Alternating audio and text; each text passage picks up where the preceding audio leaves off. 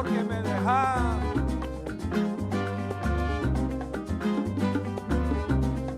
Bueno, mira, señora, ay señorita, nadie sabía lo que iba a pasar. Solamente fuiste y me dejaste solito en la eternidad.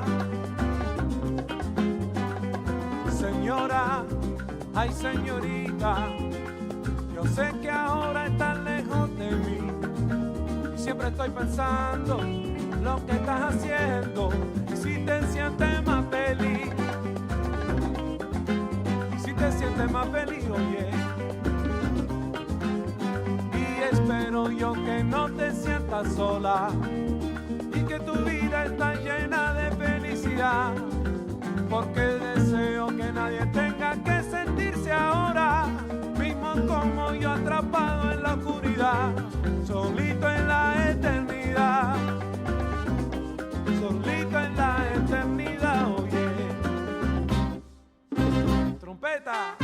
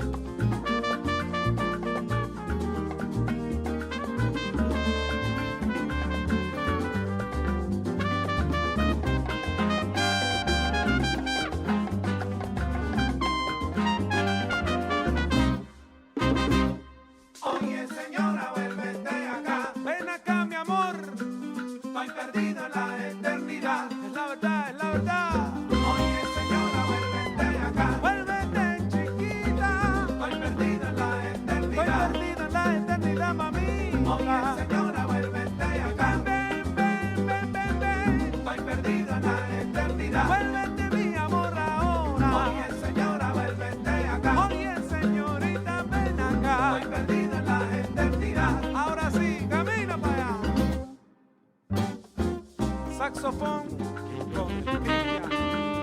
Toca.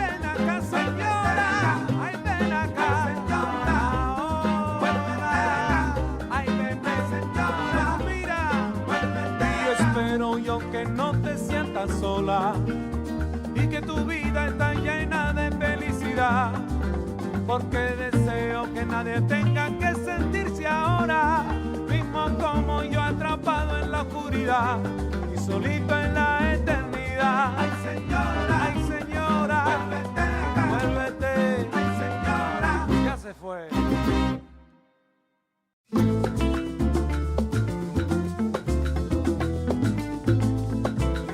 Oye, muéstrame tu tierra, mami. Vamos juntos, vaya. Bueno, mira.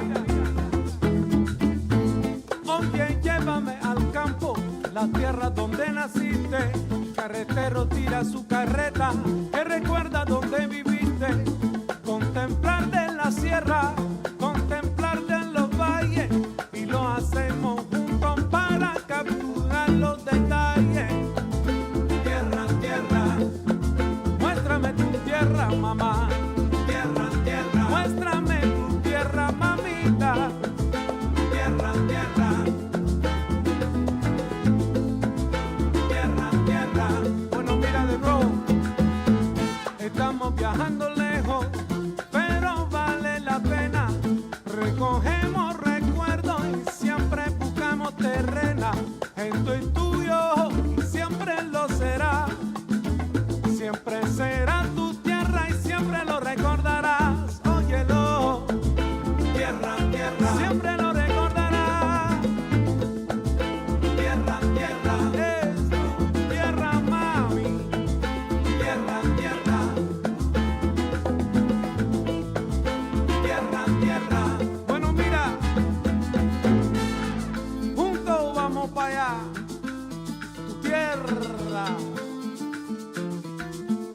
Escucha. Aquí es tu tierra y siempre la será. Siempre la será, mamá. Aquí es tu tierra y siempre la recordará. Oye, lo bien, mamita. Y siempre la será. Siempre la será, oye. Aquí es tu tierra y siempre la recordará. Siempre la recordará. Aquí es tu tierra y siempre la será. Vamos vaya, mamita linda. Y siempre la recordará. Vamos vaya, mamá.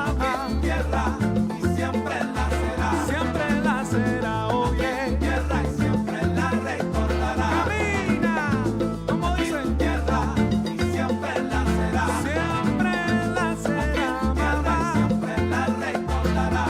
La tierra, tierra, tierra. Tierra, tierra. Hey, what up, what up, what up, what up? Tierra, mamita. Tierra, tierra. Muéstrame tu tierra, mamita. Tierra, tierra. Camina para allá, camina. Siempre aquí estará. La, la, la, la, la, la, la. Yo, yo, yo. Siempre aquí estará. What up, what up, what up?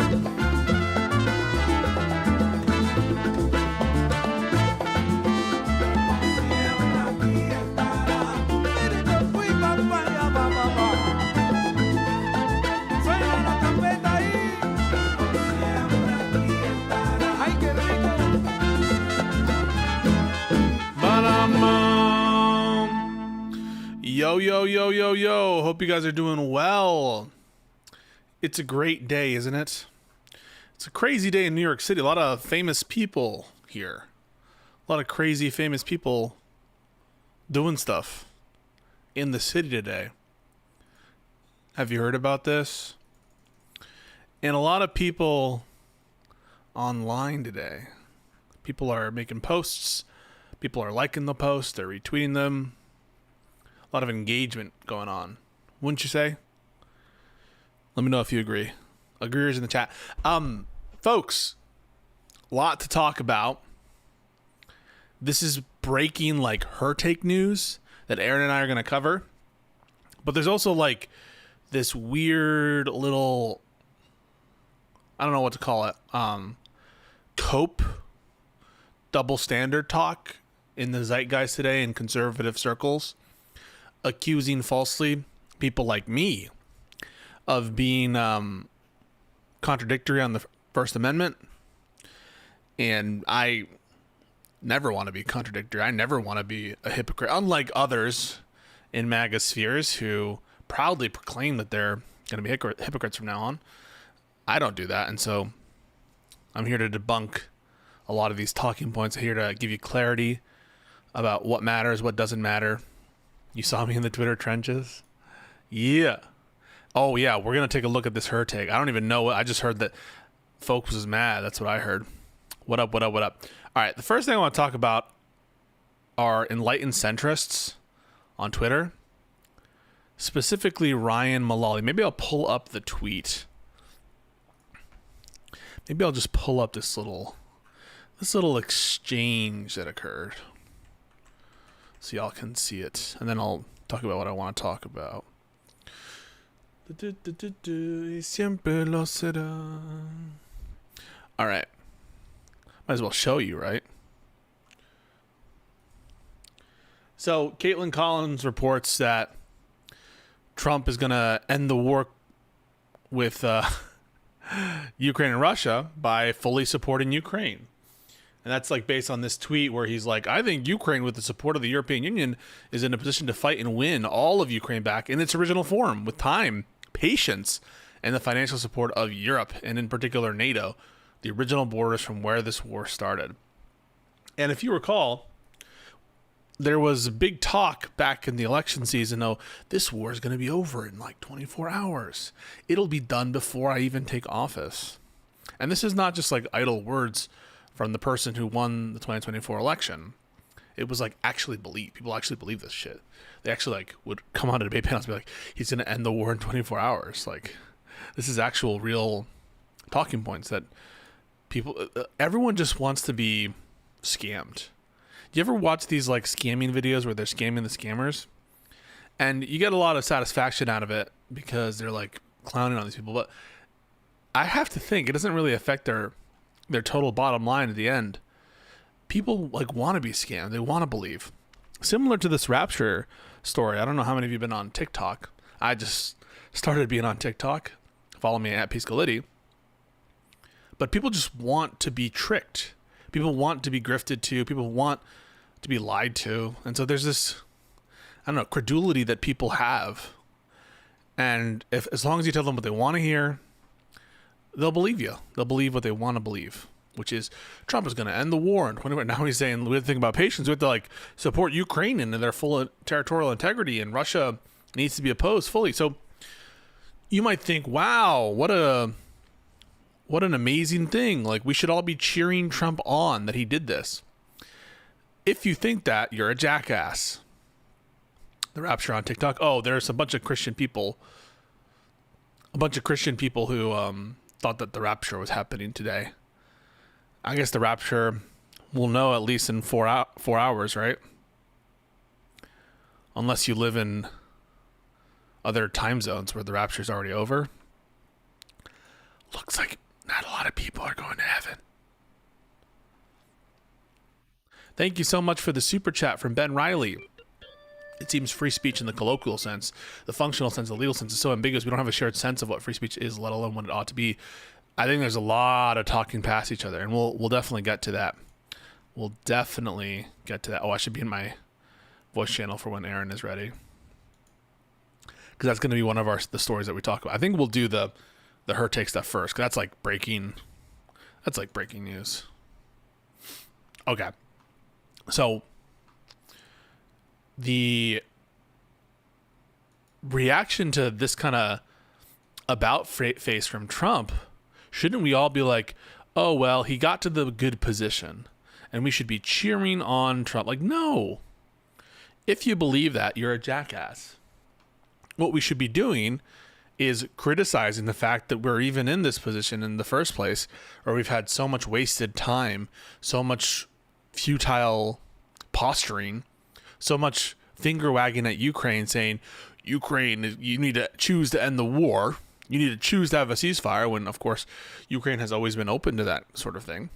We had to stomach these really disgusting Oval Office meetings, I think multiple, one of which was a complete disaster.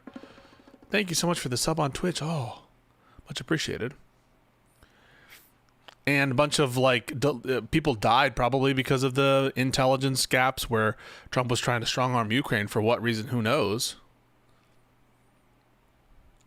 And he was the one leading the party saying we should be more friends with Russia. We should support Ukraine less. And so anyone who tells you, oh yeah, you should talk good about Trump because he issued this little Truth Social, you've lost the plot.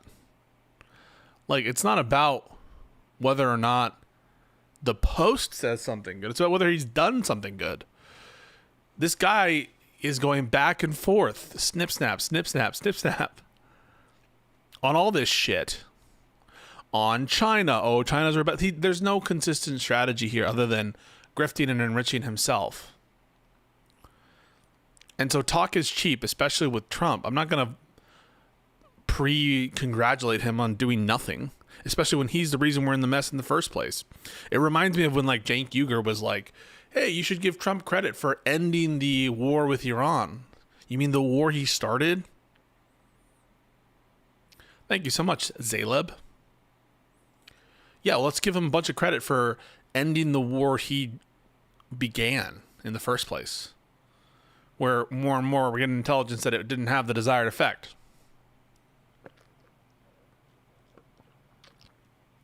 Miss me with that shit. When you have an actual accomplishment in hand, then and only then am I willing to give this guy credit. But you don't give, it's delusional and crazy to give him credit for this Truth Social. For all we know, tomorrow he'll have another Truth Social post that says the exact opposite of this, and Zelensky's a bad person. That's how inconsistent he has been, and subject to the temporary flatteries of whoever last spoke to him. Or in the case of some of these Gulf states, whoever's willing to come up with some crooked deal. Even the Republicans at this point, they're not even like denying it. He's grossly, absurdly enriching himself through his office by securing like private deals for his own benefactors, for his own family, for his own friends. It is no doubt the most corrupt presidency in the history of the Union. The most corrupt. Selling out the American people every damn time.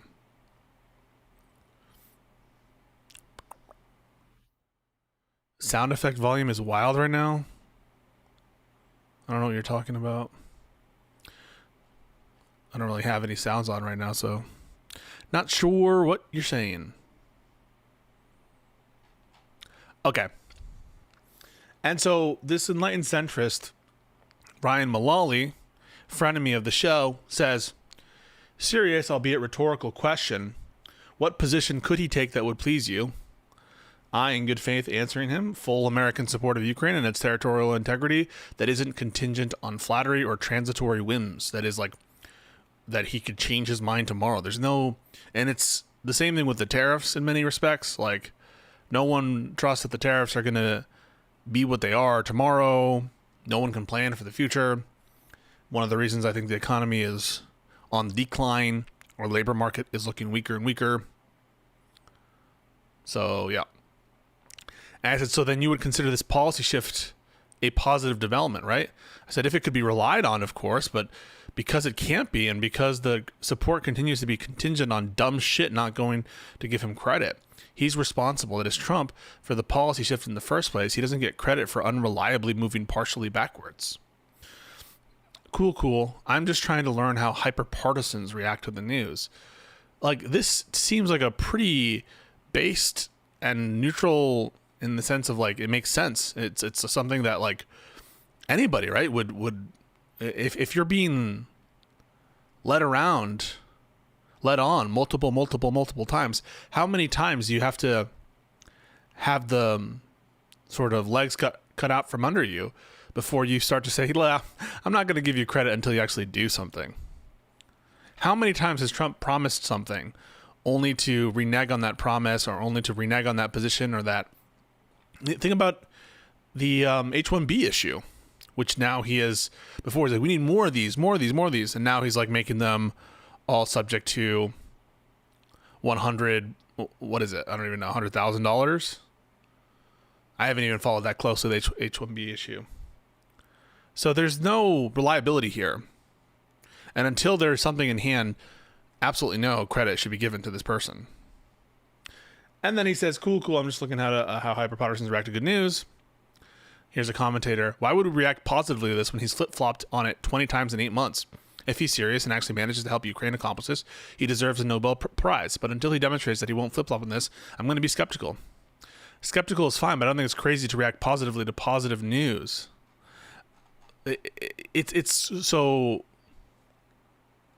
He replies to this.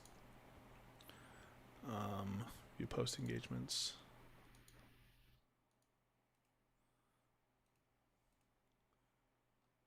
Or maybe it's this.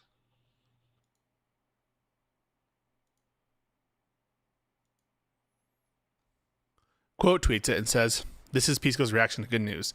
The internet is funny. So Ryan only has one mode, which is like smug as fuck and refusing to deal with this, like the merits of something, and just be like doing this like concern troll shit. Actually insane. So I call him out for it. Pick me. Potentially criminal, who I think is like not in favor of Ukraine, says he'll pull the rug pull the Ukrainians again in a month or so. I'm not worried. I'm far from sure what happens next. I just think it's interesting how partisans react to what should be good news.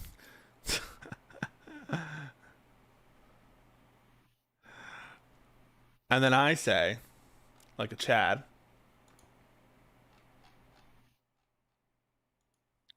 it's so funny how naive enlightened centrist types continue to be. Oh my God, Lucy put the football back on the ground. This is good news. Why are you so cynical? Why aren't you praising Lucy? It's the exact I'm gonna like my own tweet. It's the exact correct situation. It's the exact comparison. It's no better comparison could be made. Ryan says, goodness, so angry. Don't mean to disturb your grift. So this smug asshole is accusing me of basically taking this position for money. So whenever this guy tries to like cringe, oh, I didn't say anything. You're so angry. You're so angry. Where I'm just saying you're naive. Like, clearly took it at heart. I mean, I don't think that I'm particularly angry. He is saying that I'm grifting, as in I don't actually believe this. Like, who could not actually believe this? Only an idiot would praise Lucy. Only an idiot would praise Trump for like, wow. Like, I get why Zelensky's saying this is really good news. I get why the people like involved who are trying to basically flatter Trump's way into victory, why they might take this position. But I, as a commentator, I'm going to give you my honest take. And my honest take is I'll believe it when I see it. When Charlie Brown is able to kick the fucking football.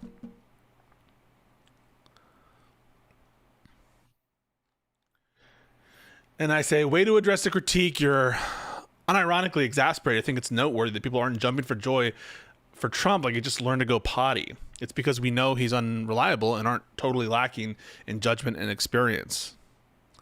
No need. I was testing a theory, and I got the info I was looking for.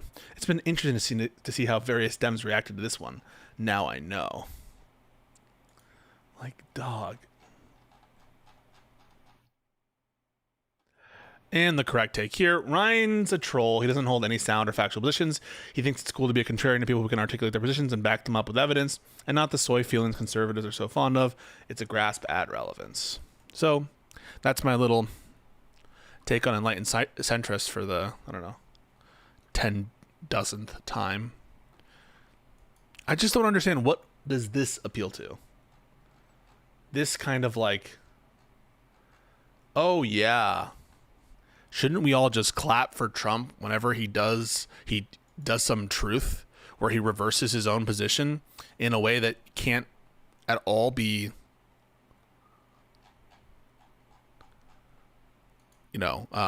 where we can't track the success of what he's doing, and where there's no tangible fucking metric by which we could determine whether his plan is succeeding, and where it's just words that are likely to be reversed in the coming weeks.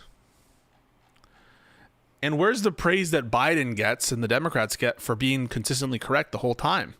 It's like he gets all this praise for reversing his position and being bad with Ukraine for the longest time.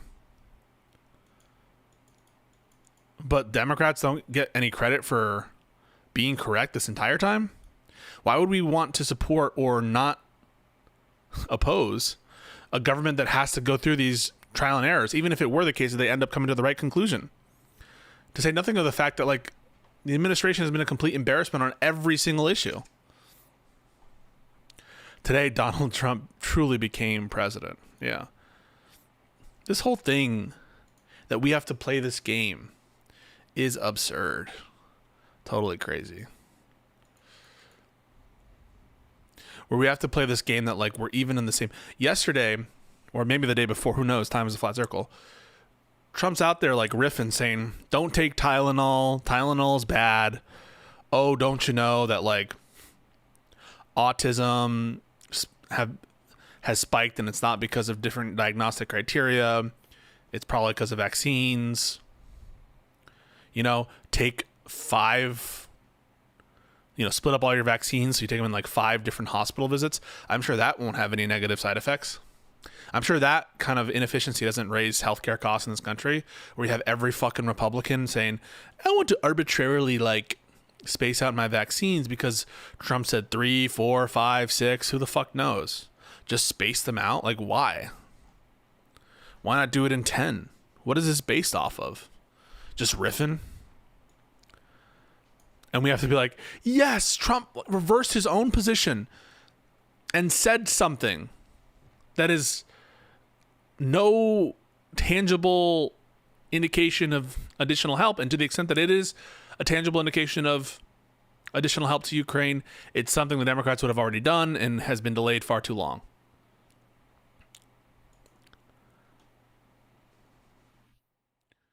Wild, dude. Absolutely wild. All right.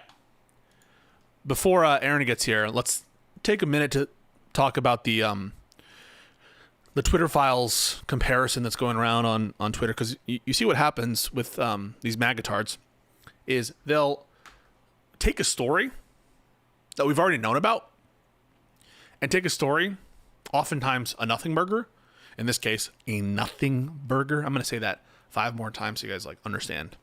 This story is a nothing burger. This story is a nothing burger. This story is a nothing burger. This story is a nothing burger. This story is a nothing burger. And it's the same story we've heard now for years. We've heard this story so many times. It actually went to the Supreme Court before in a case called Murphy.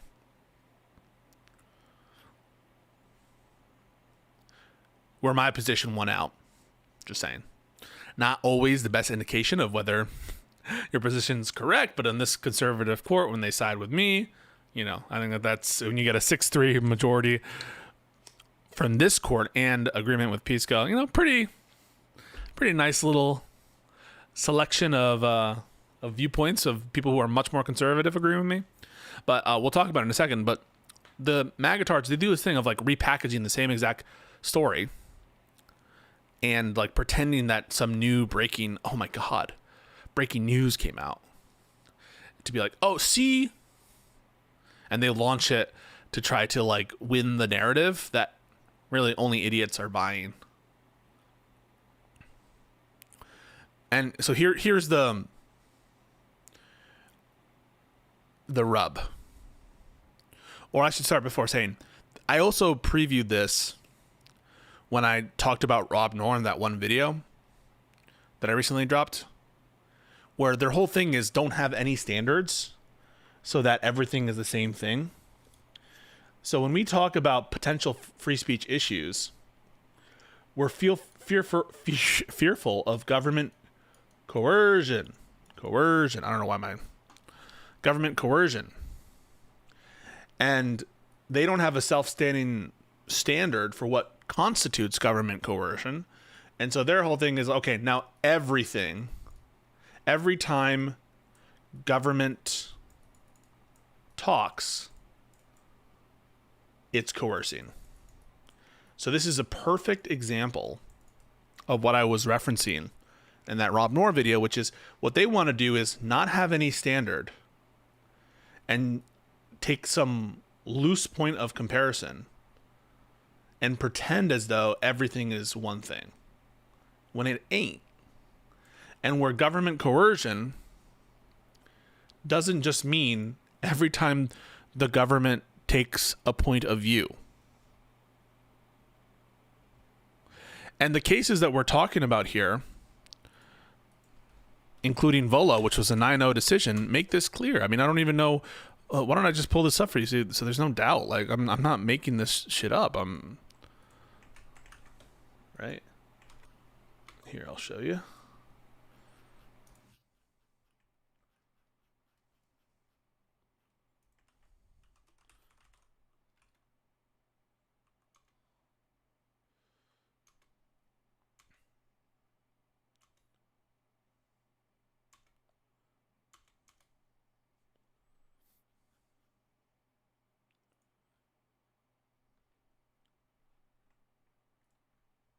Here we go.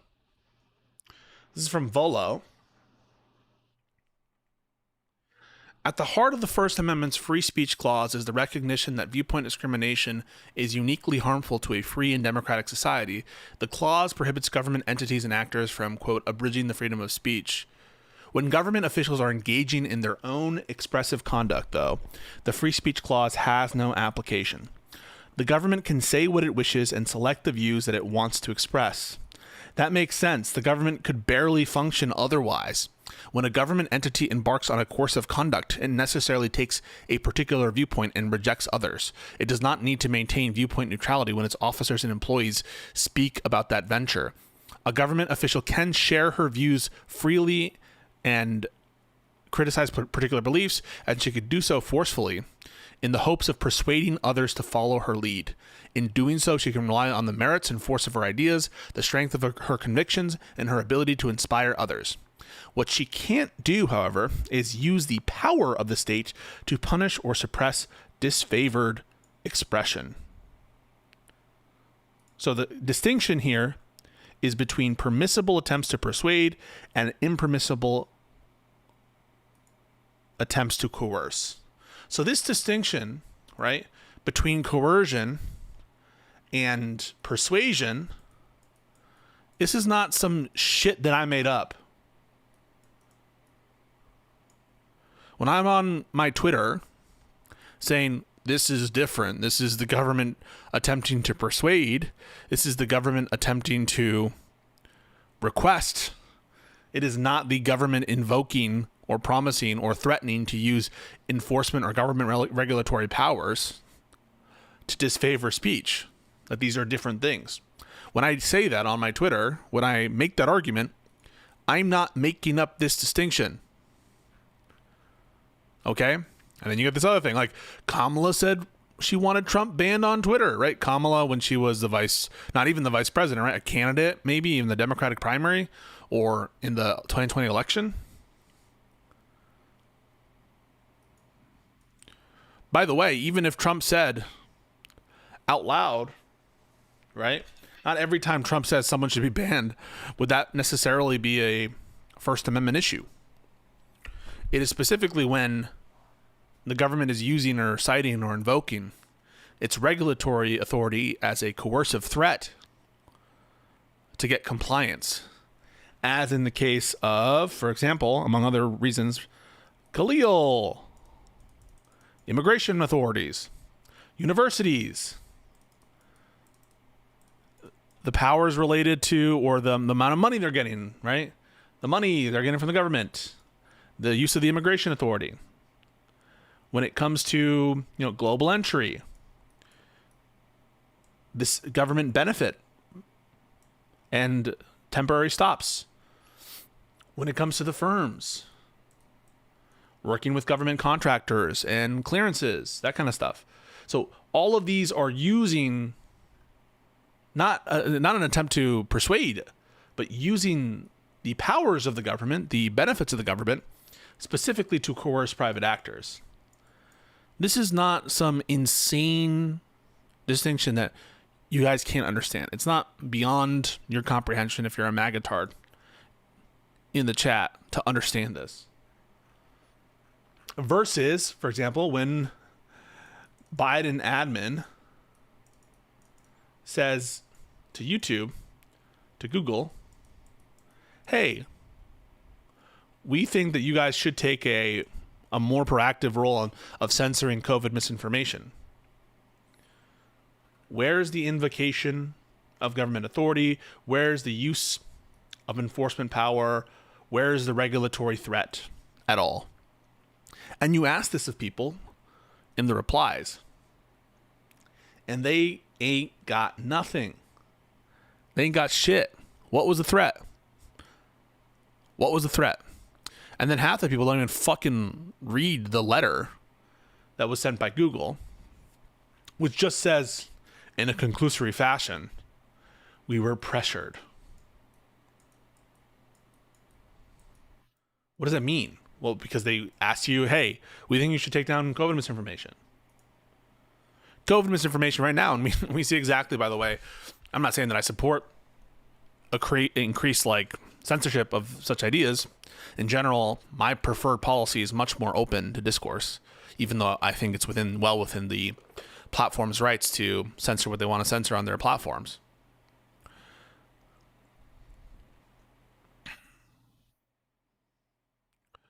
But now we see the kind of results of this vaccine misinformation, where we have an unhinged Health and Human Services that is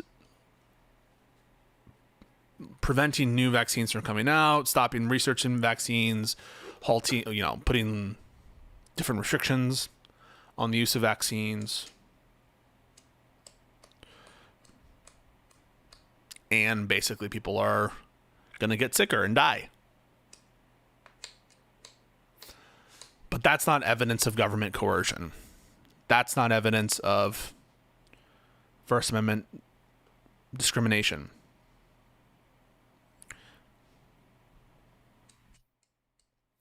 And you see this kind of stupid thing from William of Orange,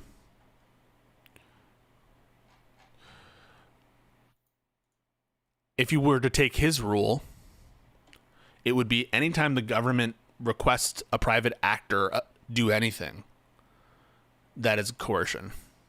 This is exactly what the majority in this the Supreme Court 9-0 said is stupid, right? That the government is allowed to have its speech, it's allowed to advocate its beliefs, it's allowed to use its power of persuasion.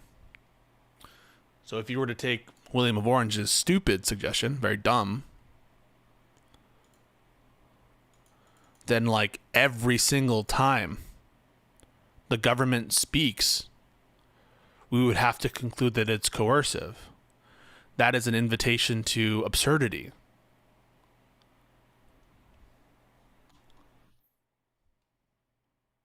So we don't have to take that suggestion. And it's this kind of Sorty's paradox situation where we have like, all right, when does a pebble become a pile, or when does a drop become a lake? These category of things. Well, because I can't tell you at which mole of H2O it becomes a lake, that means I can never say what a lake is. So lake doesn't matter because we can never identify the exact mole, the exact atomic weight, or whatever, the amount of molecules of water at which point you become a lake. Likewise, because there could be some genuinely tough cases where there's some kind of implicit threat, like, is this, you know, surely there'll be some tough cases, no doubt. But there are some clear fucking cases on either end as well. A mere request, hey, we think that you guys should be taking down COVID misinformation in the presence of a pandemic, without any cited, and if you don't, X, Y, Z, D, any of that. Not one citation.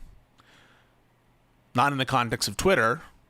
In the context of Twitter, by the way, where now Elon Musk is running it, so he would be in the position to know if there was any kind of threatened coercive effort, where there was some kind of threat to invoke regulatory authority. And they're now in charge of the government, so they have access to all those records from the government. So if someone in the government was sending an email that said, hey, this, or that. So, yeah, you don't have to do this absurdity that William of Orange is suggesting, saying, hey, anytime you talk to a third party, that's coercion. That, of course, is nonsense. And if that were the case, if that were the standard, right? If that were the standard, then what? Everything that Trump is doing, beseeching private actors all over, in you know, vocally and in private, that every single instance of that, not just the obvious instances of actual coercion, where there actually is coercion, and there actually is an invocation of regulatory authority, all of those would all be First Amendment discrimination. But not every statement made by the Trump administration is First Amendment discrimination. That's ridiculous. That's absurd. And it's a standard they would never apply to themselves, right? If they actually believed this, then what they're admitting is that everything they're doing right now is First Amendment violations, right? If you were to believe this standard, then it would be a self-report that everything they're doing is violating the First Amendment. But of course, they don't actually believe that standard. They don't believe it at all. No one believes the standard. It's an insane standard. It's an insane standard that, like, really, they don't believe in. They truly don't. So someone needs to make this distinction, right? Because we can all think of, like, all right, Facebook, if you don't censor Democrats, if you don't censor Republicans, we are going to use the DOJ to baselessly charge you with some crimes. Not a thinking person, like if it was made in those terms, right? Do the censorship or we'll prosecute you. Zuckerberg, we will charge you with a crime unless you ban Biden's account or Trump's account. No one would even blink. Of course, right? Coercion. Whereas, if the government is saying, hey, this account is over here, they're like using their accounts to go after children and target them. Everybody like, oh yeah, of course, that's allowed. So you need some kind of rule, right? You need some kind of rule to separate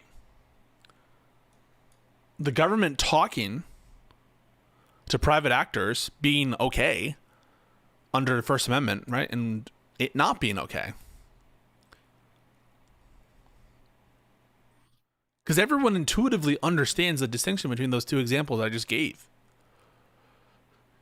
Yes, if the government was explicitly conditioning in words, saying, you will do this censorship or we will prosecute your CEO with a crime. Not a single person would say, yeah, everyone would understand First Amendment violation. Everyone would. And if someone said, hey, the FBI, you should talk to Twitter because there are child predators and we know their accounts and they're using these accounts to go after children. Everyone would say, of course the government should do that. It would be irresponsible for the government not to do that.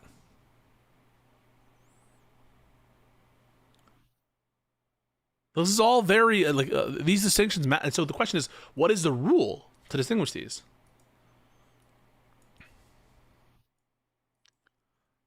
And so the courts have given us this rule, and it's 9-0. 9-0. The line between attempts to persuade and attempts to coerce.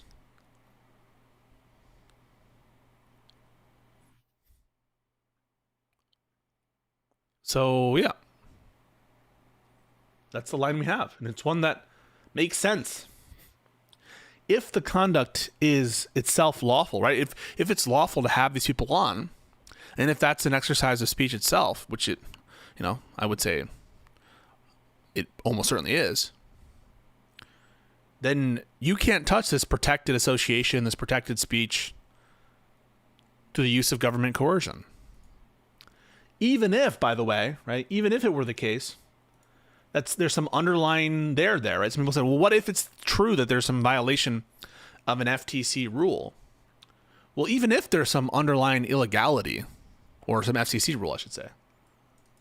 Sorry, I have FTC on the brain for other reasons, which I don't know if we'll have time to get into today, but I'll certainly go over it tomorrow.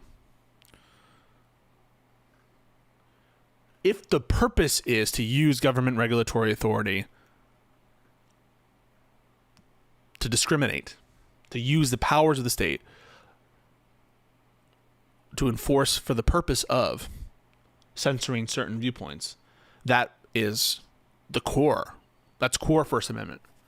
Core First Amendment. And now let's see. This is the Murthy case.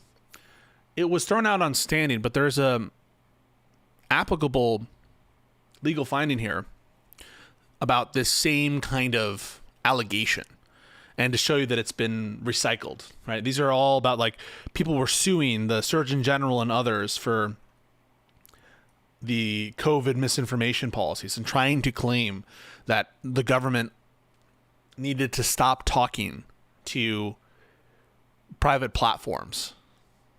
And they're like, this was a First Amendment violation. That was part of their claim. That's the Murthy decision. So a bunch of conservatives go and they go specifically and forum shop in, like, Texas in the Fifth Circuit. And the Fifth Circuit grants them this insane injunction. No way. Holy crap. You scared the fuck out of me. Let me finish this line first, and I sent you the link, though. How you doing? Wonderful. Can you turn your Discord camera on? Yeah, sure.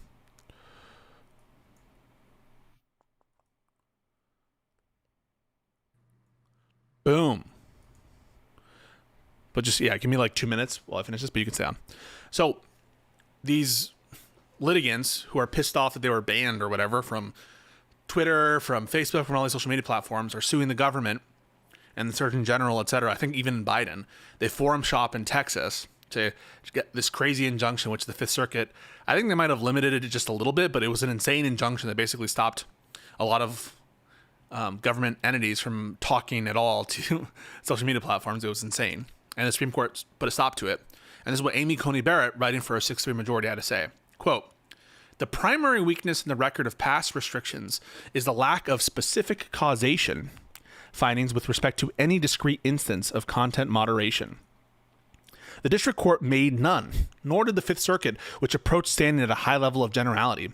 The platforms, it reasoned, quote, have engaged in censorship of certain viewpoints on key issues, while the government has engaged in a years-long pressure campaign to ensure that the platforms suppress those viewpoints. The platform's, quote, censorship decisions, including those affecting the plaintiffs, were thus, quote, likely attributable to, at least in part, the platform's reluctance to risk the consequences of refusing to adhere to the government's directives. We reject, this is a 6-3 conservative majority, this overly broad assertion. As already discussed, the platforms moderated similar content long before any of the government defendants engaged in the challenged conduct. In fact, the platforms, acting independently, had strengthened their pre-existing content moderation policies before the government defendants got involved. For instance, Facebook announced an expansion of its COVID-19 misinformation policies in early February 2021 before White House officials began communicating with the platform. And the platforms continued to exercise their independent judgment even after communications with the defendants began. For example, on several occasions, various platforms explained that the White House officials had flagged content that did not violate company policy. Moreover, the platforms did not speak only with the defendants about content moderation. They also regularly consulted with outside experts. This evidence indicates that the platforms had independent incentives to moderate content and often exercise their own judgment. To be sure, the record reflects that the government defendants played a role in at least some of the platform's moderation decisions. But the Fifth Circuit, by attributing every platform decision at least in part to the defendants, glossed over complexities in the evidence. And there was another quote that was really great. But basically, all I'm trying to say is, and what the court found here is, that there's no causative role that they're able to link specifically between the government action and the censorship decisions by the platforms. And that is what's missing and why the comparison fails. If you're able to show the coercion, if you're able to show the threat, what actually occurred, and even more radical, I think, and more ridiculous at what some people are saying is that some people were banned because of the government. You have to have evidence. You have to have evidence of a threat, of coercion, or of actual content moderation decisions that were informed by the government. And in the case of the FCC, we have the threat open and notorious for everyone to see. Everyone was able to see the chairman of the FCC make that threat, and you're not able to see that in these social media cases. Anyway, Aaron, how are you? Fixing my shit. Hold on. One sec.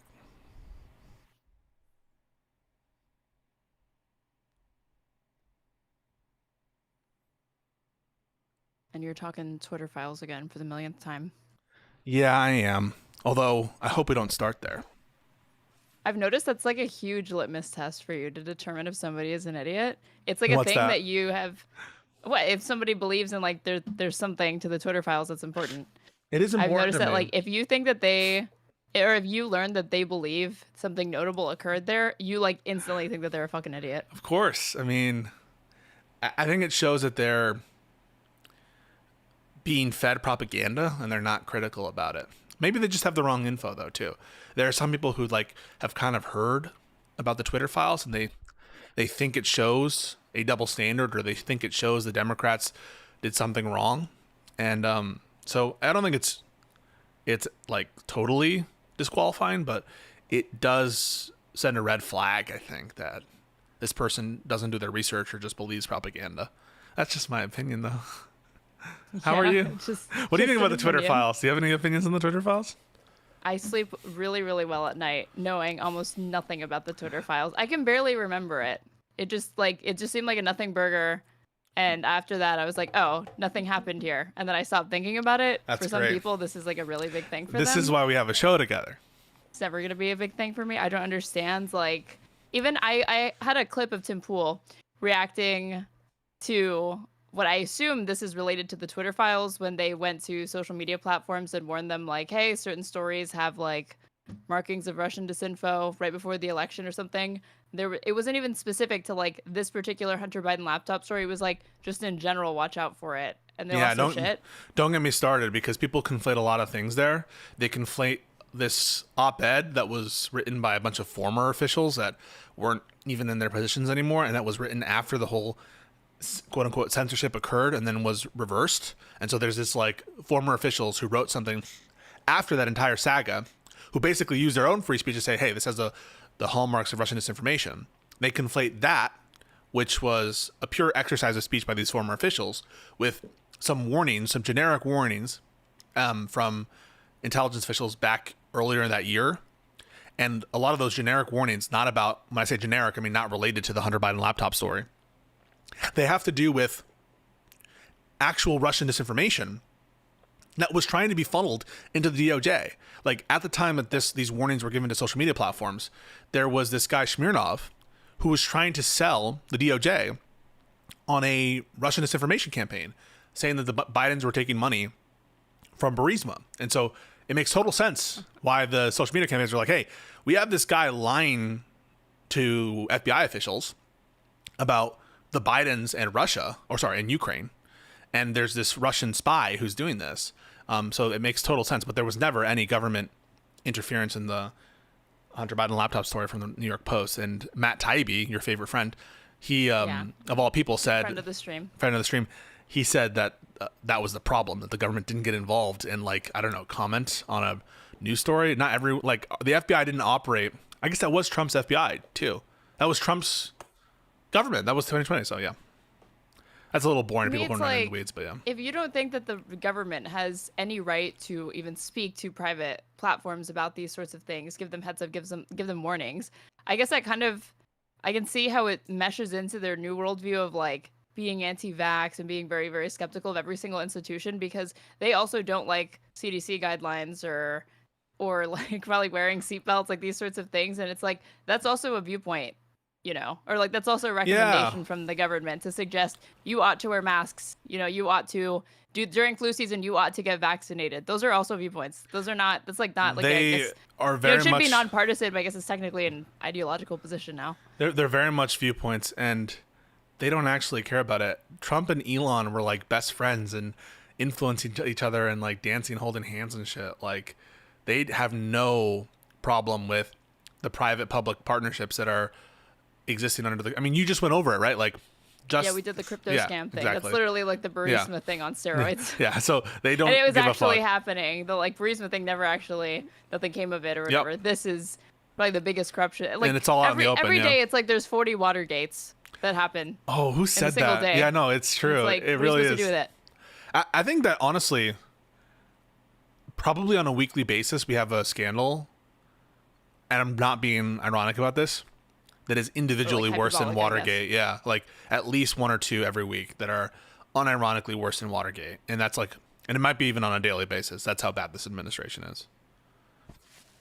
At this point, I don't even think that, we've talked about this before, I don't even think Watergate is wrong under this Supreme Court precedent now. Like nowadays... The immunity ruling? Yeah, like the immunity ruling basically says... He was just says acting in his official capacity. You can fire someone for any reason. They're firing people who are like refusing to charge someone on no evidence and like refusing to go after the Democratic politicians. Trump issues a private message through Truth Social to Pam Bonding is like, hey, bitch, why aren't you prosecuting my political opponents? Is he sliding in Pam Bondi's Truth Social DMs? Does she even have it? Like, who's on that fucking website? Well, you just said he was DMing her on or private message on Truth Social, like, a function I didn't even know they had. I think they were trying to make it seem, maybe, who knows, whether it was supposed to like look like a leak and it was accidentally he was like supposed to text it, or whether it was a public facing message, whatever it was. It was like a directive to Pam being like, hey, can you like go after my political enemies more? And that shit by itself is worse than anything Nixon did. Like Nixon did what? He was like covering up his own ass a little bit and not even... Okay, chill. What's that? Chill with saying that about Nixon. What do you mean? Do you like Nixon? You just said that was worse than... No, I fucking hate Nixon and I don't want to like make hasty comparisons where... Oh, it's not hasty. I think you're saying that like... Yeah, Nixon is not as bad as Trump because I think in some other ways he probably is. He just used it through legal. He just did it through legal means. No, that's the problem, right? Like the whole problem with the plumbers and breaking into the Watergate is that he used private actors to do that. If he had just used the FBI to do some illegal surveillance. I don't even know I why. told you about that like that was some CIA shit that he was stepping into, and that he realized that there's recordings of him talking about this. This is like spook shit. No, there were some interesting tapes about that. But all I just mean is like, I would think it's probably arguably worse for the institution of the DOJ to be like targeting political rivals than it is to be letting political allies go. I don't know what is behind that intuition. They're both bad. They're both horrible.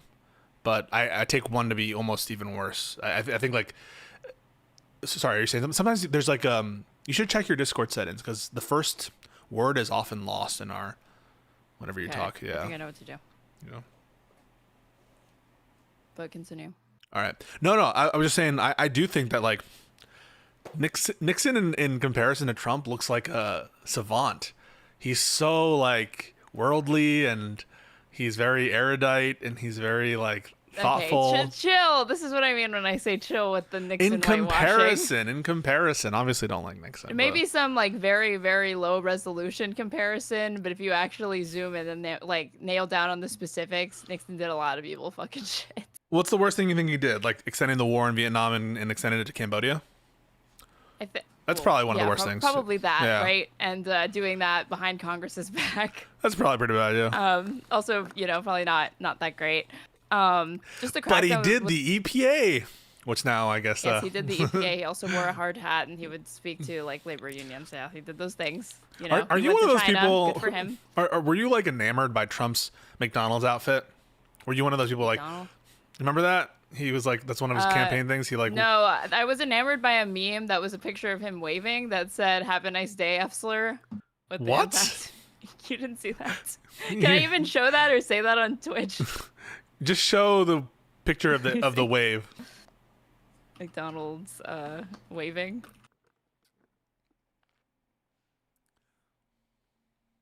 People will often send me also when he like wished Kamala a happy birthday. I think from this very. I don't remember him wishing her a happy birthday. Yeah, what is she up to? I haven't seen that interview with Rachel Maddow, but apparently. Oh, we're going to. Oh no. I have clips from that. Yeah. Oh fuck. Well, and he also, I remember him making a comment saying that like, hey, it's pretty clean back here, and Trump is like a notorious germaphobe, and so I'm like, oh, okay, like I know that he can like rest well knowing that like all of those fucking Big Macs with fries that he got all of those years actually like kind of clean, Well, he probably has his favorite McDonald's, just like I have my favorite Dunkin' Donuts. They're different. Yeah, we went over his order, remember? What was it? Oh yeah, it was like 2 double quarter. It was like it was this. Okay? Hey, Efsler. It was like it just said like "Have a nice day, Efsler." But he didn't. Font. I thought it was funny. But he didn't make. Yeah, they always do this meme like where Trump is pointing. He's like, "You are gay," or like something. You know what I'm talking about? Like that meme. Do you guys? Yeah. Okay. Yeah. Hang on. I'm gonna try to find it and send it to you. You are gay. Nice day, that was a crazy Trump thing meme. To walk into. I didn't make that meme. Okay, I know exactly what meme you're talking about, Aaron. Thank you. See, some people know. Some people are cultured in my chat. Hang on. I could probably just go to my Twitter replies. All right, I'm just, you know what? You tweet it out? I don't tweet it out. People tweet it at me, though. Right. Sure. But no, we have a lot of stories today. I think we should start, though, where this show... No, really? Well, actually, no. We should start with me dunking on Tim Pool while we're on the fucking... Everyone liked this tweet. The Twitter files thing. Okay, so he says this. ABC is a private company and can do what it wants. There were people in my replies like, he's making fun of you. You think I don't fucking know that? There's a lot of people that don't know the lore, though, and don't realize that that's what he's doing. I don't give a fuck. It's still an opportunity to dunk on him. I'm not going to abstain from posting the receipts that call him out for being a fucking hypocrite just because he's making some stupid joke. You think he has a point here? So this was cut together from like a couple of... Like, it's one video, but like moments in the video where he's going over the... like Hunter Biden laptop story being deprioritized because Mark Zuckerberg went on Joe Rogan, talked about this and how FBI made this general warning. Yeah. And also he was unironic about this. And also it shows that they don't really care about this shit, and that's kind of been my casus belli the entire. No, see, week. they say you don't care about it. No, you don't care about it. No, but no, you don't care about it. That's what I say in response. No, that's really what they're doing. It's literally just both sides going, no, you, when it comes to this, because that is literally his explanation for why he gets to take this position now. It's just a correction on how I opened. My understanding was that the FBI made a request for the Hunter Biden laptop story to be censored. What Mark is saying is they gave them a general request about, hey, you should basically, like, they basically told Facebook to censor information. They said that Russians are trying to interfere. Wink, wink, nudge, nudge. We know what that. It's like an insane leap already from that first statement to the second. Insane leap. To read that out and then go, they basically said this entirely different thing that they didn't say. Yeah. I think it was more direct than that, but Mark is clearly trying to downplay what's going on. So but how would you know that? I think it was more direct than that. You were just debunked that didn't show up in the story. What's the basis actually, Tim, to think that it was more direct than that? I mean, you're just literally speculating. I mean, there's no information that you're going off of. Wait, give me a second. It's muted on my end, apparently. Lisandro Peña says, Pisco doesn't want to talk to me. He'll end up crying. Peña, I've kept my voice chat open for you I think every single stream that you show up, we ask you to come on VC. So we'd love to have you.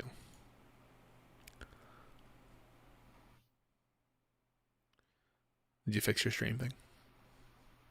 No, because every time I can get you, I can't get it doesn't want to do my desktop, and every time I get my desktop, it doesn't want to do. Take your time. We're chilling, aren't we, chat? Trump is demanding a full investigation into the elevator stoppage at the United Nations. And not Tom Homan taking bribes from undercover FBI agents. Oh my Lord. Oh my Lanta.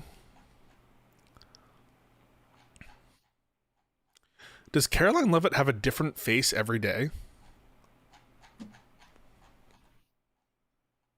What's that supposed to mean? I don't know. Does it sound sexist? No, because I think I know what you're referring to. The fact that she has terrible plastic surgery and fillers. Yeah, maybe.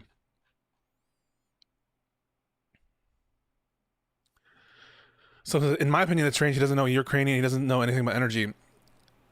This is just another example of this dude just not knowing shit. Just because you're on the board of a company doesn't mean you have domain area expertise. There are plenty of board members of organizations that don't have domain area expertise. I mean, only someone who has no experience in boards of directors, in the management of corporations, would say something like this, that you would have to have domain area expertise to be a member of a board of directors. That's an insane statement to have. There could be board members who are good at running businesses. There are board members who are have other talents, who are outside board members, who are just prominent names to attract investment. There just is it would be like saying that there aren't professional CEOs, or there are some CEOs who learn on the job about the nature of the business they're in. So it's only something that someone who is totally ignorant of how organizations, how businesses run, that would think that you would need domain area expertise to be on the board of business. Or to be useful to that business.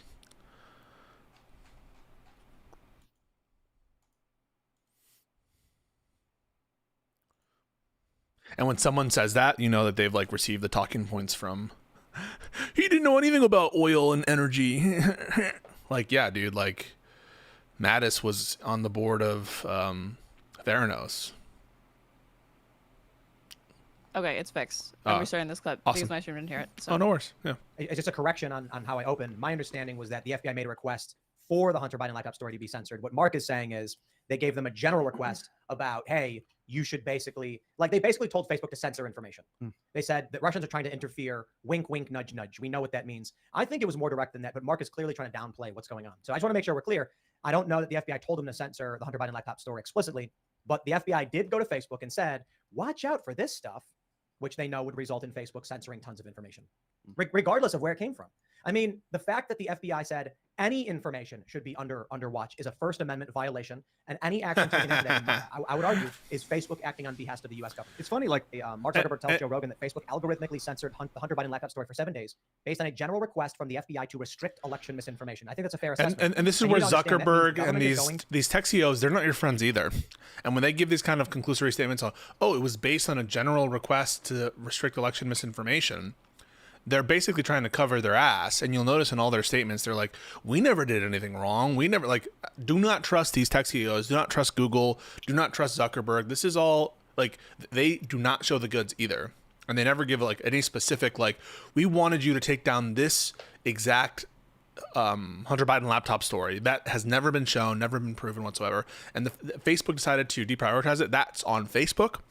And the warnings that were given by the government. He makes that clear in that interview that they show from Joe Rogan, and you can see the context where he was saying that we acted of our own volition and decided to do this based off of an advisory warning because they don't want to run into the Cambridge Analytica type scandal once again with this election cycle. Or the Russia interference. That they would actually heed the warning more this time than last time. And like the reason why Zuckerberg didn't get in really like any trouble for that was because it was a bunch of boomers at the congressional hearing asking him questions, and it literally just turned into a tutorial on Facebook because they don't know how it even fucking works. Do you remember when they asked him to turn around and apologize? And he did. He's like, I'm sorry. Everyone's like, turn around and apologize, and Zuckerberg does it. It's a total beta move.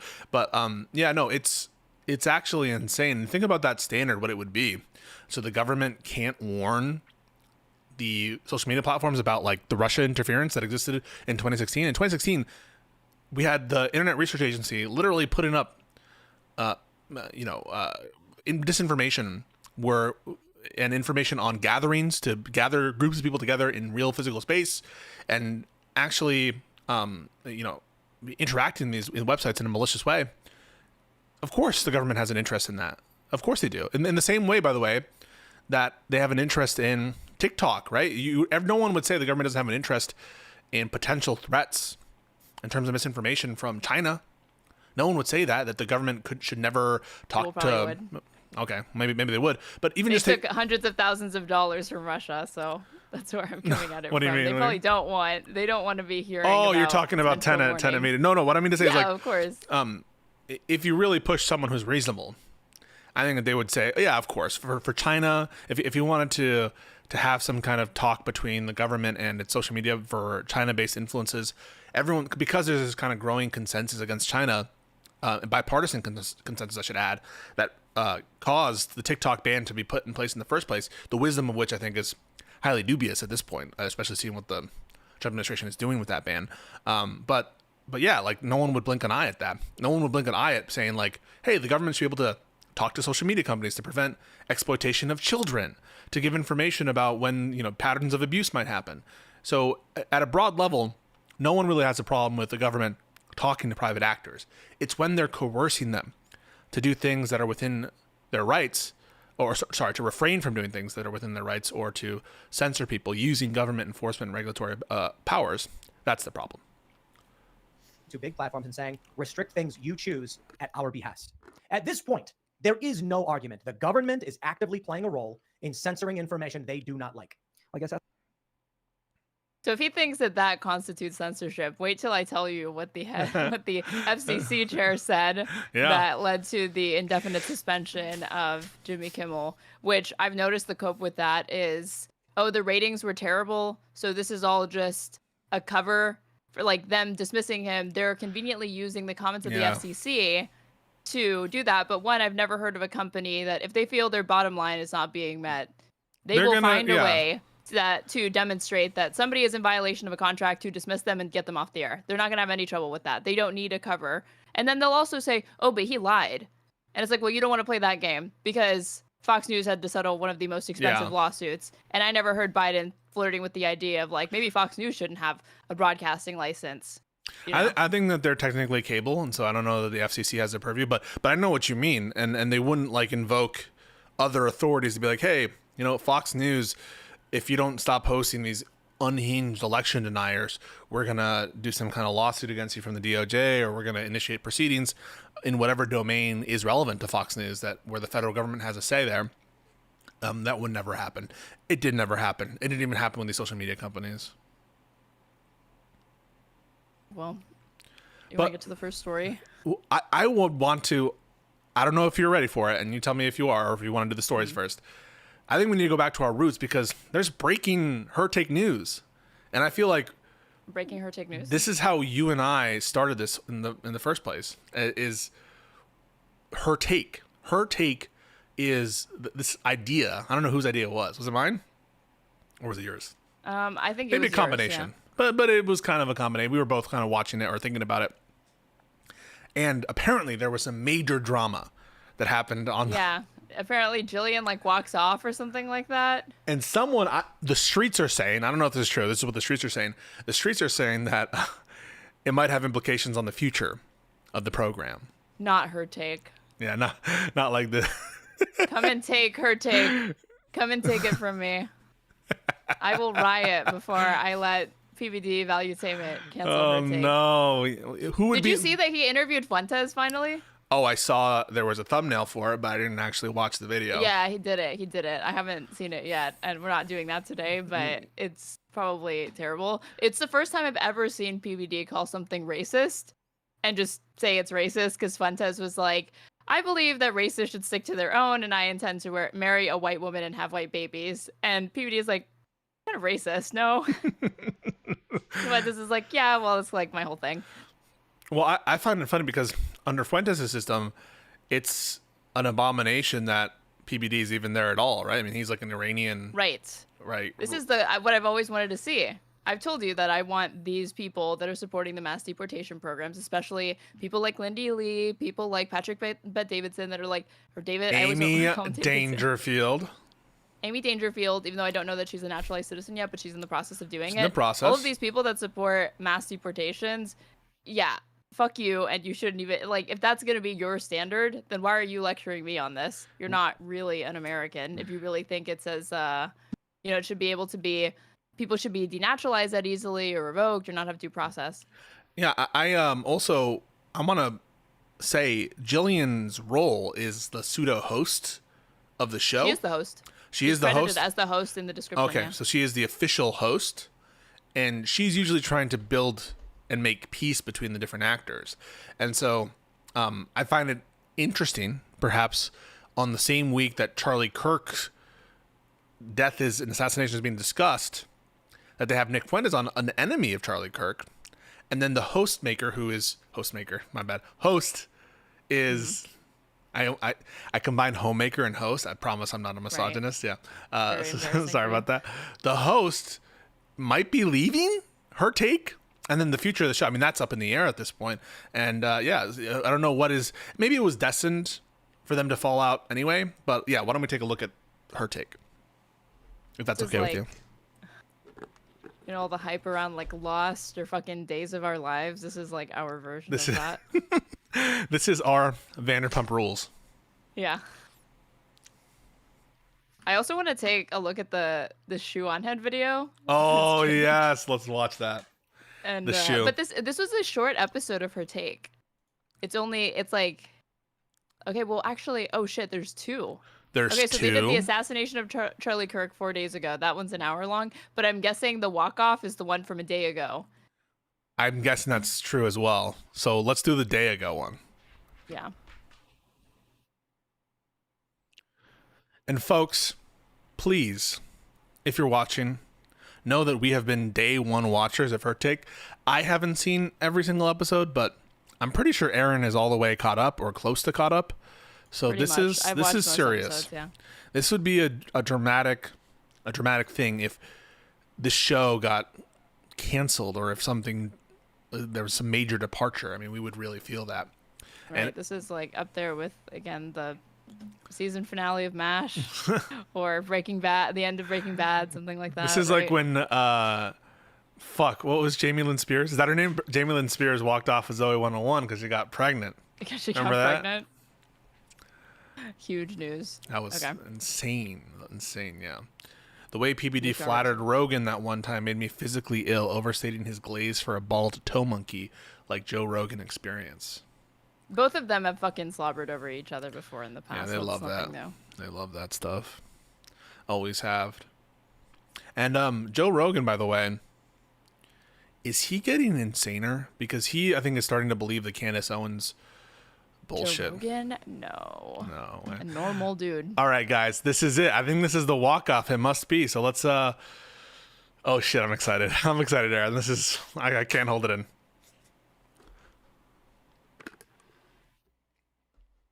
Oh, you want to fucking go? Hold on.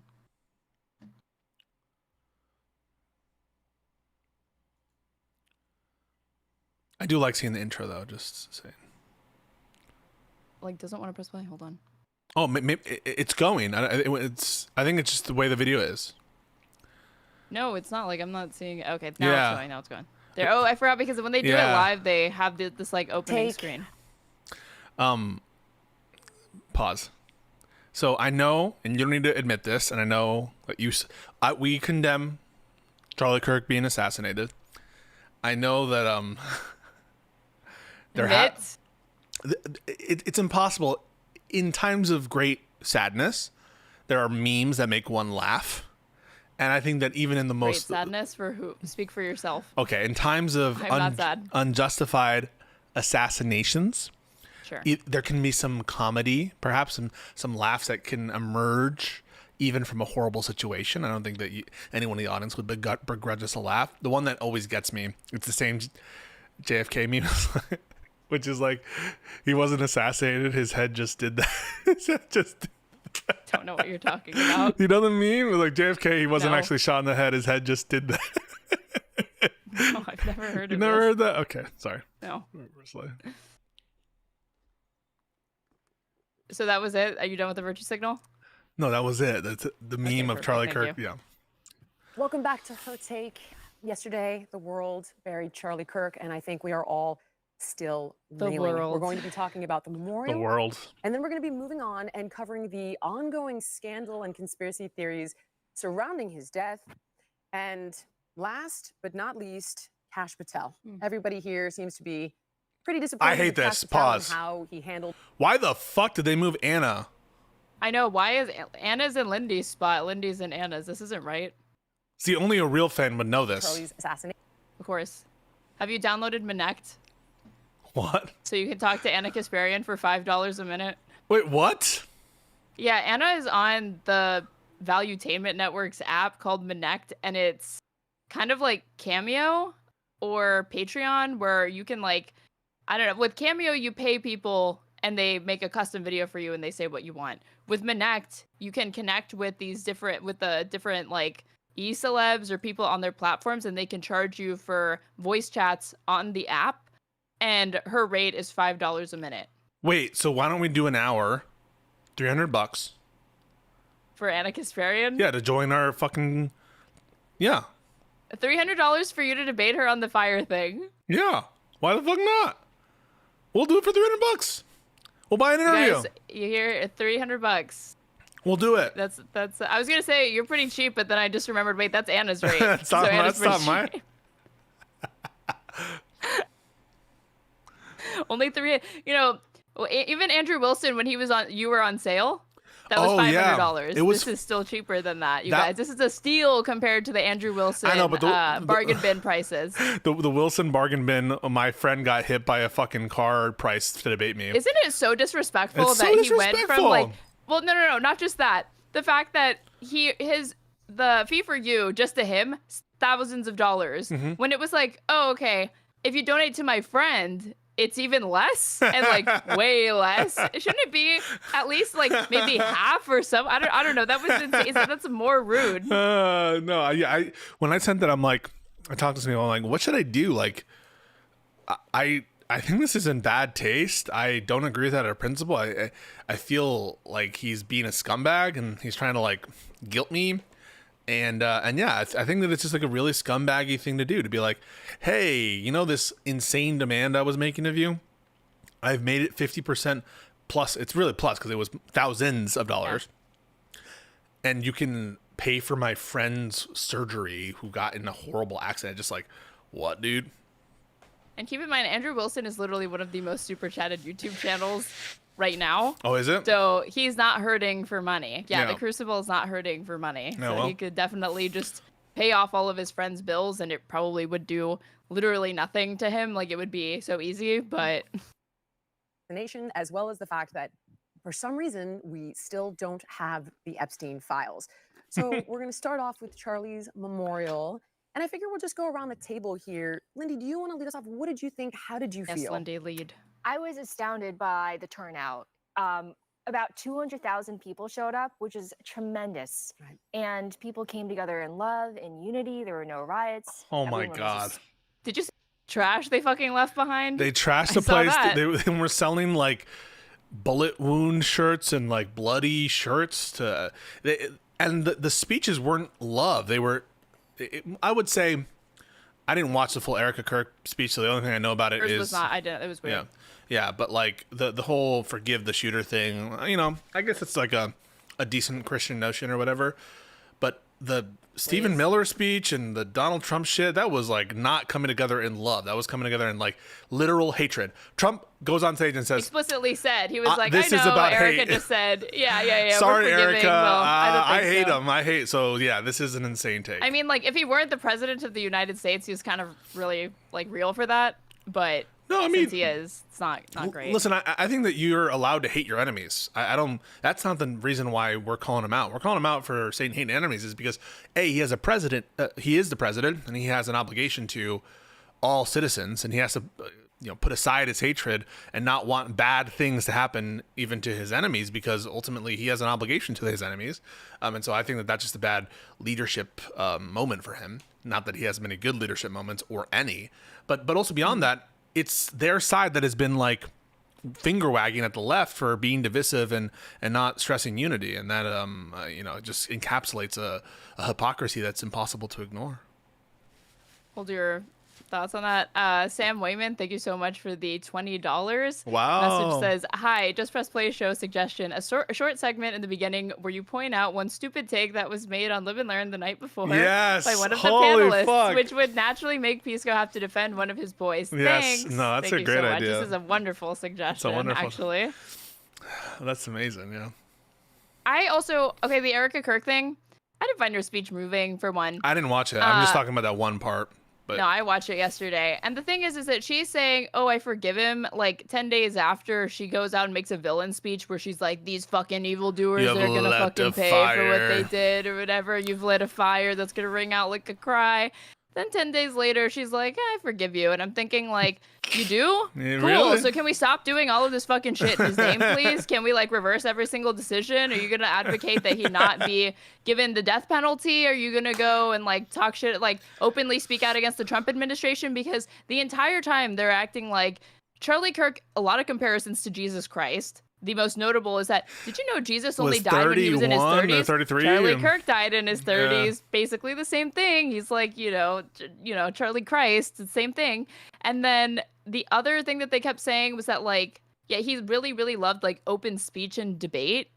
And I'm like, okay, but if you're saying this, and then, like, you're also talking about, like, oh, he's so pro free speech, and Donald Trump is the one who ends your And he memorial. yeah. It was a political rally. Memorial. Then, like, how are you going to say that he stood for free speech? Because even by his own standards, he would not be in favor of what's going on right now. And If he I pretend like he actually held to his principles Right. genuinely. He didn't believe in concepts like hate speech. And he was, it's so funny because there are a lot of contradictions there that you pointed out. And he was defending all of the anti-free speech moves that Trump was making in real time. I do find it funny, the kind of contrasting visions of Kirk as this savant of free speech, but on the other hand, helping implement probably the most anti-free speech president we've had in a generation, if not more. I find that, it's giving Ezra Klein a little bit, and like this, he was the best of us type situation. He was doing politics the right way. I don't like that shit.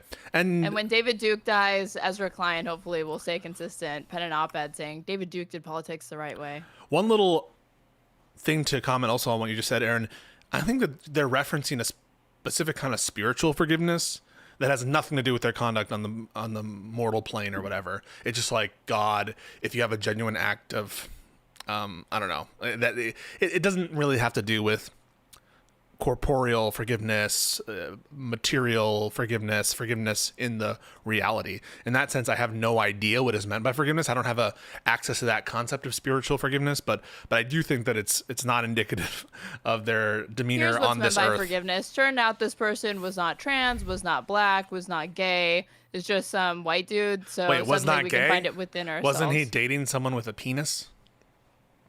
Does that make you gay if you date a trans woman No, and you're a guy? no, of course not. What I thought you were saying. What if it For a second, it sounded like you said like the opposite. I was just curious on that. But aren't you part of the LGBTQ community if you're dating a trans person, or do you not think that? No. Why would that be the case? If you're a cisgendered straight individual dating a woman who happens to be trans, why would that make you queer? I'm asking questions here. Well, you just said, wouldn't that make you part of that community? That's so a question. I'm curious what the basis was for that, like, assumption. Please don't send me back to the critical race theory and gender theory classes. I thought I was done. No, but I think that there's not going to be any, that call to forgiveness is not really going to be, and I don't think it's intended as any kind of limitation on what they're planning to do on planet Earth. I think that If she wanted to, she would have said it. She would have said, like, I don't stand for she wouldn't have even appeared if that were the case. Yeah, You would be so offended that this is how. And, like, honestly, Erica Kirk is like, I didn't like her speech, but she was the only one who actually seemed to like him, to know him. Like, she was crying, and, I don't think that the tears were fake. I think that the way that she cries is a function of the fact that she used to do these, like, Miss USA, Miss America pageants. And I'm like, okay, she has, like, all of this media training, so the way she presents herself, I think, comes off as inauthentic to some general audiences, and to others, I think it resonates with them.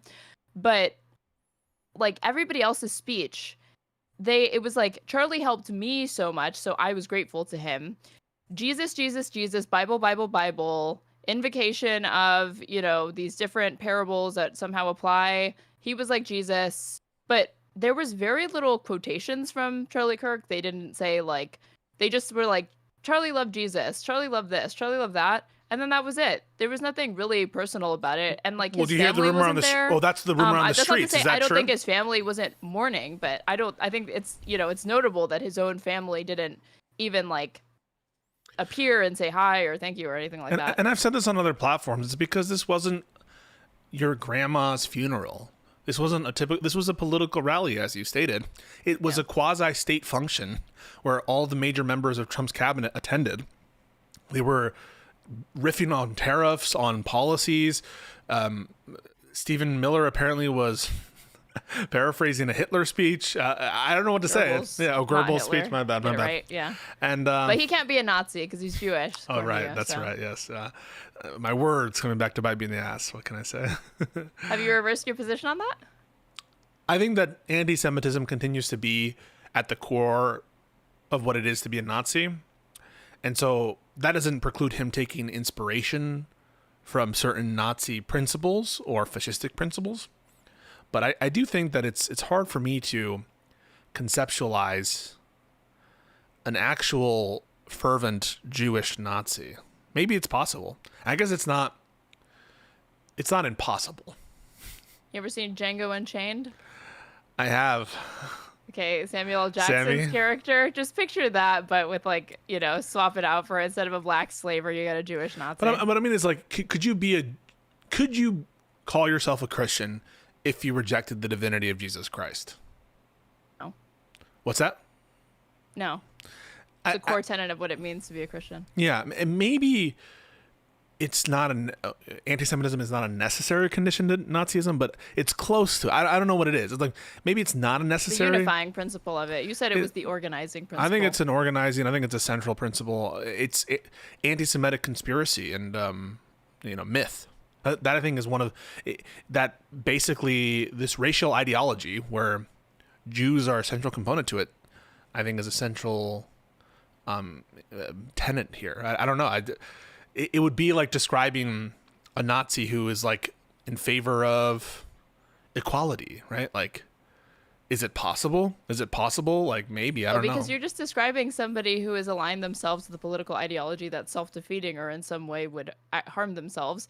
But people engage in self-harm all the time. People advocate against their own interests. I don't think it's like mutually exclusive or incompatible. I could say it's like stupid, but there were literally gay Nazis. So and if you True, think but the Nazis had any love for homosexuals, you'd be wrong. No. I just think that like maybe I would say that anti-Semitism stands apart from for example, like some of the anti-Christian principles of Nazism, where it was a little bit more pagan and a little more mythological, a little bit more terrestrial, as opposed to, even though they used Christianity against itself, they had it's a complicated history, this Christian Nazi combination Too many type Germans were stuff. Christian, so like being like openly anti-Christian was like difficult for them to do. They hated a bunch of took actions against like the Catholics and like the Catholic Church. So I am treating anti-Semitism as a core component that I wouldn't say like homophobia and other bigotries that were held by the Nazis is central. But no, an interesting thing to bring up. Incredibly respectful of each other. So I was amazingly floored. And not only that, there were so many people there. The spillover in the Desert Diamond Arena, they had a tremendous turnout there as well. It looked like, there was enough for... It was the whitest crowd I had ever seen. Literally every single time they panned to the audience, I tried to find anybody who was not white, and I saw a couple of Asian people. That was it. I didn't see like a single black person outside of Ben Carson. It's Lindy with a MAGA hat. For a concert. And so in the original... I was like, this is like playing Where's Waldo, but like reverse. Instead of trying to find like Waldo, I'm trying to find like just one black person, which should actually be easier, but I couldn't find anyone. Stadium, it was filled to the rafters, and the luminaries of the Republican Party were almost all there. You had President Trump, Vice President Vance, Tulsi Rubio, Gabbard, Defense Secretary Pete Hegseth, everyone War spoke. Secretary, and then there were influencers like Benny Johnson and others who were close to Charlie. But I think the highlight of the evening was, of pause real course, quick. I have a Eric super chat. Yeah. Is the core premise anti-Semitism or white supremacy? I would say Aryan supremacy, right? Aryan supremacy, and because he distinguishes the different white races, the Aryan, which is one of them, and I would Where think in Mein Kampf? I think in Mein Kampf. There's this wherever the class. Theory. I've read Theory, yeah. Or read summaries of Mein Kampf. I haven't actually read Mein Kampf, but yeah, no. I think most people have not ever read it cover to cover. The implication of the racial mythology of the Nazis, I think, entails both white supremacy, Aryan supremacy, and anti-Semitism. I think it entails both. So, what's core is something that entails anti-Semitism, I think, and white supremacy. Speech. And 3 words, actually 4, I'm sorry. She said, 3 words, I forgive him. That young man who killed my husband, I forgive him. And that sent shivers down my spine. I thought that was incredibly powerful, ladies. What did you think? Pause. Much the same. Michael Tracy, I listened to his reaction. I actually love Michael Tracy and Richard Hanania's little shows they do sometimes because they're so cynical. And Tracy is insanely cynical. He's like, I didn't feel anything. I didn't give a shit about that, but maybe I'm autistic. Maybe. I mean, it's mystery. It's possible, Michael Tracy, but yeah. Michael Tracy, if I went to school with him, dude would have a fucking roller backpack, and we wonder if he's anti-Semitic or if he's autistic. No, like, what was I gonna say? Shit. That notion of forgiveness, that it does tug a sentimental string on my heart. And it's not that I am like blinded by my sentimentality there, but for whatever reason, it does tug on one of the strings of my heart. But I don't know. I know you are a little bit more cynical than me, perhaps. I think if it was genuine, then it would be a moving sentiment to express, and not long after such a tragedy. But I don't think it's genuine. And I don't mean in the sense that this is performative. She's just trying to get virtue signal points. It's not that deeply cynical. It's that I don't really think that she means what she is saying. I think in her mind that, like, again, if forgiveness just means, in my head, that's it. But to me, in this specific case, that would have to be coupled with certain actions. It would necessitate you speaking out in different ways, or saying like he should not have the death penalty. But that's or what I mean. Like that. Or... I think that she is speaking about a spiritual forgiveness, and I think it's almost inward. I don't know. I mean, there are a lot of people who are kind of doing this biblical interpretation over the weekend, talking about when Jesus was forgiving the people who were actively, crucifying him or whatever. And what's the quote? Forgive them, for they do not know what they Forgive do. him, Father, for they know not what they do. And so, what the forgiveness actually means, I think, I don't think it's true to say that biblically only God can forgive. I think that there are explicit lines that point to other people, entities who are not God forgiving. Maybe they're just using a fragment of God's power to forgive. But this kind of like talk strikes me as a kind of metaphysical, spiritual forgiveness that doesn't necessitate any particular actions in the current world. That's my take. I don't understand that concept necessarily. I don't really have a full grasp of it, but I do get the sense that they're not talking about the forgiveness as we would understand it in a kind of terrestrial sense. To me, it's strange to me because she's actually not evangelical. She's Catholic herself. And it's strange to me to offer forgiveness before somebody has actually repented. In this case, he would need to demonstrate an act of contrition or show. But Jesus does that, right? Remorse or whatever. Jesus does that when he forgives those who are crucifying him, because they're in the act of crucifying him. Sorry, there's a chat. I just want to address it, and I'll let you respond to that. Sorry, Pisco, I'm 28. Is it too late to write the LSAT and try my hand at law school? No. If you want to be a lawyer, it's not too late. I had people in my first year class when I was like in my 22, 23, whatever, who were 29, 30, 31, 32. So it's not too late. I think the average age is probably like 24 or something. We love public defense. Yep. But yeah, don't work for the don't work for the federal government. Sorry, you were saying I had just said, well, but Jesus did forgive people who are like actively crucifying him. So those people didn't have a moment. I know, but that's elevating Kirk to a level of martyrdom that is unbecoming, which I think they're Catholic doing, to be right? espousing, in my opinion. That's why I was saying that, like, this sort of, if she's acting in conformity with the Catholic faith, this sort of idolatry or are they Catholic? Comparison to be. No, he wasn't, but she was. Oh, interesting. And there was this discussion of like, oh, he was going to convert. Candace Owens, who's Catholic, is like convinced he wanted to convert because he had been attending mass apparently. But I'm like, this seems like it was more to do with the fact that they have children. He's married to a woman who is devoutly Catholic, and so he attends mass with them because of that, not because of any sort of like spiritual change on his own or anything like that. We just watched a video not long before he was killed where he's decrying Mariology and talking about the tenets of Catholicism that he doesn't agree with. So I didn't see any evidence that he was entertaining the idea of converting to Catholicism. The entire, and this is something that was also observed by Michael Tracy, and it's impossible to avoid, the entire ceremony did not seem Catholic in the slightest. It seemed like an evangelical, especially like not Catholic type ceremony. I think JD Vance is a Catholic, and it just doesn't strike as a very Catholic ceremony. Maybe that's why these because you just said that Charlie Kirk wasn't Catholic and he wasn't,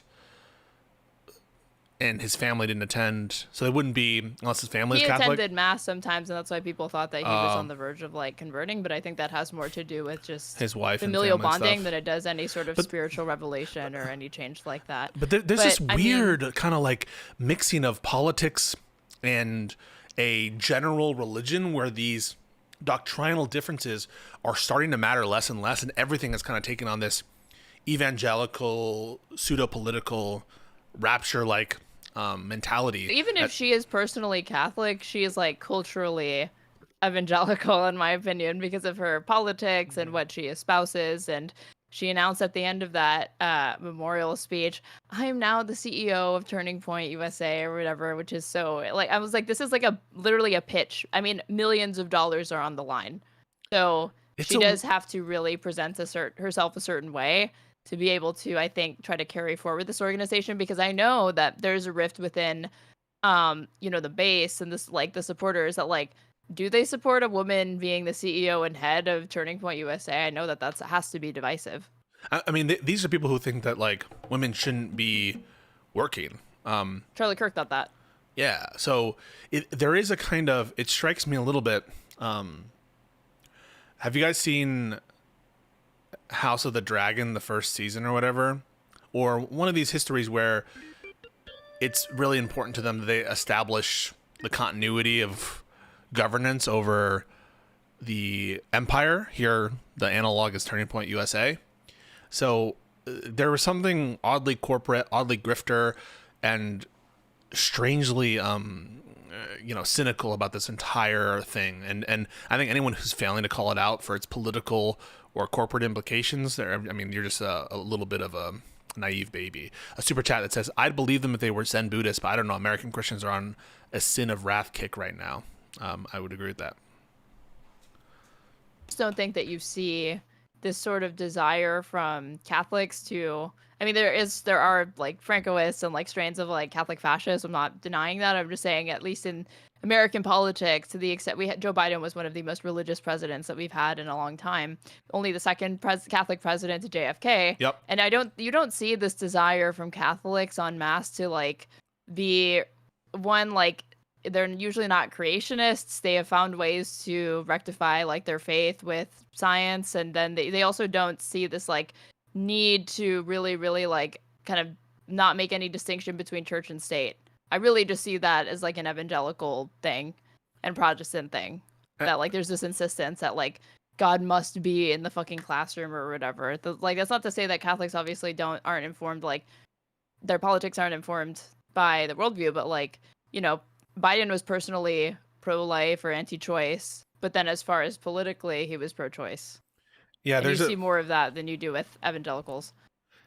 This strain of Christian MAGA people, for them, it's like it's impossible to separate church and state or church and policy. The notion of what good is grounded in Christian concepts and divine revelation, things like this, and so there is no possible division between church and state. And so, yeah, and Trump is playing on those cynically, I think, and not just him, the people around him as well. Joanna pointed this out I think, really well in her latest video. By the way, she has another video that's cooking right now that I've seen some of it, which is really good, really good. Like, I don't want to say it's a direct follow-up, but it's quite impressive, and you guys should all watch it. But she pointed out that like the tech billionaires are very much even open about the ways in which Catholic Church and Project 2025 and the crypto bros should unite and use each other. So this entire thing, I think, struck me as a political, religious, corporate statement, which divided the world into enemies and allies. And the enemies were those who caused his death, Kirk's death, and those who caused his death include every single Democrat or every single Trump critic. Every single Starbucks employee who refuses to write his name on a fucking Have you seen that? We're starting a petition. And this is the part where in a normal world, I would be totally fine with the MAGA people resorting to petitions and art and like slam poetry and all these different things to talk about their feelings. I think that's all very positive outlets. My problem is the use of government authoritarianism and the kind of rhetoric that we're seeing. But yeah, in general, I think that it's a little bit sinister to put Starbucks in your crosshairs. Not for there was like some divest movement because of their support for Israel or something, right? That Starbucks was involved somehow. But not for that, but like for one person in one chain somewhere said, yeah, I don't want to put Charlie Kirk as your name when your name isn't Charlie Kirk and you're asking me to do this thing. And it's basically targeting Starbucks because people don't want to be a part of your their employees morning. Under the bus by saying, we don't have a that policy was so that says stupid. You can't do that. Okay, so I should be able to write whatever I want on the cup now. So if I want to go and say George Floyd or go and say Adolf Hitler, then you got and the people in the chat like, well, you're comparing Charlie Kirk to Adolf Hitler in this respect, in the respect of they haven't actually said it. I'm just waiting for them to do it, but that's what I mean. Like, clearly there have to be some like limits on how much the whole naming thing. That's to identify you as the person and what your drink is.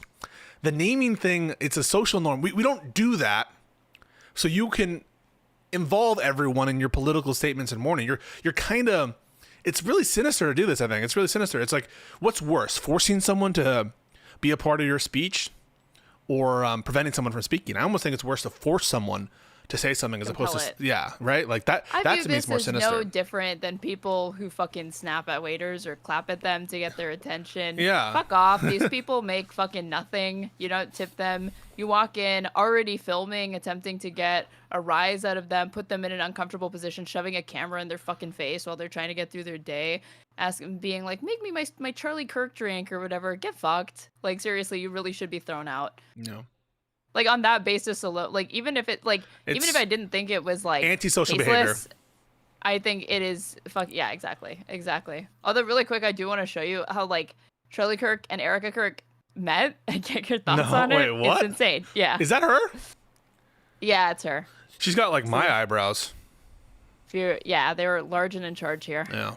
Through literally half of the Constitution, going through why I'm living in New York and how I shouldn't be living in New York. She's a New and Yorker. What my 5-year plan is, what success 5-year looks plan, like to communist. me, what I studied in college, why just like every topic you could imagine that is close to Charlie Kirk's heart is what we discussed and went through. When it was like 3.5 hours, and they were It's a job interview, by the way.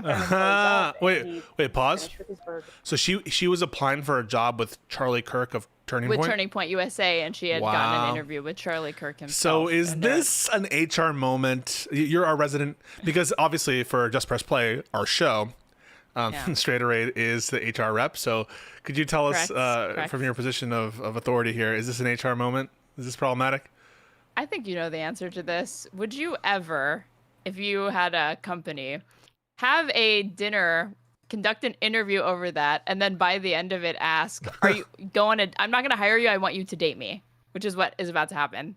Do you think that's a good idea for you to do? It's not an HR moment because you haven't hired her yet, though. What's wrong with it? Oh, it's not torture because they haven't actually been like What's wrong with it? tried and convicted. I of don't want to bullshit. hire you. I want to date you. Oh, maybe it's Like- this might be this. Maybe this is why he's against Title VII, the Civil Rights Act, because this could be. Yeah, that's it. That's it. Hear me out. Let me cook. All right. Okay.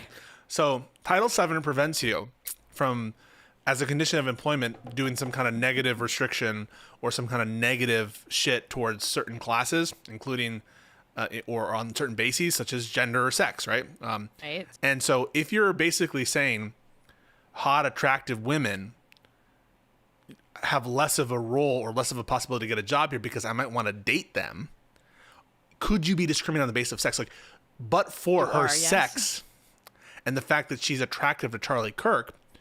But what Kirk could say is, it's not the fact that she's a woman, it's because she's attractive and I'm omnisexual. I'm attracted to all people. And so the He would basis never. of, I don't think he would ever. the go so basis far. of discrimination isn't her sex, it's that I want to have sex with her. And in that way, it's not discrimination. These are all interesting questions. Of course, we'll never answer them. But no, I don't. I think that it's weird. It's weird. You should not, under the auspices of a job interview, start hitting on the interviewee. That said, where's the line? take. Straight Array. I mean, because at some point, Yeah, are you who's to say are you not that allowed Harvey to Weinstein fall was in really love? doing anything wrong when he asked You're these women comparing to come Charlie to his hotel Kirk- room and ask them to, provide sexual favors for him, and then maybe they'd get a role in one of his movies. You know, So you think that he Charlie? hadn't been hired. They hadn't been hired. So what's the issue? This is irreverent. Irreverent. Is that the word you want to go with? Charlie Kirk just died, and you're comparing him to Harvey Weinstein because he met the woman of his dreams and he fell in love with You one compared person. him to Adolf Hitler. If we're doing that, okay? All right, press play. Just sat there, and I'm like looking around, like, okay, did I get the job? Like, what's going on? I don't need the job, but did I get it? What's going on? And he goes, I'm not gonna hire you. It's like, okay, well, thank goodness I didn't need the job because I'm already doing stuff here in Manhattan. He goes, I'm gonna date you, and I kind Threat, as far as I'm concerned. Isn't that kind of cute though? Yeah, adorable. of just Wait. I Can just you pause sat- it? Now take off the HR hat. So take off your HR hat real quick. You have to do it. Take off your yes, nice, yeah. And now just be the young woman living in New York who believes in romance and watches Sex and the City. Would this be A who core. really is. And if you watch Sex in the City and live in New York City, I'm sure you love Turning Point USA and everything they stand for. Yes, Continue. yes, of course, yes. Would this be a core romantic memory, a pleasing thing? To have No, it would not. Jesus Christ. Why not? Pisco, please tell me this is really just like a thought experiment. It's a thought experiment. I'm just wondering. Would you be like, wow? I think it's one of those things where it's like, if he's attractive, would you have a problem with it? If you actually liked him, I don't think you have a problem with it. It's like that meme of, excuse me, HR? Isn't that exact meme? No. What's Here's the different thing. about it? Yeah, tell me about it. Because I don't think that it's one of those, like, you wouldn't want to be wolf whistled at, like, by someone who would even think to wolf whistle at you. And so the idea that I was lured to what turned out to be a date under the guise of a job interview, and then by the end of it, I'm told that I'm not being offered an employment opportunity and that this is actually me being surveyed for their own personal romantic reasons and putting me in that position. Even if I had found myself attracted to that person, found them charismatic, or there was genuine chemistry, it would severely, the fact that they would put me in that position and do that is so incredibly disrespectful to me that I would lose, like, any attraction that I had would have immediately evaporated when I realized that that was the scheme. Here's what I would do, because I'm a procedure cuck. I'm a cuck to procedure. Right. This is what I need to tell you. That's the type of cuck Pisco is. So what needs to happen is Charlie Kirk says, thank you for the interview. I need to recuse myself from this decision because I find myself impossibly attracted to you. You're going to have another interview. I'm going to line you up with someone. But the thing is, he's the kind of... No. He's the kind of... He's literally like the CEO the guy. of this fucking thing. Yeah. Doesn't work. There's no recusal. There's no recusal. Yeah, there's no way. This isn't like CVS or anything.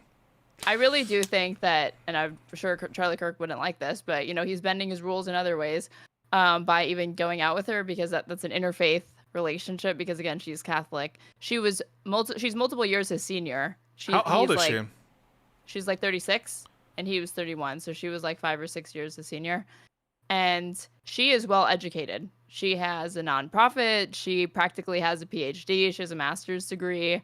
So all of these things that he goes to the Turning Point USA conferences telling women, by leadership, you should follow and obey your husband. He literally told Taylor Swift like a month or two ago after she announced her engagement to Travis Kelce, Taylor Swift, you ought to obey and submit to your husband now that you are engaged. He never personally followed any of that. His wife is literally about to assume the role of a CEO at his company.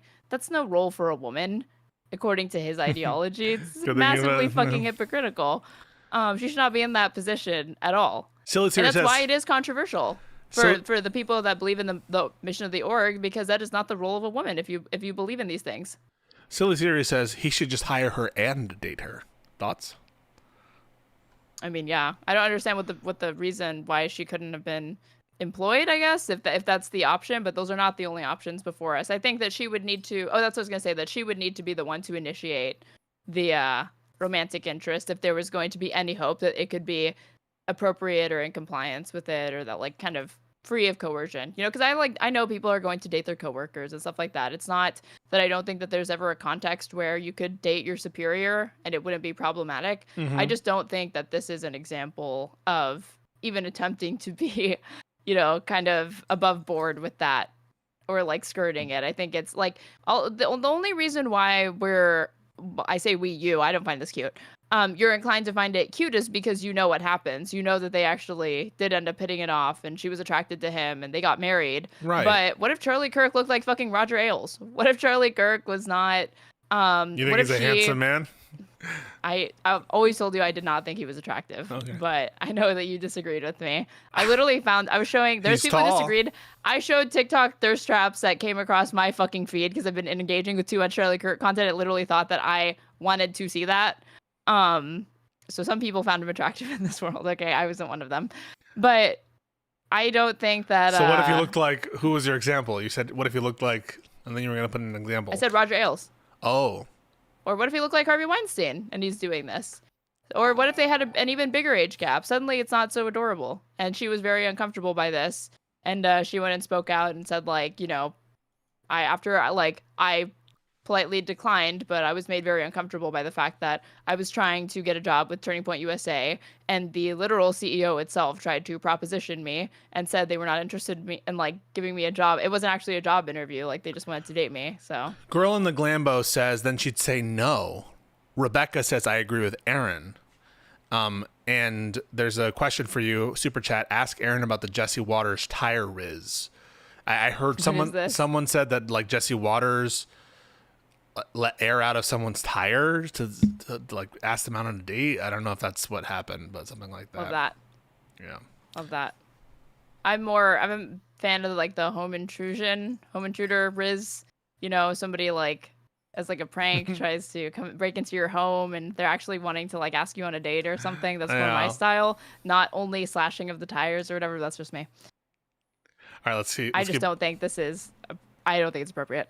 I think it's like, it's lucky that it worked out for them, but I froze. I mean, wouldn't you? I literally froze. I was just like, okay, was not expecting this at all. And I was like, do you want to how about we just be friends first? Like, see where it goes. Oh, and I told her I had enough friends and that I didn't want to be friends with her. So that was kind of a non-starter, but if she wanted to date, that would be great. I had enough friends.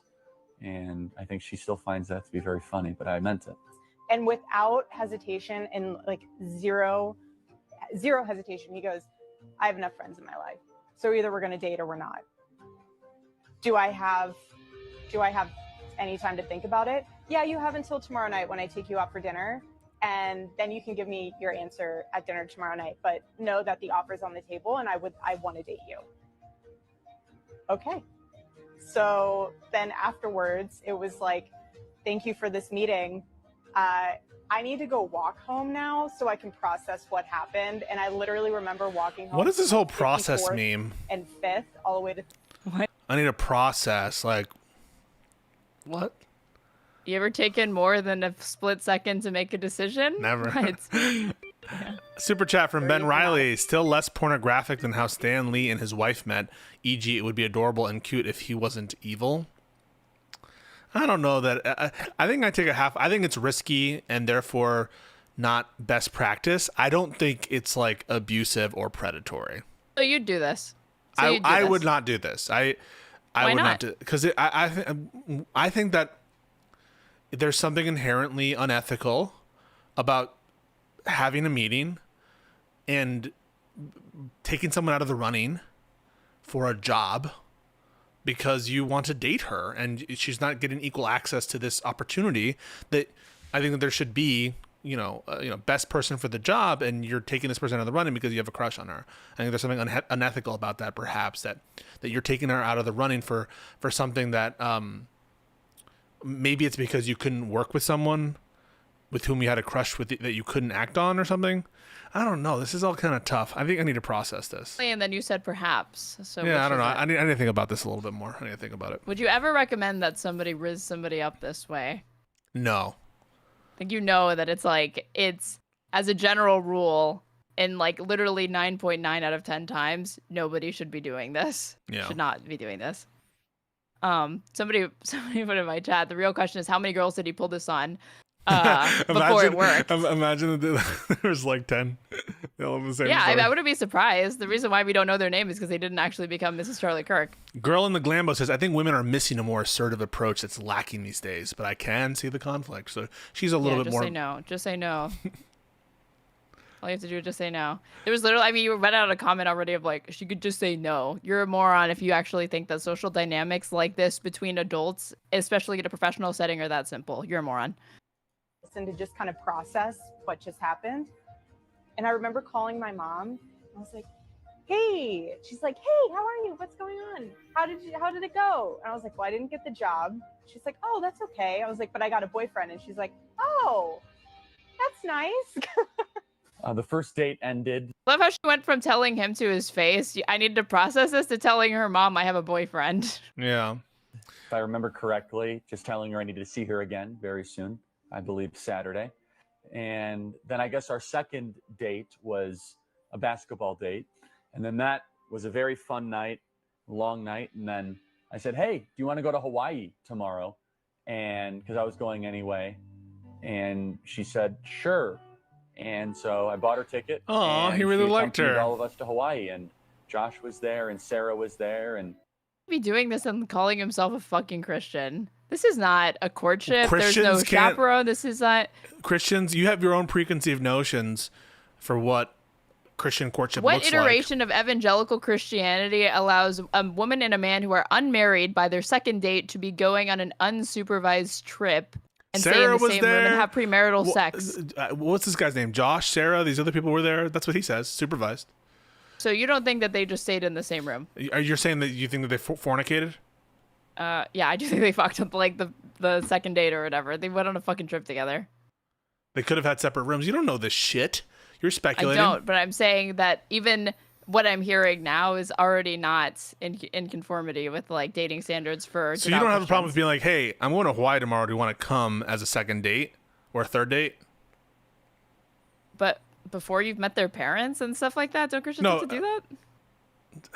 Because I'm just trying to apply his standards, not mine. I don't have a problem with any of this. It's like a consenting adult at this point or whatever. Has he ever divorced said from the interview thing. don't take women on trips like this? Is he breaking some standard? Maybe his standard of courtship is a little different, and he's a little bit more loosey goosey. Just like, don't let it be a guy, don't let it be a trans person, and just marry her after. I can't hear Maybe. you. Yeah, okay. Well, just press play then. Or we're already done with it. Let's go back to her. That was the end. Yo, what is this Cash Patel emote? I should get this. Holy crap. Amazing emote. So yeah, the 11th commandment, thou shalt not fly bitches out before the third date. Forgot about that one. That's in there. You know, it is a Christian value to talk about forgiveness. And it's a Christian value on a second date to head over to Hawaii unsupervised before they've met your parents, apparently. Unconditional forgiveness, and it's something that is extremely difficult to do, but I think that's just evidence of what happens when the Holy Spirit is truly moving through you in your life. Like, you see the physical manifestation of that. That's what I mean. Can you and pause? I saw that last night. So I think and what Amy is describing here is the kind of sense of forgiveness that they're talking about here, which is something spiritual. It's something experiential. It is not forgiveness in the secular sense. I don't think that that's what people are describing here. And so I don't necessarily think that there's a conflict, at least internally, in Erica Kirk's discourse, because I think that she's referring to something else. And it's more about herself and her letting go of the, I don't know, the hatred or whatever spiritual negativity that is being referenced. What is this? Okay, apparently this is Jesse Waters admitting to what people were saying. Hold on. When I was trying to get Emma to date me, first thing I did, let the air out of her tires. What the fuck? She couldn't go anywhere. She needed a lift. I said, hey, you need a lift? She hopped right in the car. Does she know this story? No, she doesn't know the story. Did she watch the Now show? The Did she watch Jesse Jr. the does. show? You're basically the Zodiac killer. It's a happy Yikes. ending. Pause. Okay, now we're Adorable, we're, right? we're the anti-fun police, because if this were like in a Will Ferrell movie, we'd all be laughing. Who is we? Or you'd be like, huh, they shouldn't do that morally, and so I'm not I'm going to not laugh. really in the habit of laughing at Will Ferrell movies to begin with, but You don't I like certainly wouldn't be laughing at semi-pro? this You film. don't like kicking and screaming? You don't like these I've movies? never seen those. You don't like I Step barely saw Brothers? The Other Guys the other day because Lycan forced me to watch it. It wasn't Oh my bad, but I've just God. never found this stuff to be particularly funny. You didn't like the aim for the bushes part? That was the only part that I thought was really funny. I bet like it was dying laughing when you saw that. Yeah, he was. Yeah. Wait. I thought that and the like silent fight at the funeral. That was funny. Oh, that was funny. It was fuck. What's the name of this actor? He played Batman. We know his name. He was the police chief. We know it. We know it. We know it. We know the name. We know the actual name. The guy, Gary Oldman. No, stop it. You just Stop said your Commissioner, nonsense. Batman. No, he played the police chief in The Other Guys, but he played Batman in the movie Batman. Oh, Robert Pattinson. No, I don't know. no. What the fuck? Robert Pattinson's the Batman. He's the Batman. He's not Batman in Batman. Christian Bale. No, that's Who? Batman in The Dark Knight, not Batman and Batman. Batman George Clooney. No, that's Batman and Robin. And Jack Nicholson. Jack Nicholson is the Joker in Batman the movie. I'm talking Bruce about Wayne. Bruce Wayne is the character. No, Val Kilmer's in Batman Forever. Not guys. Gary Oldman is Commissioner Gordon in the Dark Knight trilogy. I'm talking about the original Batman Michael Keaton. Michael Keaton. Yes, he is definitely the police chief and the other guys. That's all I was talking about. You guys were all trolling me. Everyone's doing the wrong answer in my chats. No, these are all genuine guesses. No, none of these were real guesses. You guys are fucking with me. What were we talking about? Oh yeah, if this was in a Will Ferrell movie, it'd be like, oh, funny. He gets her tires and that's his way of courting her and like everyone's laughing. Is it that bad? I mean, I think it's bad, but I'm just trying to be good faith Well, about if it would this. work in an American rom-com, therefore it would be appropriate to do in person. What do you think on the scale of what Kirk did Starring Will Ferrell. On the scale of what Kirk did and what Jesse Waters did, which is worse? I don't think that's the scale. I think the scale is like Weinstein at one end, and then the scale Can is you like answer no. the question? What I'm thinking the most serious iteration of kind of like coercion before you've hired them, because Charlie Kirk is not really the worst thing that I've seen. I just thought it was inappropriate, but the Jesse Waters thing is obviously worse. Come on. I do want to get to that, but there's a super chat. It says, whenever I talk to MAGA voters, I try to remember, relax. They literally believe in magic, ghosts, and demonic possessions. Quote from Adam West. Adam West, who played Batman in the Batman TV show and also played Catman in Fairly Odd Parents and also played Mayor West in Family Guy. Boom. I think that arguably, like, at least with Jesse Waters, she already has a job. But in Kirk, she lost out on a job opportunity. So, but the act itself of lighting out someone's tires, you know what? I'm going to go ahead and say Jesse Waters takes the cake. That's worse and creepier. In general, you should not be fucking touching other people's cars, property, etc. Why doesn't he just put an AirTag on her car? See where she goes, and then maybe from there, if he learns, oh, she likes to go to Target, a couple times a month. I'm trying to be good faith. I think it's unhinged. I'm trying to be good faith. Okay, you can be good faith, and I'm good faith. Do you think I'm being dishonest when I say this is fucking creepy as shit? It's creepy. And it's totally inappropriate, and it's a huge self-report. The idea that he thought it would be a good idea to share that on TV. I'm surrendering. These are my surrender hands. This entire time you've been trying to find outs for all of these scenarios see how it could be.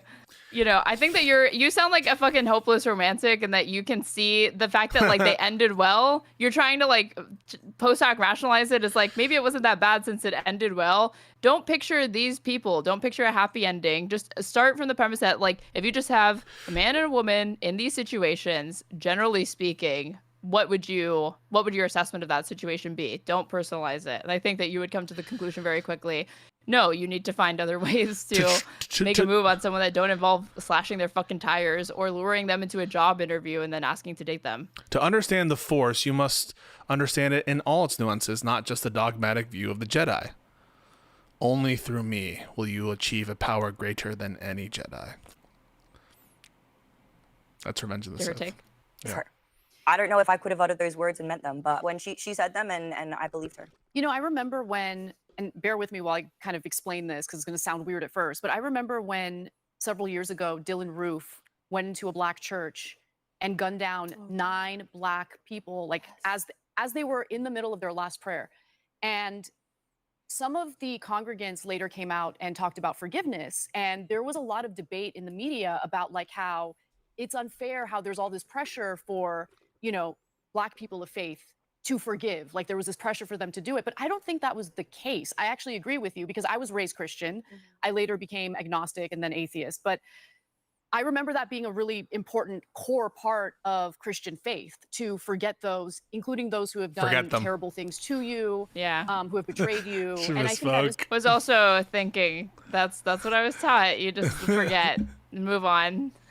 It's a really great value to have. And I like to separate it out from religion. I don't think you necessarily have to be a Christian to engage in that type of forgiveness, because what that does, it's not just about forgiving the perpetrator. It's about kind of like releasing anger and resentment from your heart. My mama always said that when you want part revenge, of what I it's said. like taking poison. It's like a personal thing. It's not really actually. It's more about yourself and less about the other person. I totally agree. I don't think when they're talking about forgiveness, they are not referring to it in the secular way. They're talking about an inner peace and a spiritual forgiveness, not anything else.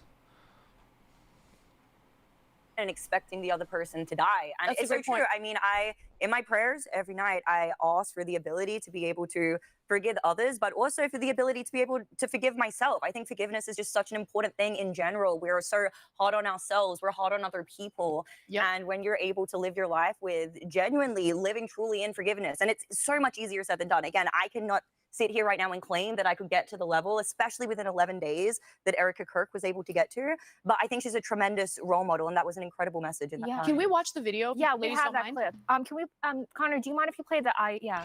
Oh Thank no. you. How long will this take? Oh no, guys. Man. Oh, that was On good. the cross, our Savior said, Father, forgive them, for they not know what they do. That man, that young man, I forgive him.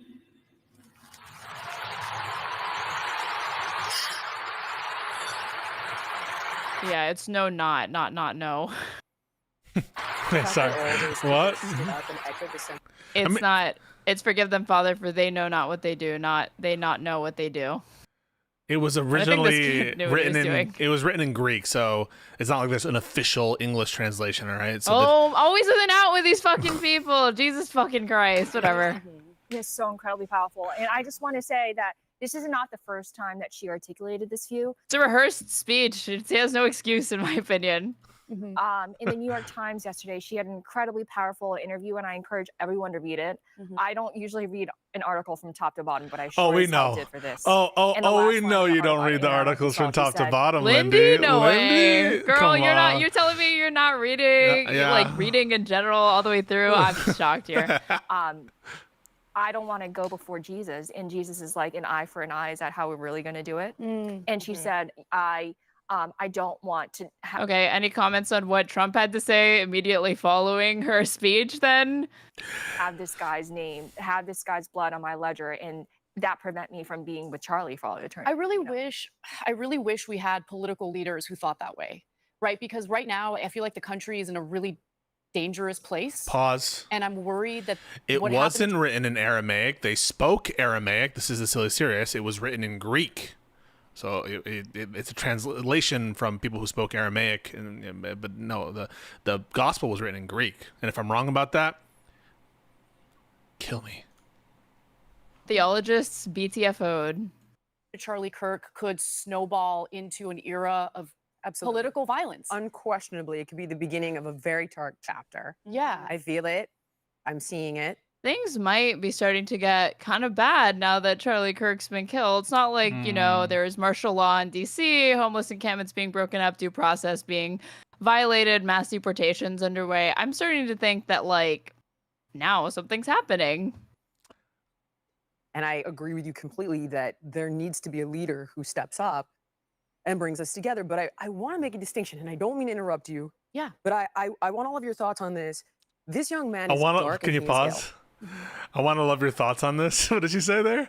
Can you go back? I want to love your thoughts on this. Up and brings us together. But I want to make a distinction, and I don't mean to interrupt you. Yeah. But I want all of your thoughts on this. This young man. Want all of your thoughts? Come on. Oh, I is thought dark and he is ill. Pause. I understand. Super chat. Would they forgive him if his name was Tyrone? Also, Kirk and Floyd have the same birthday. Ironic. I don't think it's that ironic, and I think that's a cheap shot, Ben Riley. I don't think you should. I don't know, Tyrone Kirk. Are you accusing them of being racist? Oh, they're saying not Tyrone Robinson. If the shooter had been black and not a white person, would she be finding it in her heart to forgive them? I already made this point at the beginning that I think that a lot of this is because it turned out that this guy is straight, white, cisgender dude. Yeah. That if this had been a trans person, this had been a black person, this had been a jihadi, a fucking Muslim person, they would not be doing this. I mean, you saw that pivot from Nancy Mace. The second it like she was saying, we need to bring back the fucking death penalty. There's already death penalty in Utah, but whatever. And then as soon as it turned out to be a kid of this profile, then suddenly mental health. We need to forgive. We need to forgive people. Understand wanting to forgive him, and I understand why that brings you peace, but I have zero problem with him getting the death penalty. Oh, for sure. Zero. He should face the He firing does squad. no. He no longer A needs to. firing That is squad. that's hilarious. We They're like, love what a beautiful forgiveness. So sentiment. beautiful. She's so like, I just, that's so amazing that she, you know, got up there and said that. Anyway, I think we should fucking kill him. I think the state should probably That's what I execute mean. this motherfucker. I think we should bring back the electric chair. They're just talking about a different notion of forgiveness. They're just, this isn't the word as we understand it and we use it. It's some more different version of it. More different. It is a different version of forgiveness that is compatible with fucking killing this person and filming it and making it live with the shooting gallery like that. Those are all compatible in their minds. They don't view a contradiction because they don't view forgiveness in the way that we do. Coming up, they're actually going to recreate the scene in Pulp Fiction where Samuel L. Jackson's character starts quoting scripture right before he fucking blows that And guy you away. will know. Girl in the Glambo says, guys, Robinson didn't shoot Kirk. I'm not even a conspiracy person, but the story the FBI is saying did not happen. I don't want us to. Why are we Let's do saying it. this? Let's fucking no, let's go. not. Yes. Let's not. This might be what Conspiracy hour. This Let's might be do what it. they fight about. I don't know for sure, but this might be what they fight about. Go ahead, sorry. Apparently Kash Patel over the weekend was like, hey, I'm open to it. If you guys have any conspiracies, let me know and I'll look into it. So Be on earth, and I appreciate there is some level of spirituality. While I am not religious, I think things happen for a reason. I have some faith in arguably a creator, quite possibly. I don't know. I'm agnostic, hence I don't know. interest even on faith. Love it. Thank you. Julia, if nothing but consistent. And she's posing it's as not- it's Jesus as well. She was like this. This really is the Last Supper when you think about it, Yes. especially if apparently this is the final last episode of HerTake. Say it Hard for ain't me to so. say, but when evil manifests, and I say evil not like the devil, I mean darkness. When you take someone's life in front of their child in the world like that, Pisco, what are we doing with our lives? We're sitting here watching a show on the Valuetainment Network, listening to Jillian Michaels, the former This is host of The helping. Biggest Loser, This is talk stopping about Trump. her This is helping. faith in relation to the Charlie Kirk Memorial political rally. This is like the worst fucking timeline. This is preventing a future Trump. you have succumbed to the darkness. There is no coming back for me. You no longer need to be here. You are no longer of service. You can be put to death. I am sorry. And I respect what she's done. And I think that a leader who unites us, like, I don't know how you can't unite with that. I think we need to be very clear that people calling for violence and hatred and othering need to be reduced, marginalized, isolated. Calling for the death penalty. A-okay. Not killed, not retaliated, unless, of course, you've committed some heinous crime, and that's the law, right? Not vigilantism. Oh, the law matters all of a sudden. Okay, so when the state the does law. it, it's legit and it's fine. There's a monopoly But of when- violence, Aaron. It certainly is. But there has to be someone that can. But she's acting like that just fell out of the sky, as if that's like not a policy choice that she doesn't have to agree with and could actually advocate against and say, yeah, that's an unjust law. She's just being like, I'm just talking about the law here. I'm just enforcing laws. That's all I'm doing when I say he should get the fucking electric chair. Thank you very much for the raid. These Much appreciated. ideologies. Thank you. Who do you think that is? Who rated you?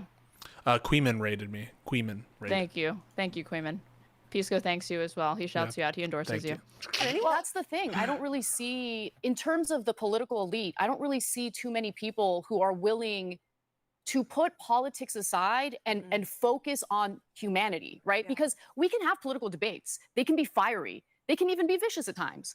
But if you lose sight of the fact that you're engaging with a human being, when you start to dehumanize people, you lose the country. And that's what I'm worried about. And I don't see very many That's political leaders. absolutely right. And Yeah. I couldn't agree with you more. And I think this is Pause. 1960s Redux. Let me remind you. Can you get Lindy will just agree random there's no like through line to Lindy's philosophy here. Like she's either calling for the ultimate punishment, you know, fucking firing squad and shit, and then Anna says, but we can't dehumanize, of course, Anna. it's That's all an excellent point, Anna. Anyway, back to what I was saying, Yeah. even though it completely contradicts what you just said. See what happened in 1963 on November 22nd, JFK was shot. And only 5 years later, we had Martin Luther King. Well, Pisco said he wasn't shot. That kind of just, What? his head just did that. His head, no, first of all, it was in the neck. Girl in the Glambo says, do a stream looking into the quote conspiracies. Think about it. The FBI is covering up Epstein. Why would we trust them now? We saw a video. And we There's pictures of him. He admitted to it. Oh, you guys think that all that staged, right? That the FBI created these. I mean, all right, stop. What? Let's do this. The steel man of this is that Kash Patel, Dan Bongino, two podcast QAnon dipshit morons are the ones heading this fucking investigation. Shouldn't we treat their reports and any information that they promulgate coming out of this with a high degree of skepticism that we typically wouldn't with any other FBI director? I mean, in general, I'm much more skeptical of their narratives, but the evidence that we have seems to suggest that it's this guy. I mean that's a strong. No. Go ahead. I don't think it's under question that it's the guy. It's like, was it a hit job? So did somebody put him up to it? Those are the conspiracies that I hear. Like, was Mossad behind it? I mean, you got Bibi Netanyahu, who's like fucking podcast brain, literally coming out saying that we did not do didn't this. Yes. Thank you, Bibi. What? You know, sir. For anyone who thinks that Israel did it, isn't going to be put at ease by Bibi saying they didn't do it. Ben Riley, another super chat. Thank you so much for the super chat, Ben Riley. Really appreciate your support. Great support. MAGA needs therapy like bad. They cannot emotionally regulate or deal with fear or grief. Like, imagine how many Palestinians lost their families in broad daylight. This is the kind of argument from like a double standard and like, why are we treating this worse than something else? I do think there's an additional rationale for why people would be upset in the American context versus abroad. One is because just of proximity, The other is presumably why he was shot. We don't have a full scope of the why question yet. I think that even now people are assuming too much, though I do think it's more likely than not that he's a left-wing shooter of some kind. I don't know that we have the full scope and understanding of why he was shot. And in general, I do think that there's a special value here of free discourse, open discourse, this person's prominence that would justify, treating Charlie Kirk's death perhaps a little differently. But that doesn't, obviously, I'm not saying that every single life lost in the genocide is, weighed up against Charlie Kirk. I just mean that I don't think that you're a bad person if Charlie Kirk's death animates you more than any particular individual in the crisis. And that was true of Martin Luther King. That's true of JFK. And I don't think it makes you a bad person to spend some time talking about it. you're a fucking valorizing like white supremacist MAGA propagandist. No, I am to me. not. That's How am I DHK to me. valorizing? How am I valorizing? No, not you. I'm addressing the commenter that you're responding to. It's that, but I'm not ever really surprised when people take to heart individual notable people being killed or whatever, as opposed to like statistics, as opposed to, again, how many, 17, 12 million, 14 million dead by 2030 because of USAID cuts. Like, it's a number on a paper that's hard for people to even conceptualize. Yeah. It's why you care more about the Ukrainian refugee being fucking murdered on public transit than you do about learning that like hundreds of thousands of Palestinian kids are, not me, but I know other people are like this. King Jr. gunned down. And 2 months later, by the way, a man who spoke on the same evening that Martin Luther King Jr. was shot, he said, drop by drop, pain. It was a quote from Aeschylus's Agamemnon. He said, love this. Pain that, cannot be expressed falls on the heart. And we see like the awful grace of God. That man who said those words on the night that Martin Luther King Jr. was gunned down was himself shot 2 months later. You know who that man was? Robert F. Kennedy. They were killed 2 months apart. And if we don't do anything right now, we are going to see the same pattern of violence. We've seen this movie before. We know how it ends. And so it's so critical that our leaders say, yes, like Anna said, we can argue with our hearts, pour our... Yeah, Ben Carson reading Bible verses off of his phone to the Charlie Kirk Memorial at the State Farm Stadium. That was basically like when RFK Jr. Quoted like a Greek tragedy Junior or after RFK? A civil rights icon was shot. RFK Senior. Don't confuse. Did I say Junior? Oops, sorry, RFK. That's right. That's the OG RFK. It's so sick because RFK Jr. has now taken up the mental space in my head for RFK. So when I think of RFK, immediately my head goes to RFK Jr. And it's quite sick. That's the Shakespearean tragedy, is that my mental, association with that word RFK has now been taken up by this decrepit old guy. Souls into having these political debates. Well, the fact that he's decrepit and old, I have a problem with the fact that he's an anti-vaxxer. Did you see That's the just me, collar though. gap in his shirt? Because he like wore a suit that was. Hang on, I'm gonna try to find this so you can see it. God. RFK autism announcement. Let's just make sure that we see this collar gap. Care to clarify what you mean by that? RFK autism announcement? Was he diagnosed recently? He had an autism announcement. I'm not saying that he was Right. diagnosed. Wait, let's see if we have a good image of the collar gap. I think this one will do. Oh, it's not as good. I don't even mention the junior anymore. LOL. Oh, with RFK, I still think to say RFK Jr. You say RFK Jr.? I say RFK Yeah, Jr. I do think it's funny that his entire family like disowned him. Not disowned, but like we're saying that they didn't support his candidacy and they didn't agree and they all endorsed Kamala. Okay, I got the image. So I need you to show this. Wonderful. I need you to show this, and it's Alright, gonna I'm be. guessing this is on Discord. It'll be on Discord. It'll be on there, and you'll find it, and you'll see it. And I need you to zoom into the collar gap so the audience can really see the collar gap. See this collar gap. And it's not. I mean, like he's very fit for his age, so credit to him. But Why he. did I show? Hold on. I don't know why you did this. I don't even know how to pull this up. Hold on, without showing Discord. Why didn't you like? Oh, hang on. I'll find some other picture. One second. Pull up the announcement. Pull up the autism announcement on video. You'll see what I'm talking about. Okay. Let's see. RFK Jr. autism and I wish you'd stop saying that. I'll never stop. Okay. Okay, this is what you sent me. So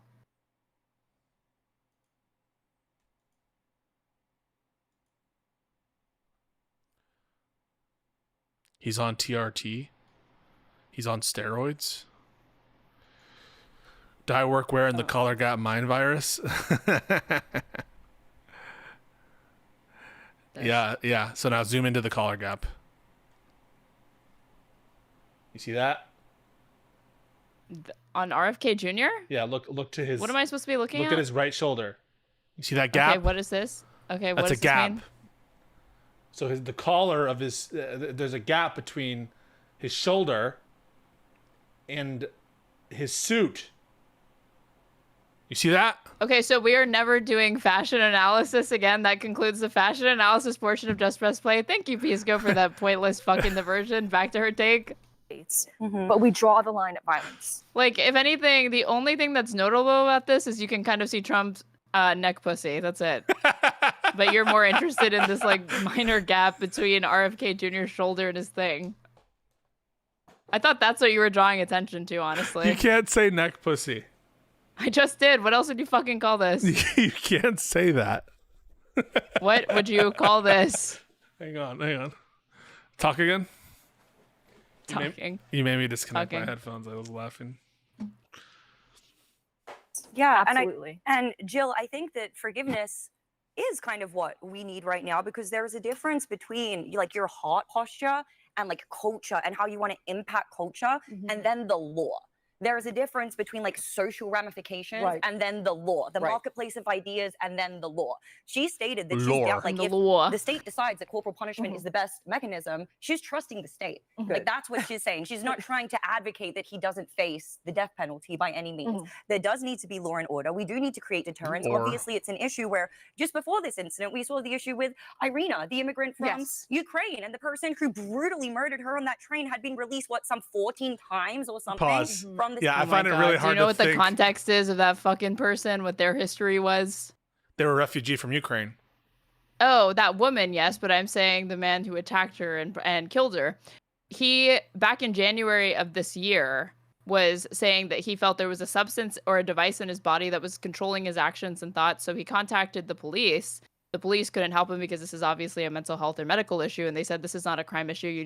This is not a public safety issue. You need to call 911. So he contacts 911 and he's reporting this to them, and he did it so many times that they arrested him because they thought that he was like fucking around with them, even though a few months later he would go on to commit this fucking heinous crime. So if he had just received the proper health treatment that he needed, this entire tragedy might have been prevented because he might have been in a treatment center of some sorts getting what he needed.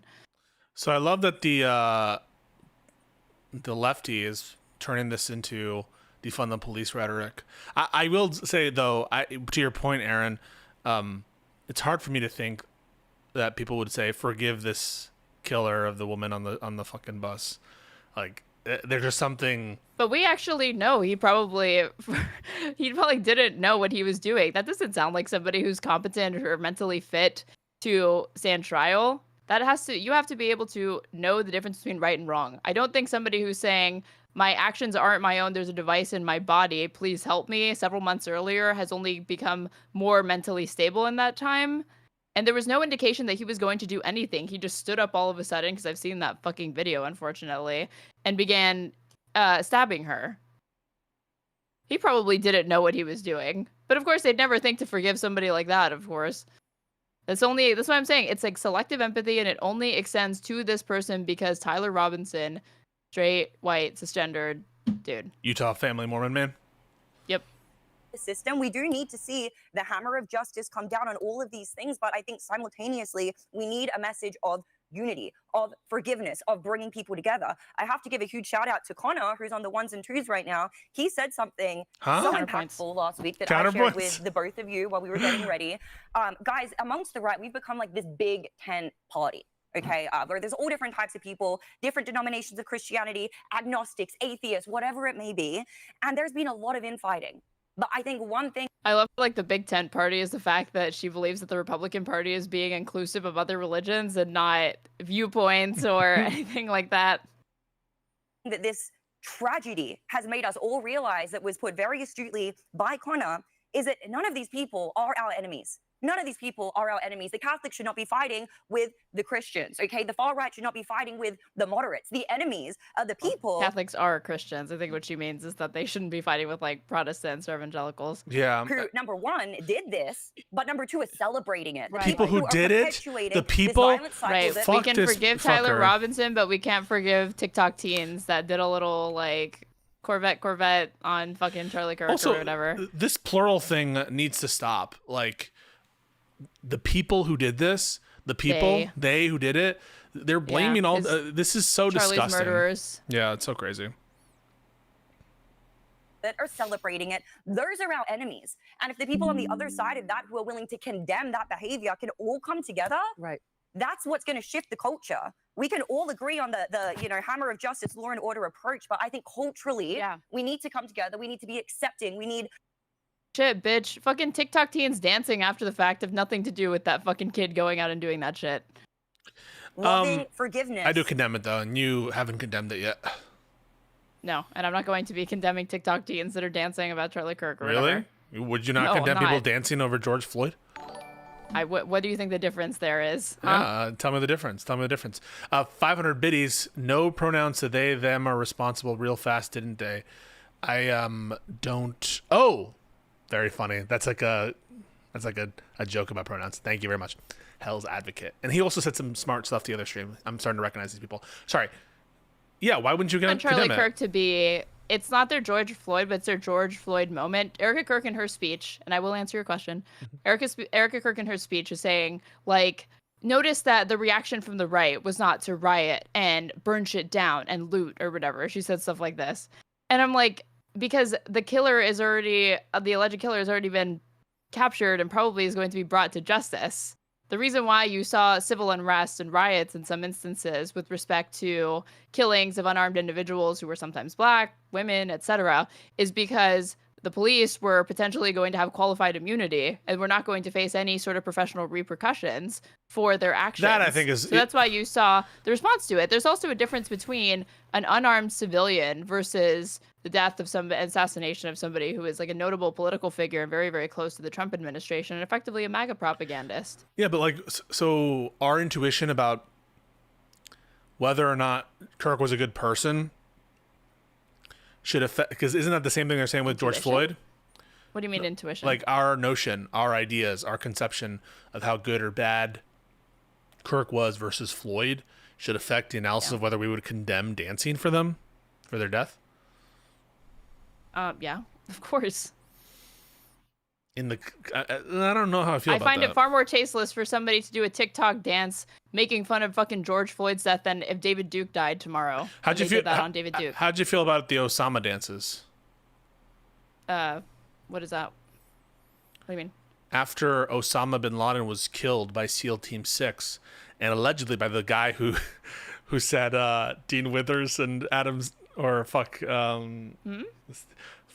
so one of the SEAL Team 6 members said that Harry Sisson and Dean Withers would be his concubines. Did you see this? Did not see this. Wait. SEAL Team. Hang on. You need to show this. This is crazy lore that I can't believe. Okay, it's this. I found it. It's the second of these tweets. It's the second of these tweets. I'm sending it to your Discord.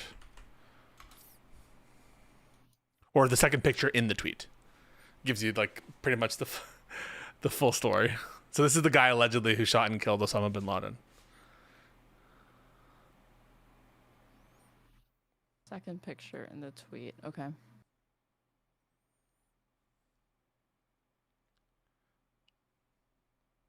Read it. Okay, so Harry Sisson Jr. on November 2nd took a selfie with himself, Dean Withers, Parker Get a Job, and some other guys saying, "We're Gen Z voters and we all proudly voted for Kamala Harris. Real men support Harris."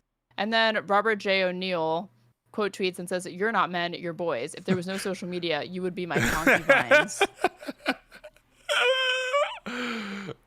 And then later he responded to people being like, "You're bitch, gay. what the fuck?" Why are you gay? And he said, "Bro is doubling down and still has no idea what he said." "No, Jake," he says, "I'm telling you exactly what betas like you will be used for. Sex and food. Mostly food." Okay. So whenever there's some shit like this, I feel like the crazies come out of the woodwork and just admit that they're gay. Admit that they're gay. Have you seen the one where it's like, there's this like very beautiful woman. It's like a woman. And the conservatives are idolizing her as like, this is how young boys were used. You know what I'm talking about? Where it's like, this is the ideal Greek boy from back in the day. So like conservatives are idolizing a woman who looks feminine and basically calling themselves gay pedophiles. A woman who looks feminine? Do you mean like a femboy or something? No. Like a woman, like a petite woman. Someone in the chat must know what I'm referencing. There was like this picture of this petite woman who was like very much looks like a woman, being passed around by conservatives and saying like, this is the ideal male society every man would have, like they did in the Greeks, this young male boy, and basically admitting that they find this woman sexually attractive. And instead of admitting that they found a woman sexually attractive, they're like, I'm a gay pedophile. So lost right now. Okay, someone knows what I'm talking about. Someone in the chat will have to. No one knows what you're talking about. You're fucking crazy. I think you have schizophrenia, actually. Right. But anyway, when they killed Osama bin Laden, this is the point, right? That guy killed Osama bin Laden. A bunch of people cheered outside the White House and they started dancing, having a party, and saying USA. What do you feel about that? I think that is tasteless jingoism, and the fact that, and just indicative of like more rah like American bloodlust or whatever, but like in the context of the fact that we waged unjustified wars and acts of aggression like the Iraq War and Afghanistan, it's stupid. Yeah. No, so now your position is like you would condemn dancing over George Floyd being dead, but you wouldn't condemn dancing over. I take into account the context. I understand. I think you'd be wise to take into account the context, but I just want to make sure I understand your position. You would condemn the dancing over George Floyd's death. You wouldn't. Or hang on. You would condemn that. You would also condemn dancing over Osama bin Laden's grave, but you wouldn't condemn dancing. I'm not using the word condemnation, though. I would say I'm making judgments, and I would say it's tasteless. See, this is the kind of shit where I don't understand. Like a condemnation, I just understand that you just don't like the word condemn because you think it's soy and beta, and you think it's like dumb to condemn because the word does. But like saying something is bad and shouldn't happen, that's a condemnation. It's just like I don't understand a notion of condemnation other than like something is bad and I'm like sorry that it occurred. So like when you say I would refuse to condemn, I just like, what does that mean? Like you would refuse to say it's bad publicly?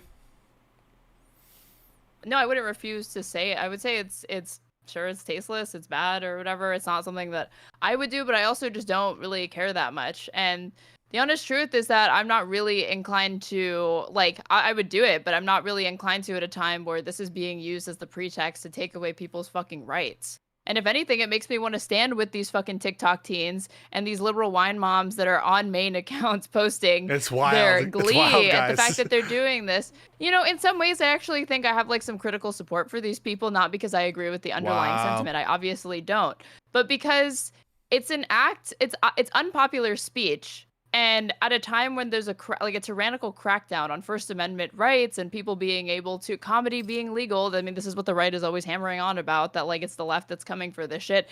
They're the ones doing it. They've always been the ones doing it. We're seeing Red Scare fucking 2.0. And I feel like fucking standing with them in the same way that I say that, like, yeah, I stand with fucking Jimmy Kimmel as well. I just think we shouldn't celebrate over people's deaths. I just don't think that's a hard standard.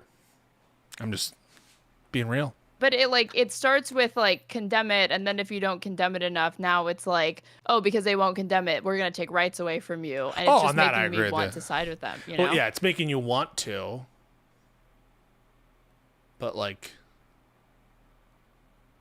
you shouldn't. Anyway, I'm just gonna say, fuck them TikTok people, fuck them wino moms. You know who had a more critical analysis than you? Who?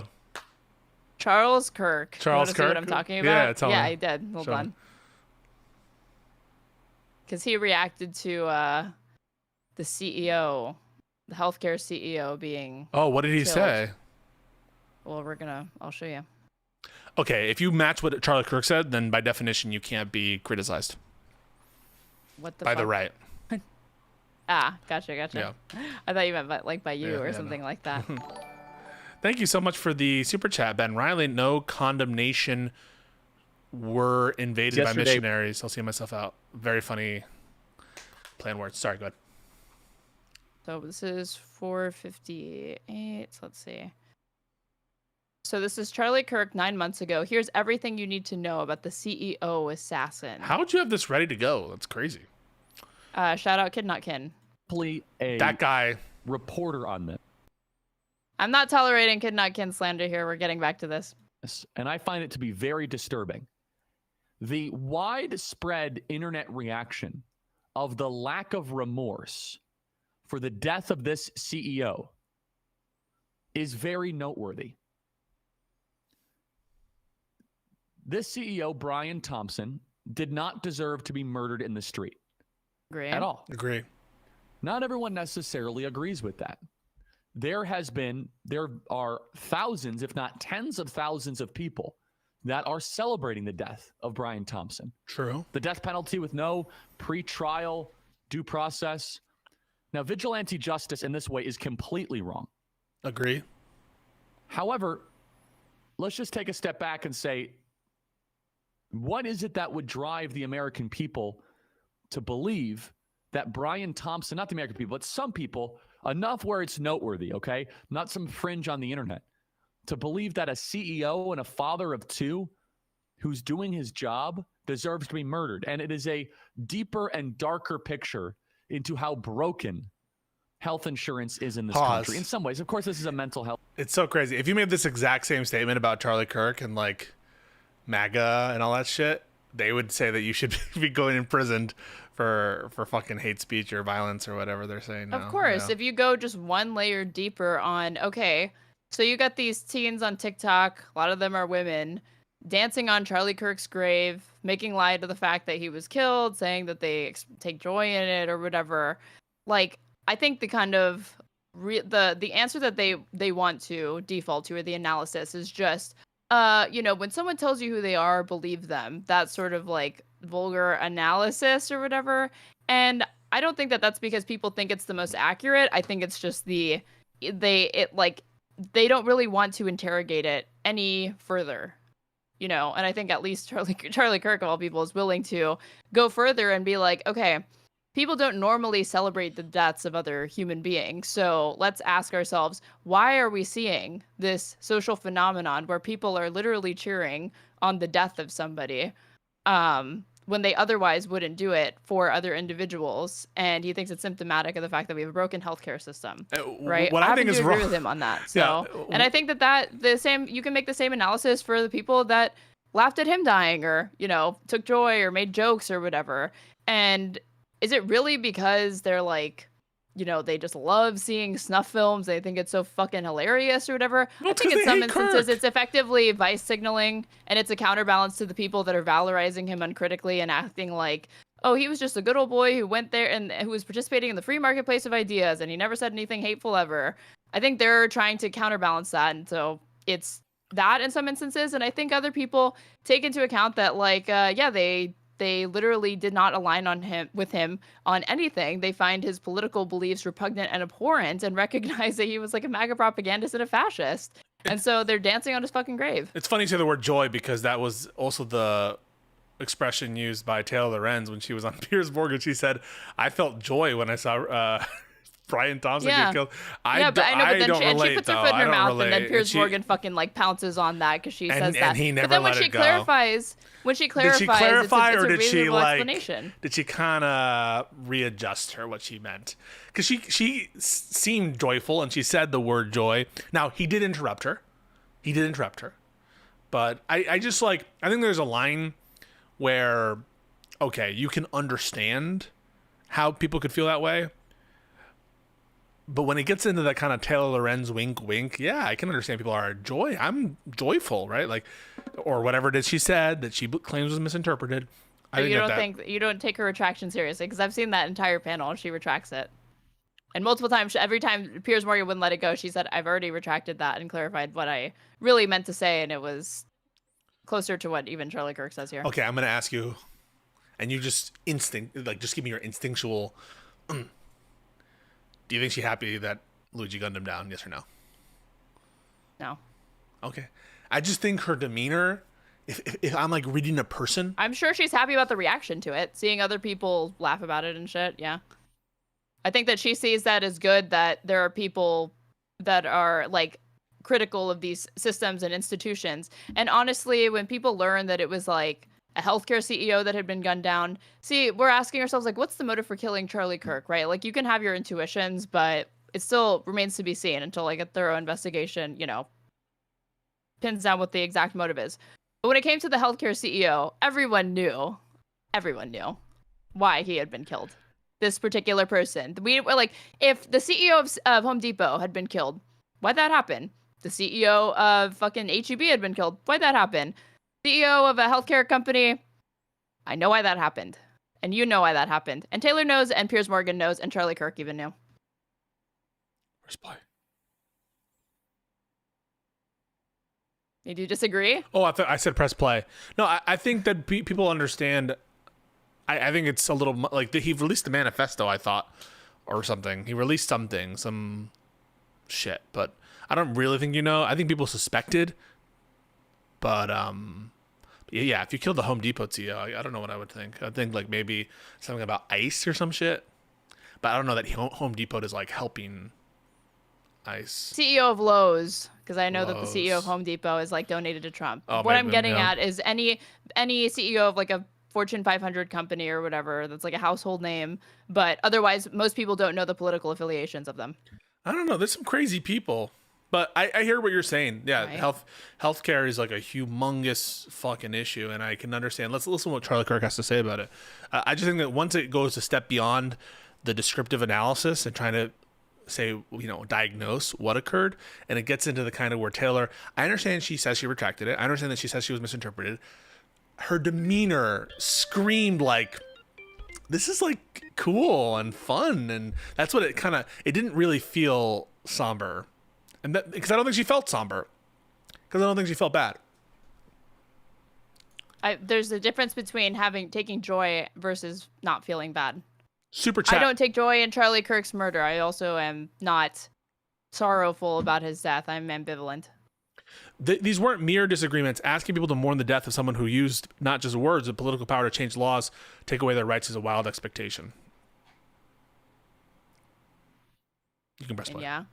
It's one of those things that it's like Ezra Klein fucking penning that disgusting op-ed. wild. It's like, do you have any like, it's just insane to me. Like, I'm like, I mean, I guess to take it back to like Idpol or whatever, it's like, do you realize you have like Black readership? Like when you come out and just kind of obfuscate what Charlie Kirk was about, there's like, there's out of everything that he wrote, there's not a single time that he actually quotes Charlie Kirk. It's this antiseptic kind of low resolution low overview bar. of what It's a Charlie kind of low Kirk bar was about. And I heard fucking Crystal Ball use this line, which I totally agree with, and it's something I've been saying for some time now, which is Ezra Klein's whole thing of, well, he didn't, as far as we know, break the law standard. Like that is a minimum. Like, come on, like that's not what people mean when they say he did politics the right way. And then later on to kind of glaze his political project and to think that he is part of the same political project, that we all kind of agree that we're part of the same mission.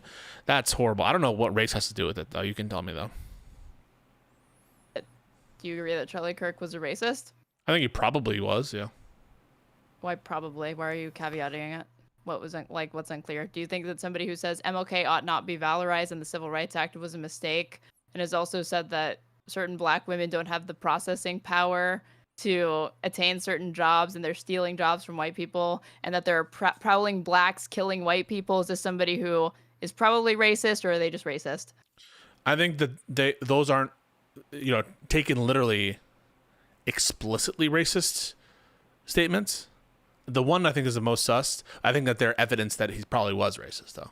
That's what I mean. I don't think that they're. So we know for sure Taylor Lorenz was joyful about the CEO, or like probably because her body language. But I just gave you a bunch of statements from Charlie Kirk being overtly, explicitly racist, and you're like, which is the overt? What's the overt? So it's saying that we shouldn't honor Martin Luther King racist. If you say that he ought not be valorized, it is to me indicative that you might be racist. That's what I'm saying. That's all I'm saying. On its own, but that's not the only thing that I said. I said multiple things. Yeah, these are all things that lead to my belief saying he's probably racist. But I don't have the full catalog, and you're like grilling me on this shit. It's kind of cringe. Well, I'm asking your opinion. Yeah, I'm trying to get what I your said opinion he probably is racist. But... And you had asked me, what does his Black readership have to do with it? And it's like the fact that this man had contempt for anybody who wasn't exactly like him, which is to say, who was not a white Christian man to me. And then, of course, straight and cisgender or whatever. But, like, look at this shit. Charlie Kirk, in his own words, prowling Blacks in the Great Replacement strategy. The far-right commentator didn't pull his punches when discussing his bigoted views on current events. So this was published not long after this. On race, if I see a Black pilot, I'm going to be like, boy, I hope he's qualified. This was January 2024. If you're a WNBA pot-smoking Black lesbian, do you get treated better than a United States Marine? This is December 2022. Happening all the time in urban America, prowling Blacks go around for fun to go target white people. That's a fact. It's happening more and more. May 19, 2023. If I'm dealing with somebody in customer service who's a moronic Black woman, I wonder if she is there because of her excellence or is she there because of affirmative action? January 2024. If we would have said that Joy Reid and Michelle Obama, Sheila Jackson-Lee, and Ketanji Brown Jackson were affirmative action picks, we would have been called racists. Now they're coming out and they're saying it for us. You do not have the brain processing power to otherwise be taken really seriously. You had to go steal a white person slot to go be taken somewhat seriously. July 2023. Do you think that these statements, in their totality, are indicative of somebody who is probably extremely racist? Probably racist. I don't know about extremely racist. Extremely racist people I would take wouldn't hire Black people, wouldn't be friends with Black people. That's what I take like an extremely racist person to be. Probably, that kind of attitude, and probably wouldn't try to appeal to Black people, incorporate Black people as part of their movement. So, I think he's probably racist. I don't know about extremely racist, unless extremely, I need to know what you mean by that, yeah. He holds extremely bigoted views on people that are I think he's probably not racist. That's not good enough for you. I have to say, I know he's definitely racist. I mean, me saying that I think the TikTok teens were tasteless wasn't good enough for you. You wanted me to explicitly be like, I condemn them. Well, there's one step between I condemn the TikTok teens. Saying you don't like their thing there, or you wouldn't do it, is different than saying that it's bad to have done, and you wouldn't take that step. I think there's all I'm talking about here is the probability of racism, not like I'm adjusting it and saying, I'm not certain. Like if he had said, I think white people are, and I wouldn't even necessarily have a problem with you calling him racist as offhand. I'm just saying my level of certainty is that he's probably racist. More likely not racist. That's what I'm saying. Thank you, Happy Well, Camper. all I was saying is that Ezra Klein penning that, and again, what's notably absent is any quote like this from Charlie Kirk, or the fact that we don't really get into what he believed, not just the fact that he certainly did go out there and say words. He really did have relatives. That guy, you can't say he wasn't related to people. You can't say he didn't bring forth a child into this world. I mean, when the nicest thing that people have to say about you is that you had fucking relatives, and that you went out to a college campus and you certainly did TikTok. You really did farm clips for TikTok. I mean, Yeah, Cenk Uygur said he was really you've nice left behind the something out. scenes. That he was a nice guy behind the scenes. People with horrible beliefs and who have been bad for this country can be nice behind the scenes and stuff. But I think the people are like, Said otherwise. yeah, like a lot of these people who are eulogizing him, they didn't know him that well, right? Like, and there were some nice things that people were said, even in that political rally that I thought was disgusting. Fucking Benny Johnson was like, he took me in, he changed my life, he encouraged me, he I was nothing, I was a drug addict, and he helped me out when no one else was, like that kind of stuff. So I don't think that everyone are doing these kind of vapid, like it was just that he was a family man. I think that that's not a good cross section of the kind of different honorings that have been done. Listen, I don't. Go ahead. In the same vein, I don't think that that's indicative of being a good or moral person, or the fact that you contributed anything meaningful to the world, or that your political project wasn't just I just kind of view them as or terrible. Yeah, I kind of view those as separate. Like you could be or maybe I don't know if interpersonally you could be like a nice guy and have like a fascist or racist ideology or some shit like that. And all I'm saying here, and you got maybe a little triggered, maybe a tiny bit triggered, is that I just think he's probably racist, because I also think that there are times when Triggered. That's not like whatever. It's just crazy to me that I was like, no, he's probably racist or whatever. I'm like, what would it take? Does he need to like say the fucking N-word? Like, Jesus. I think if he And that's just race. We're not even getting to his thoughts on queer people, on women, and on Muslims. He fucking the shit that he said about Muslims, he couldn't say about any other demographic, really. I think he's sexist. I think that's an easier call. Why? Because I think he said things that explicitly in their terms speak about the superiority of man over women. But I don't even know if he would construe them in those terms. I think he would just say that women have a different role and men have one role, women have a different role. Maybe they would be sexist under my legs. If that's all it is, then why is worldview. that sexist? I don't know. Is patriarchy inherently sexist? Is believing that men should be leaders over women, is that inherently sexist? By sexist, Probably, yeah. Yeah, it is. So Yes. what's your vision of sexist? Any view that sees the two sexes as different? No, I don't think recognizing differences between the sexes or even genders is necessarily sexist. The prescriptions that follow from it, though. Okay, so the prescription that like women should have a particular role in society, that prescription. Because contained within it, it's saying you ought not do this on the basis of the gender you happen to be assigned at birth. Or making prescriptions like you ought to obey your husband, you ought to be obedient, you ought not get an education or have any sort of self-governance. You ought not vote. You ought to vote the way that your husband says that you should be voting. I'm not These sure. are like kind of sexist to me. I think that I'm probably like any kind of vision of the world that views women as subservient.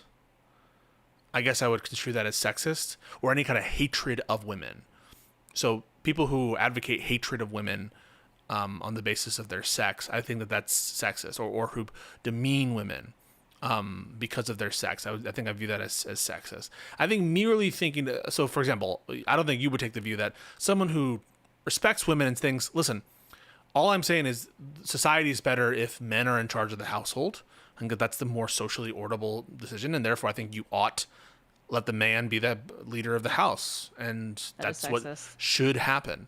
You think that's sexist? Yes, of course. In the same way that it would be racist, that it's like, I don't think black people are biologically inferior. I just think that white people ought to run things around here, as far as the economy, politics, the government, maybe they should, go do other things. Go maybe do some domestic work or something like that, or they can pick cotton, that kind of shit. Yeah. Even if you said something like this, I think women should have full rights. I think that women should be able to do whatever they want. But I think what's better for social cohesion is that men be the leader of the household. You think that view, as stated just then, is sexist? Yes. I like Jews. I don't know. Jews are smart. You know, I don't know that they should be near the Supreme Court or like president or anything like that. But other than that, Jews can do like, you know, maybe they can go work in banks or something like that. Do you think what I just said was anti-Semitic? I praised them. I said that I said that there are other roles that they could be, and I just said that they shouldn't be, you know, run the country. I think I would. I think they rely on tropes and stereotypes. And the ones for saying that women ought to remain in the home don't. Yeah, but that kind of grounds out into like, well, what is a woman? And I think that some of what is a woman in the gender sense grounds out into some views of like an archetypal woman. That is an archetypal adult human female that includes both anatomical closeness to an archetype, but also societal stereotypes and norms and that kind of stuff. So the stereotypes, and you said that it's anti-Semitic because they're invoking tropes, and in this case, I'm just thinking you're making assumptions off of, you know, biological elements. Right. But let's say if you had a purely egalitarian, like for example, there are some women will have the following take that say, women should decide on some element of the house, or women should be principally, men should not handle X part of the relationship. Or, oftentimes you'll see feminists be like, men shouldn't be handling what reservation, or like women are better aesthetically and women should be helping with the interior. Like, is that view inherently viewing women as lesser? I think what's caught up in a lot of these tropes of Jewish people or whatever is a kind of feeling that these are negative views, that entailed in them are negative views of that group, and are based on genetic differences that are like incredibly minor and not like the massive genetic difference between men and women.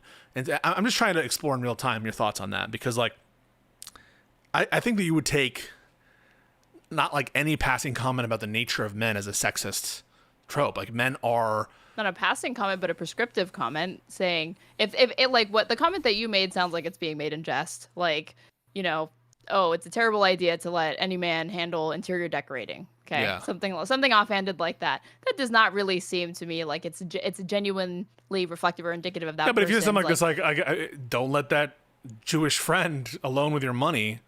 Like, it's kind of it was a joke. That would be funny. Okay. If it were truly a joke, if I felt that it was a dog whistle or a genuine suggestion of some sort of like or indicative of like how they actually felt about Jewish people, then I wouldn't be as comfortable about it. I think for sexism, for me, because again, and I think I need to read more about this, so this is just me postulating in real time. I'll think about it. I think it needs to reach a certain threshold of subservience where women's whole identity is being subsumed, and where they're really the desire or the attitude is to construe women truly as lesser beings, and not as equals with different specialties. And I think that I would make room perhaps for either a prescription that just says, putting the rights aspect aside. And I would want a feminist to talk about this, because I think that if you're advocating for lesser rights for women, I think I would call that sexist. But I think I would not be so quick to include like any vision of social cohesion that gives specialization to women versus men. I don't know that I would call that sexist. I think there needs to be some threshold of subservience, some threshold of like a lower class status. But I'm not sure. I have to think about that. I think that the way a lot of sexism, bigotry, racism, anti-Semitism, misogyny, like these things manifest in society at this point is in completely unexceptional ways. I'm not one to actually disregard the usefulness and utility of things like microaggressions. I think that to the extent that it is alive within society, a lot of it is in that way, to be honest, and especially like interpersonally, that's how most people field or like have to deal with these sorts of things. Like kind of outside of just systemic or institutional examples of it's kind of like the everyday sexism of not necessarily things that where you're raging sexist, but like just the passing assumptions and comments. Is that what you're sort of pointing to? Saying that that's how a lot of it manifests, but it's like really just the tip of the iceberg, because then you can zoom out and see systemic disadvantages that women have.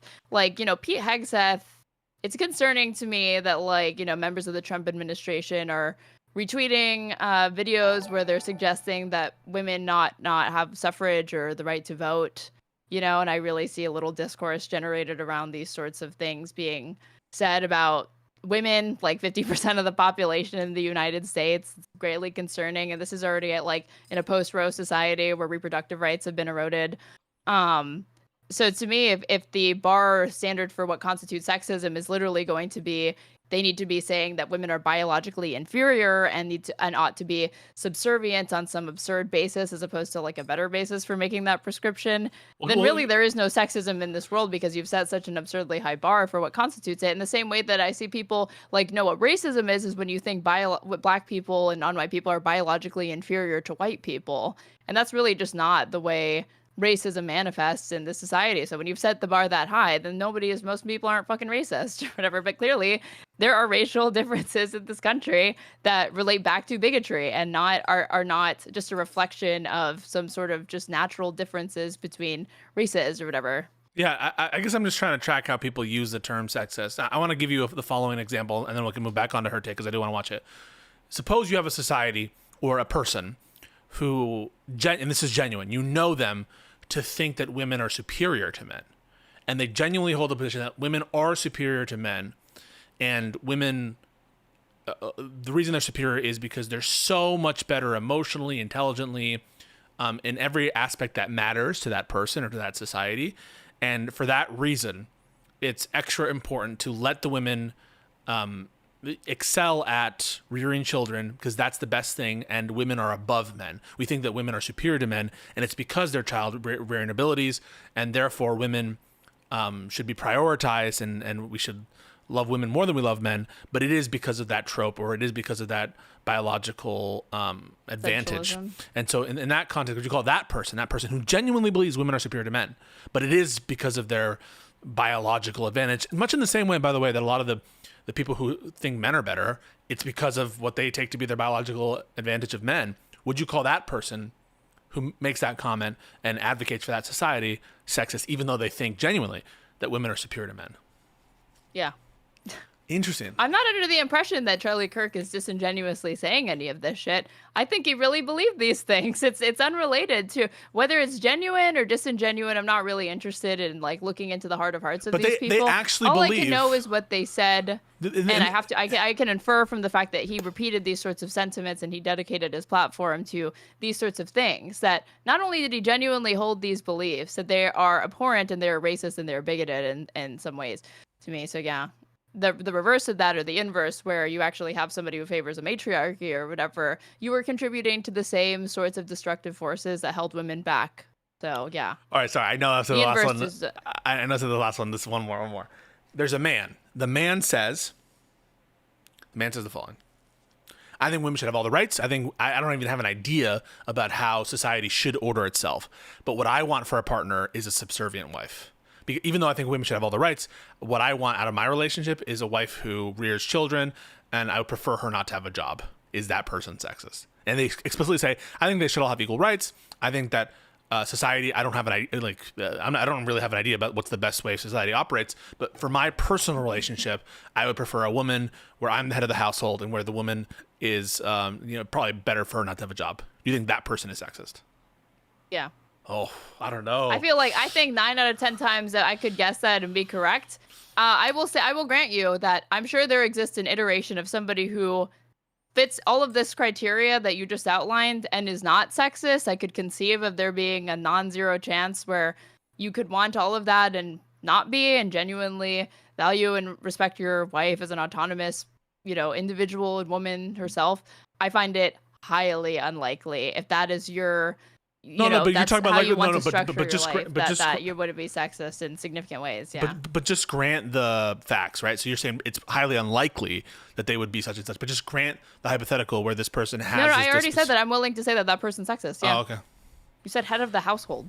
Right. So by head of the house, I mean, like, he has the ultimate say in decisions of the house, where to live, what to name children, where they go to school, and he has ultimate authority to say whatever he wants. And he's like, that's how I want it to be. I want to be in control of all those things, and I want the woman in my relationship to Like, she obviously has a right to do all this stuff, but I would just prefer that her preference be that she is not the head, and as I've Just because described they it. move it to like an interpersonal social domain, that That's doesn't what I'm mean wondering. it's not sexist. To me, it is sexist, of course, yeah. Mm.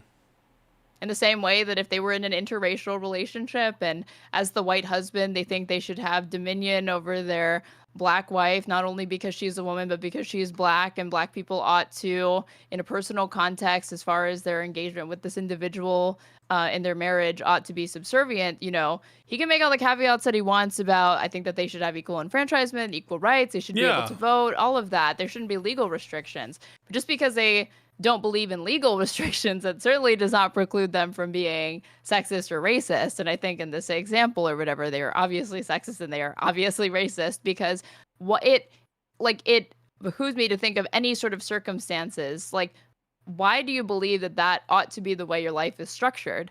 If you ask them why their beliefs are like that, it will come back to really seeing women, even if they say, I don't see them that way, though. You ask them to explain their beliefs, it will be based off of preconceived notions and assumptions and stereotypes you're of fighting women the or black people. you're fighting the hypothetical. Grant that the person, it isn't that. I already said they're sexist. I'm not Okay. like cowering away from that. I'm All telling you my reason for being so confident in that assessment. And you're saying that it's me not engaging, and I'm telling you what went into my answer. I already engaged. I already said, yeah, they're fucking sexist. They said the head of the household. Oh, because they say the And word women head can of the... voluntarily do this shit. You can, if you want to be with a man who is going to treat you like that, go for it. Have fun. So But if a woman says, I I'm want not to be in certainly- charge I'm of all the certainly not doing decisions, when I'm with a man, I want to be in charge, I want to be the head, I want to make all the decisions about where to live and all that stuff, and I want to be the head of the household, and I want him to basically be a stay-at-home dad, that's sexist too, right? Yeah. Okay. I mean, I don't know. I have to think about it a little more. I have to I think there should be ponder it. far more parity in people's relationships. Yeah. But then Because it's just when people basically say head saying of the household, what does anyone- that entail to you? Does that sound like somebody who's I just interested said, wait, in, no, like, I just said, no, they don't describe it that way. I'm describing it that way. He's basically saying, yeah, I want to have, a relationship where I make all the choices when it comes to where we live, how many kids we have, basically what we do. I want to be in charge and have the final decision over these kinds of things. That's just the way I want to have my relationship.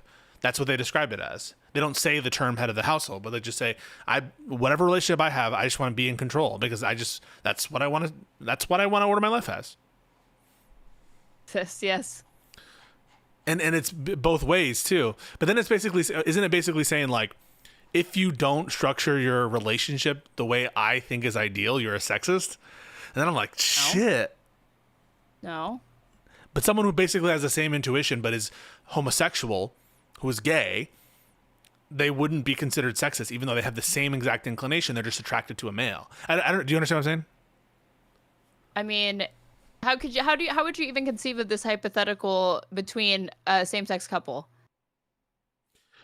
Try to explain it. Yeah. So you have two gay men, and one says, "I want to be the head of the household. I want to be in charge of all the decisions. I want the exact same thing, and I want him to have to listen to everything I say in the sense of those big decisions, or at least give me the final say."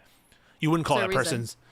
It's because that's my preference. I can't explain why I have the preference and why I enjoy broccoli. I can't explain, like, that's just what I want to see because that's just my personality. It's not because I think men are lesser or women are lesser, but like just a grant in that his reasoning is totally unrelated to a view on the sexes and their roles. Like, you wouldn't call that person who wants that kind of relationship sexist if they're gay. I think right? at that point it would be, because I've always understood homophobia to be like a cousin of misogyny, because at its root, something funny. No, he's homophobic?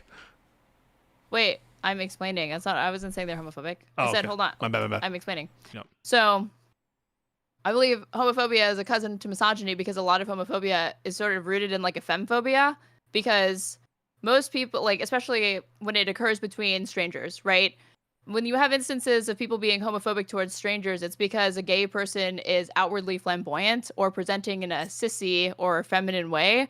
And this is before you have actually verified that that person actually is gay or homosexual in some way. So you're just making assumptions off of the way that they're outwardly presenting, which again is feminine. So if you have this example of a same-sex couple where a man is saying that, like, I kind of like to be, or like they're the masculine one, No, and but that their partner is that's not there. effeminate. Assume that that's not there. Assume that away. Assume that they're in fact they look They both look very similar, and they both have the and there's no difference in terms of bottom or top or any of that. Oh, then no. At that point, no. Yeah. But then it truly just seems like a preference that that's what I mean. Is as random as like I like broccoli and I don't like Brussels sprouts and I can't tell you why. It's literally just kind of chance. Right. So if it's not based on inherent stereotypes of the sexes, you wouldn't, or of the qualities attributed Still to say it's probably an unequal relationship, but I don't know that I'd characterize it as like sexist. I don't see the basis to do that. Okay. All right. I'll think about it some more. Let's go back to HerTake. This was interesting though, to me. Very interesting. Very interesting. They're gay twins. Sorry. No, they're not actually. Gay twins? No. So incestuous as well. I can't see if you're sharing something. Sorry. I'm about to share it. Got it. Pisco needs to shut the fuck up and go learn about feminism. All right, I'm just asking questions. I concur. Silly Serious has her work cut out for her. Holy shit. Oh, sorry. What did you guys think of Tulsi's speech? And I've quietly supported her. When I watched last night, I'll be honest, no one really spoke to me. I thought it was beautiful. Erica Kirk was incredible. Let's table that. I don't know how this woman stood on that stage and gave that speech. She has a strength I couldn't ever dream of having. And she was by far the most unbelievable, inspiring individual there, unquestionably. With that said, everybody else that spoke, there was some other, I'm going to be honest, there was some othering of us against them. I didn't love that. I agree. Okay. And while I totally understand that Charlie was Christian and this was about him and his religion, there were moments, I'll be honest, where, Vance is like, Christ is king. And I thought, like, what does that mean if I'm not Christian, though? Where do I fall into this coalition? And I felt a little bit like maybe I don't belong here. Maybe I'm an interloper. I didn't get the big tent vibe. I'm not going to lie. I felt a little bit like I think maybe I've infringed where I don't belong. Because it was a funeral, though, not an RNC. It was not a funeral. It was not a funeral. It was a memorial. God. Because they felt like it was. A lot of people felt that way, and as a result, people like you. I felt a little, until Tulsi. It's a funeral. The funeral should be commensurate with the person's values, right? But because they're just redefining terms. Like a funeral is one of these rally things where we're not like, putting and committing the body. Like a funeral is, anytime we're gathered together, like it was a memorial, but more than that, I think it was a political rally. PBD was trying to reframe this. They also said it was like a revival or something like that. Like reframing it as this like more spiritual event than what it was. Every single person in the Conservative Party was there, and it was also, it had the appearance in everything other than if Charlie were a private citizen, obviously because of I'll think the about fact that, that he was a man of faith, like obviously his memorial would have that, Christian message. Of course it should. But what made Absolutely. this difficult is that he wasn't a private citizen. He was a public figure who obviously had close ties to the Trump administration. He helped get Trump elected. Yes. And you have all these government officials from the federal government, giving speeches. So I totally understand where you're coming from. I'm not a religious person either. What I tried to kind of keep in mind as I was watching these speeches, especially when they became very religious, and one of my favorite speeches was actually Tucker Carlson's. We'll get to a clip of that in just a second. What is her deal with this guy? I just tried to take my own... With Tucker? She's like obsessed with Tucker. She wants to build a bridge with Tucker. Tucker interviewed her, and now she's like enamored and charmed by Tucker. I find this happens, and I even think it happens a little bit with Cenk Uygur, that he gets like charmed by these people. That he gets charmed by Charlie Kirk. He gets charmed by the people he meets, and then now they're singing their praises. I think that's a very charitable reading of it. I think a lot of it is also related back to like careerism. I guess there could be a dynamic, like an aspect of like almost parasociality or something like that. Or just being overwhelmed by what they feel is the personal charisma of these people, and there's like cognitive dissonance between what they know the stated political beliefs of this person are versus like how personally friendly they are, and like reconciling that. It could be that. I think with Cenk and Anna, in some ways I think it's opportunistic. In other ways I also think that it's just like what? No, I'm just waiting for your hot take. No, because I think it's opportunistic in some ways, but I think that there is kind of this like, it's a failed on Cenk's part. I think it's a failed strategy like he's doing this kind of like, we need to like come together, reach across the aisle. When we agree, we kind of- unite. Yeah, kind of deal. Yeah, that kind of shit. And with Anna, I think it's that she's had just like a few things that were kind of core to her political beliefs and identities challenged, and she's kind of rethinking everything. But it's like, you've heard the saying that like, don't be so open-minded that your brain falls out. I think it's a little bit Oh of that. no, Where we're she's never just, gonna get an interview with our queen. No, we got $300. Yeah, we are. Okay, we can scrounge 300. Views of religion out of it and try to take in the message. And if the message was a positive one, I like the speech. And I really do think that Tucker Carlson had a positive message because it was about like accountability. Didn't Tucker Carlson pause and real quick, taking- say like, make some reference to the Kill him. Jews? Or whatever. Drew Drew Pavlov. Yeah, Wait, he was dog whistling, yeah. Was he really? I want to He was. pull the Drew Yeah, he Pavlov was. tweet from Drew. Fuck, what's Drew Pavlov's at? Drew Pavlou. LOU. Let me just make sure this is correct. We're gonna get the Tucker because he had. Oh, yep. What did he say? He was like, hummus, right? Hummus. Something about hummus. Saw that. Yeah. Something about hummus. Oh, got it. All right. Show the people. Got to show the people. Show the people what they want.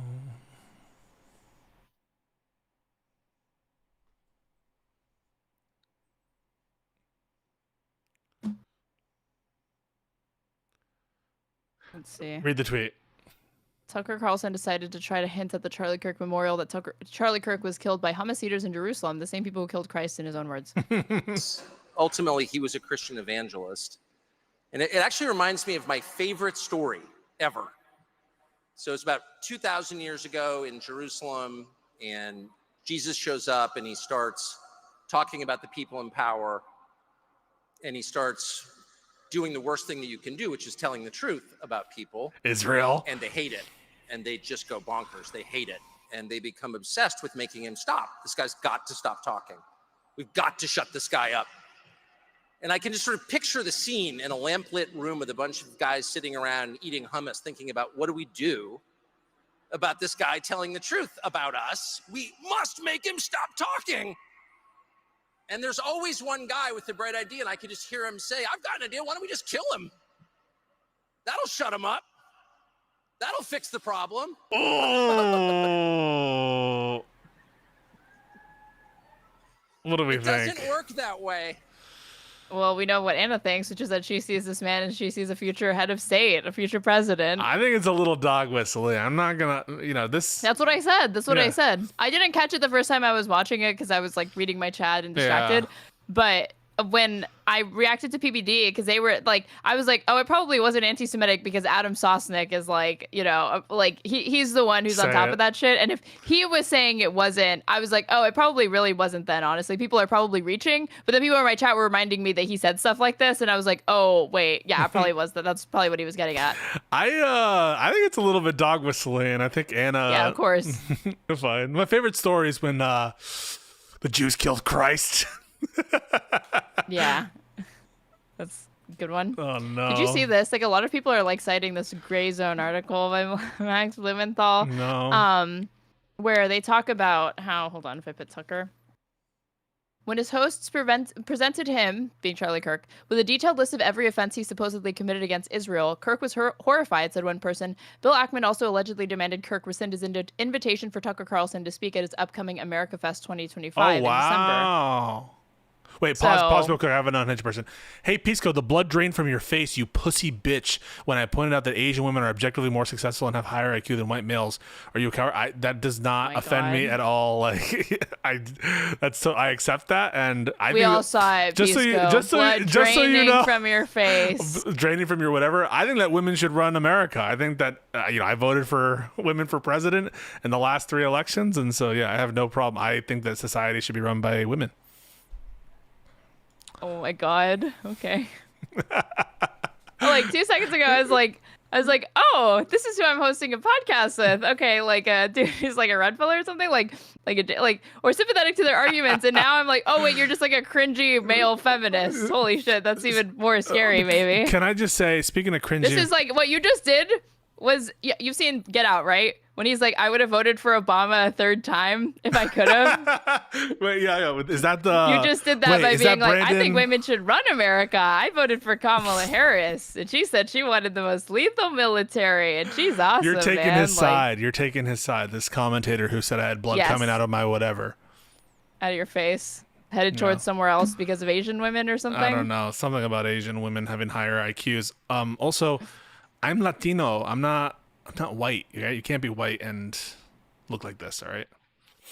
What does that mean? I thought you were gonna say it precludes you from being like No, I didn't say that. sexist or racist or something. No. I don't identify as white. Yeah, I don't know if you've read this Gray Zone article or whatever, Yeah, but what the is he whole saying? thing was a disaster, said an attendee. The Gray Zone reported on September 12th, citing a longtime associate of Kirk, that Bibi had offered to organize a massive infusion of pro-Israel money into TPUSA, and that Kirk refused. Another longtime friend of Kirk had told the Gray Zone that the conservative activist also rejected an offer Netanyahu delivered 2 weeks before his death to meet with him in Jerusalem. Kirk, according to one person with inside knowledge of the meeting with Ackman, said he left feeling as though he'd been subjected to blackmail. And then they go on to talk about the public kind of fallout and these people that were in attendance. To, Yeah, but isn't Max this meeting. Blumenthal the son of Sidney Blumenthal? And aren't they? Are you saying that he's anti-Semitic? I'm pretty sure he's Jewish. I don't know if Max Blumenthal is anti-Semitic or not. What I do know is that I don't find the Gray Zone or the reporting me that comes neither. out of this outlet to be reliable. Okay, one second. I just gotta go to the men's room. I'll be right back. Okay. Well, you guys, this is a fantastic time for me to say that if you're watching on Twitch, you should go ahead and follow me. If you aren't already, subscribe to me, give subs throughout the chat if you want to share the experience of an ad-free one, as well as cute emotes. And if you're watching on YouTube, please like the stream and subscribe to me. Hit the bell. You can watch all my past VODs. They're time-stamped. White Latino erasure. Take it up with Pisco. He does not identify in that way, I suppose.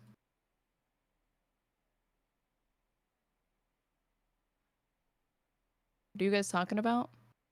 Fuentes versus Tucker, who would be worse? Fuentes versus Hassan, who would be worse? I hope that's clear which one it would be, you guys.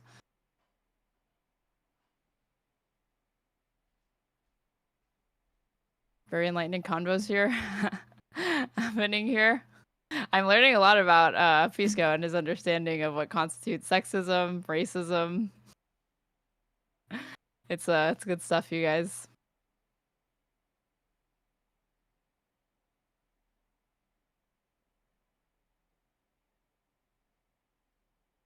I do want to show him this clip of Amy Klobuchar being like, "Can't we all just come together?" Basically, a completely fucking pointless statement that she shouldn't even be saying.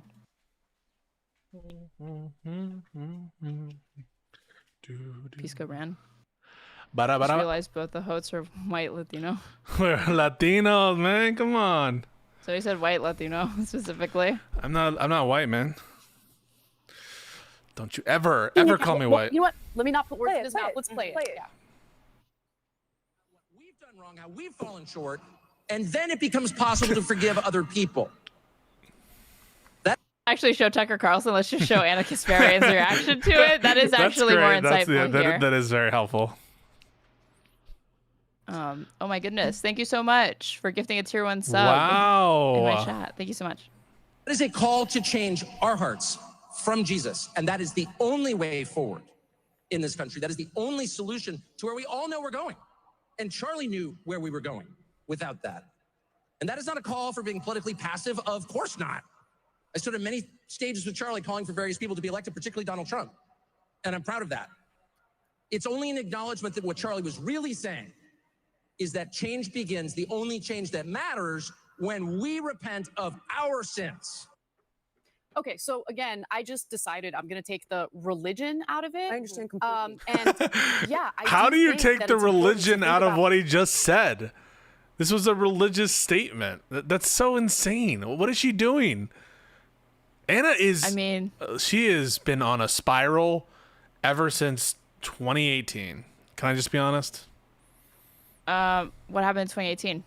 I don't know. I just felt the right time when the spiral started. I'm not sure I can prove it, but that's what it feels like. Why 2018? Did something happen or I what? don't know. Did something happen? It just feels that way. I'm asking you. You're the one who fucking said it that. felt right. I already explained it. It felt right. It felt like that was the amount of time it's been going So on. that's literally just vibes. You don't have anything. I admitted that to you.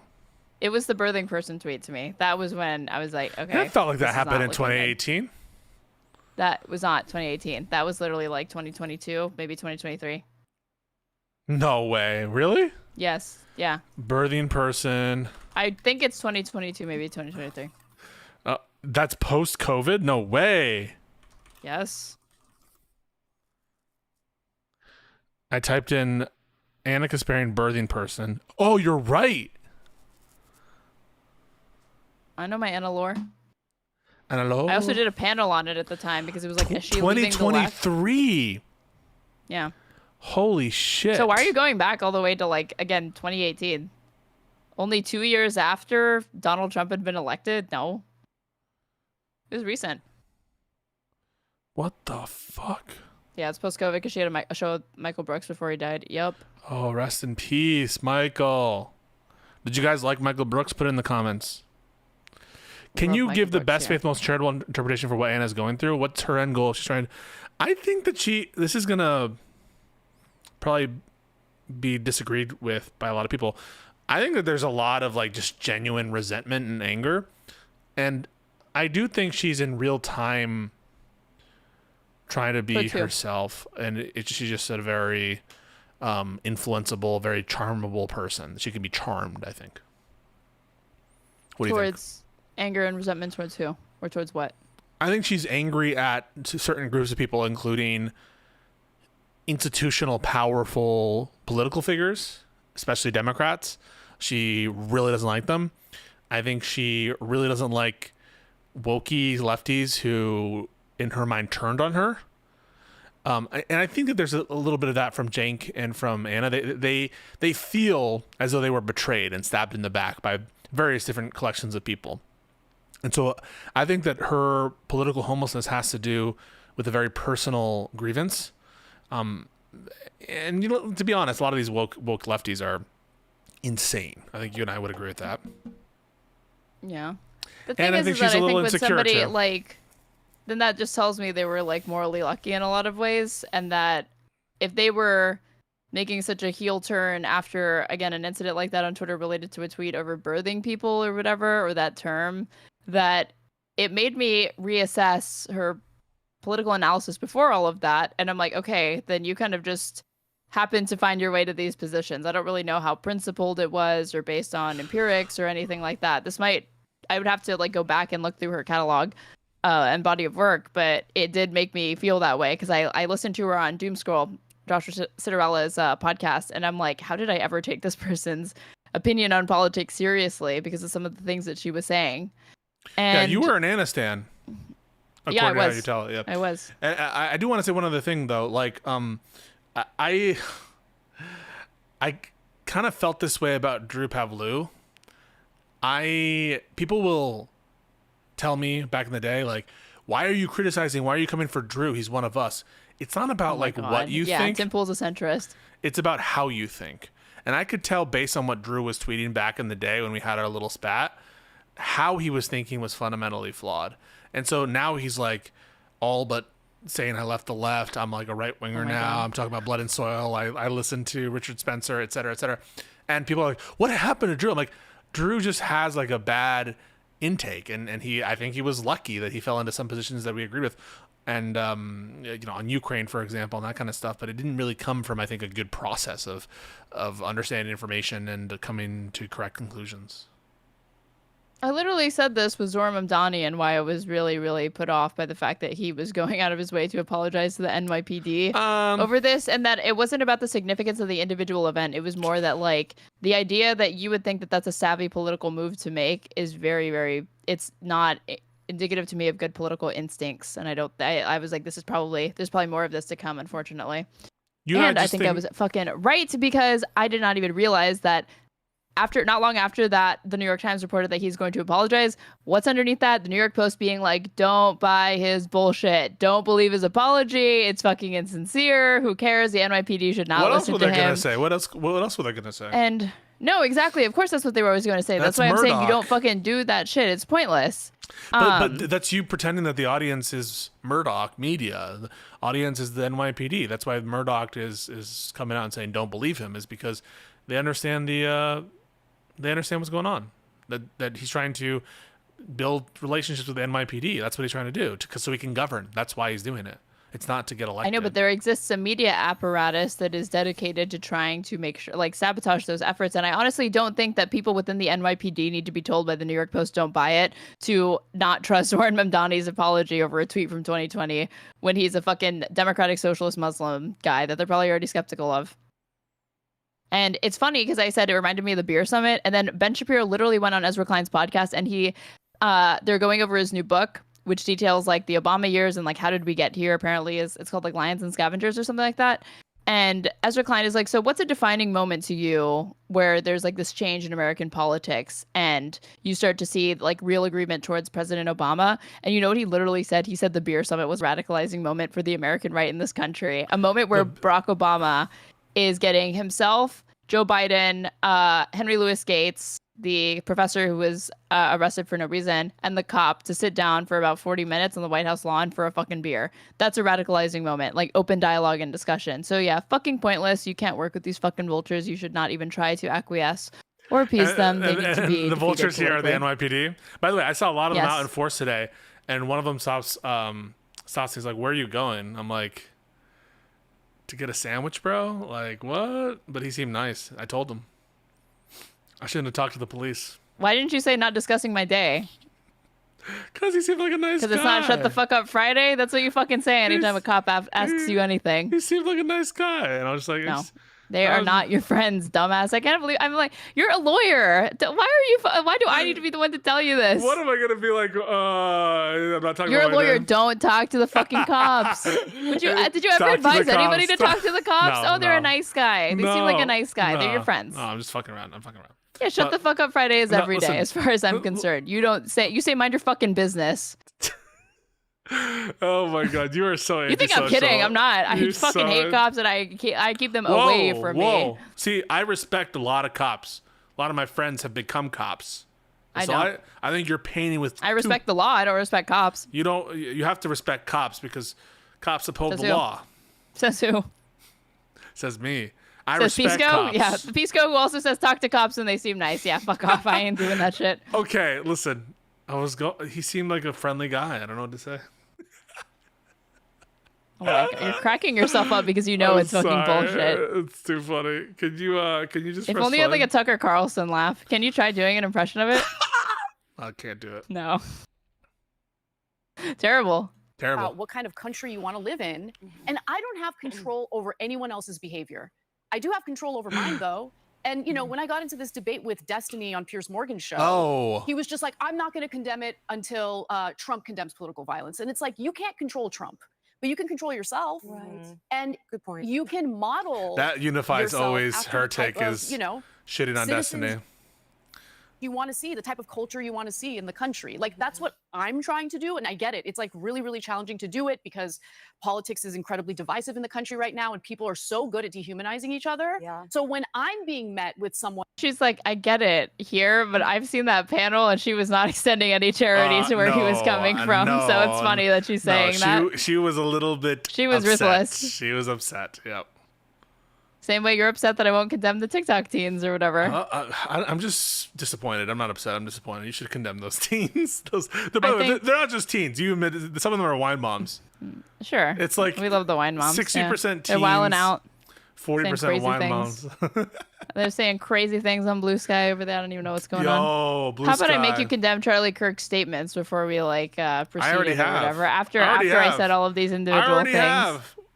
You soyed out because I said he's probably racist as opposed to definitely 100%. Yeah, totally racist and everything. Following you being a lot more confident in making the assessment of Taylor Lorenz's state of mind based off of a comment that she retracted on a Piers Morgan panel not that you saying admitted it he with a was being degree of uncharitable. No, I and think then when I her get to Charlie demeanor- Kirk, suddenly What we're the putting up fudge? guards, you know.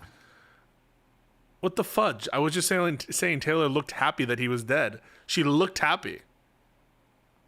Okay, and Charlie Kirk sounded racist to me. I agree with that. And you had to go, probably racist. You're probably racist. He's probably racist. Can't say for sure, just probably. You really just want to keep fighting about this. Yeah, of course, because it's a crazy thing to say. One dehumanizing me, obviously you get tempted to like engage in the same type of rhetoric and discourse, and I used to take the bait every Yes, I time. know. I do want to mention, though, as Pause. a Christian She and definitely as took the someone who's- bait in that conversation. I don't think that there has been bait that Anna has not taken. I think most notably is when they had Kirsten Sinema on the show, and she was all but fucking calling her slurs. Now, we think that Kirsten Sinema should be treated very poorly on these talk shows and should be, talked down to quite a bit. But it is self-control is not one of Anna's known qualities. Fair to say? Yeah, same goes Yeah. for you. just kind of had to hide my. Well, because I faith, told that which is cop I was acceptable. getting a sandwich. I couldn't help it. Because he was nice, when yeah. When a man in Right, uniform. that's a good example, yeah. Wouldn't you agree? Yeah, that's a great example. As a Democrat, they just malign you if you're religious. They think you're stupid. Like, why would you ever? They called it your sky daddy. It was incredibly offensive. But I've been a Christian all my life, and actually, Oh my God. Saying Sky Daddy is offensive now. These fucking Yeah. snowflakes, dude. I can't get over. I mean, this is the fucking. These are people in the same company as like War on Christmas types, right? True. They're like, if you don't say Christmas to me, if you don't say Happy Christmas to me, oh no, sorry, Merry Christmas. I like saying Happy Christmas. Or if you say Xmas, you're getting rid of Christ or whatever. Isn't Xmas? Fuck, what is that a reference to? I thought it was just a short way to say Christmas, but I think there it's a might be more reference to it. something. Hang on, just let me Google this real quick. I'm just googling that real quick. Xmas derived from the Greek letter X, meaning Chi or Chai. Xmas, X Christos. equals crossed, Christ on the cross. No, The X no. is the Greek letter X. Yeah, the X comes from the Greek letter Chi or Chi. And did you know that Christ wasn't actually his name? It's Messiah. Yeah. Did you know his last name was not Christ? Whoa. I thought blowing my mind. Did you skip CCD or something? Charles Xavier's birthday. Next, you're gonna tell me, did you know Jesus wasn't white? No way, dude. Fuck, what was that? It's from Boondocks. Jesus was black, Ronald Reagan was the devil, and the government's lying about 9/11. No, I mean, he clearly was a Semitic person, right? Right. He was Jewish. Correct. Didn't speak English. So, what are you trying to say here?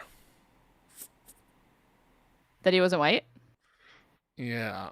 What's the most famous depiction of Jesus? Is it the Last Supper? Is it these Renaissance artists? Probably Willem Dafoe, right? What? Isn't he in a movie like Damn you, Winslow! Hold on. I can't think of the fucking thing. The Last Temptation of Christ. Oh. Willem Dafoe played Jesus in it. You never seen it? No. Ay. I heard Chris So Tomlin uncultured. yesterday at the concert. I grew up listening to Chris Tomlin. Hearing him perform You made me Holy doubt it for a Forever, second, though. I wanted to cry. It was so special for me. Because was a we've beautiful had to moment. hide our religion and our faith for so long, I feel like, in recent years. And you should. What? That is Some absolutely. people In don't. It's America? Like, for what, this is somebody's In America? Or maybe maybe there's a specific story that I missed of her. But you had to hide your religion in America? Like religious declarations in America are so common as to be cliche, passe. Like, it's insane how often and encouraged religious devotive statements are in this country. funeral. I mean, like, "In God We Trust" is like literally on our fucking currency and in multiple pledges across the United States. So, his memorial service. Let's not lose sight of that. And he said when they asked him, what do you want to be remembered His for the most? He faith. could have said so many things. He's done so many positive Like, things. I think they equate the fact that like society is increasingly becoming secular and irreligious with like religious censorship of some sorts when you're just kind of naturally seeing people move away from it. Them in the Supreme Court, am I right? But what he said was, I want to be known for being brave in my faith and professing the word of God. So that, in my opinion, I do completely understand where you're coming from, because in everything other Deport than this name, it woman. had a lot of the appearance of a convention. So I get Deport this woman. Now say it about Lindy. No, when she has longer connections, it's not based on race. Longer connections? Yeah, longer What? connections. Does that not make sense? Care to elaborate? You know what long means? No. By long, what do you mean?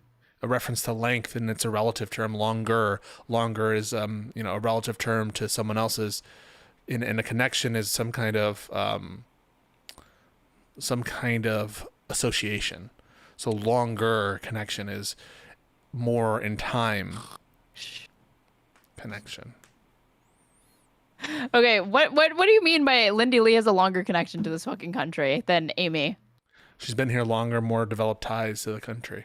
Was that literally just it? Just the fact that she happens to have been here a little bit longer? She's part of course. Maybe you're making the assumption. She's part of Course Media. Right?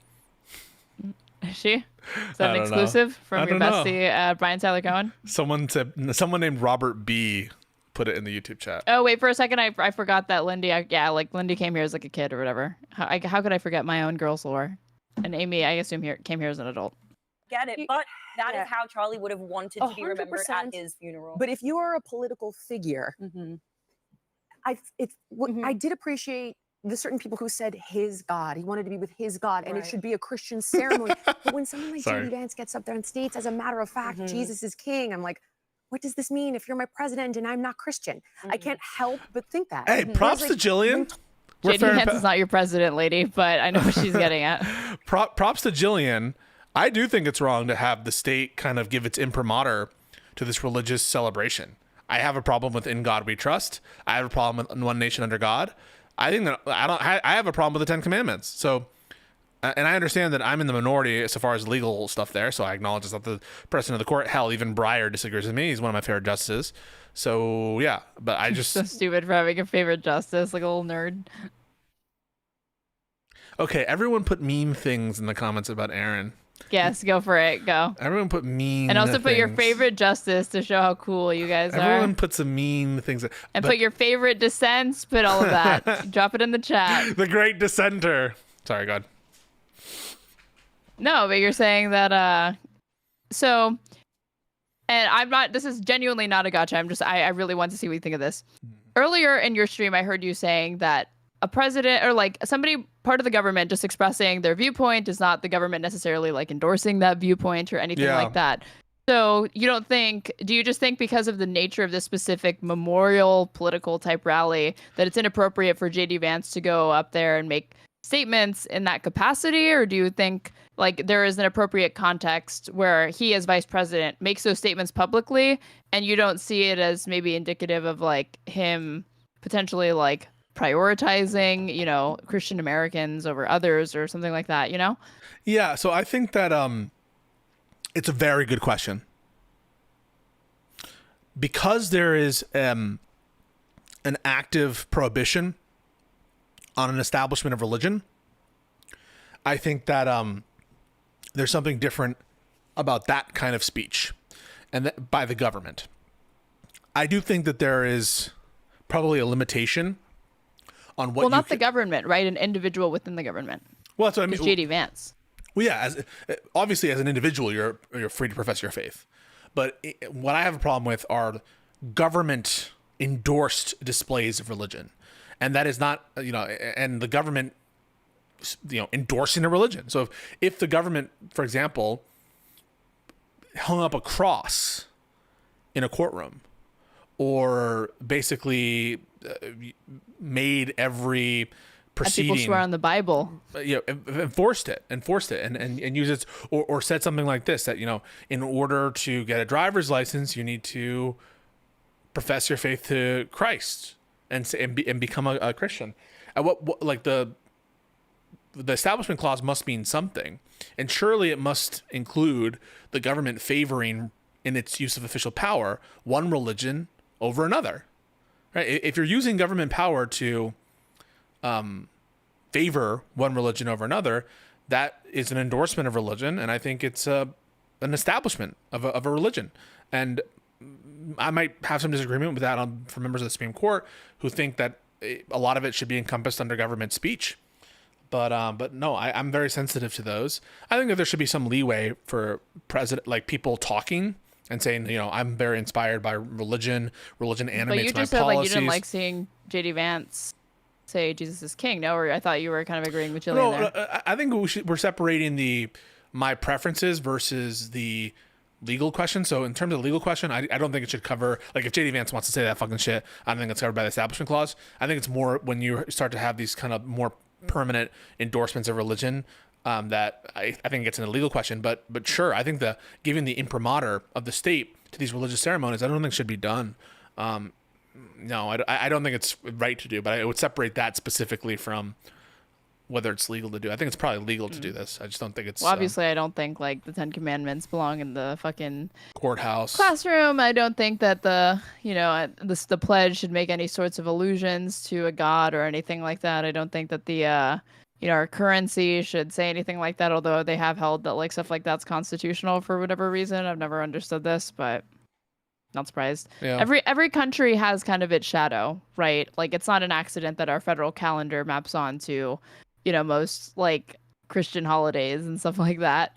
And then it's about the extent to which that's actually an endorsement or impeding other people's abilities to practice their religion, or that's actually seen as Yeah, no, so someone's disadvantaging other people. This big idiot in my chat, William Avor, says, you were just saying that the government is free to make suggestions about free speech. They're free to make recommendations about policy, this or that, and say what their thoughts are. I would separate, but they cannot establish a religion, right? They can't establish a religion because the Constitution forbids it. So I guess I'm just confused, what your issue with JD Vance saying Christ is king at the Charlie Kirk Memorial is. No, that's just about taste, and I don't think that government officials, when in a kind of quasi-state function, I don't think it's unifying. I don't think it's good to do that.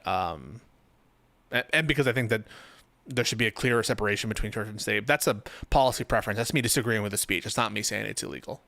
Just to be clear. Mm-hmm. And or are you saying it ought to be illegal? Yeah, no, I'm not saying it ought to be illegal.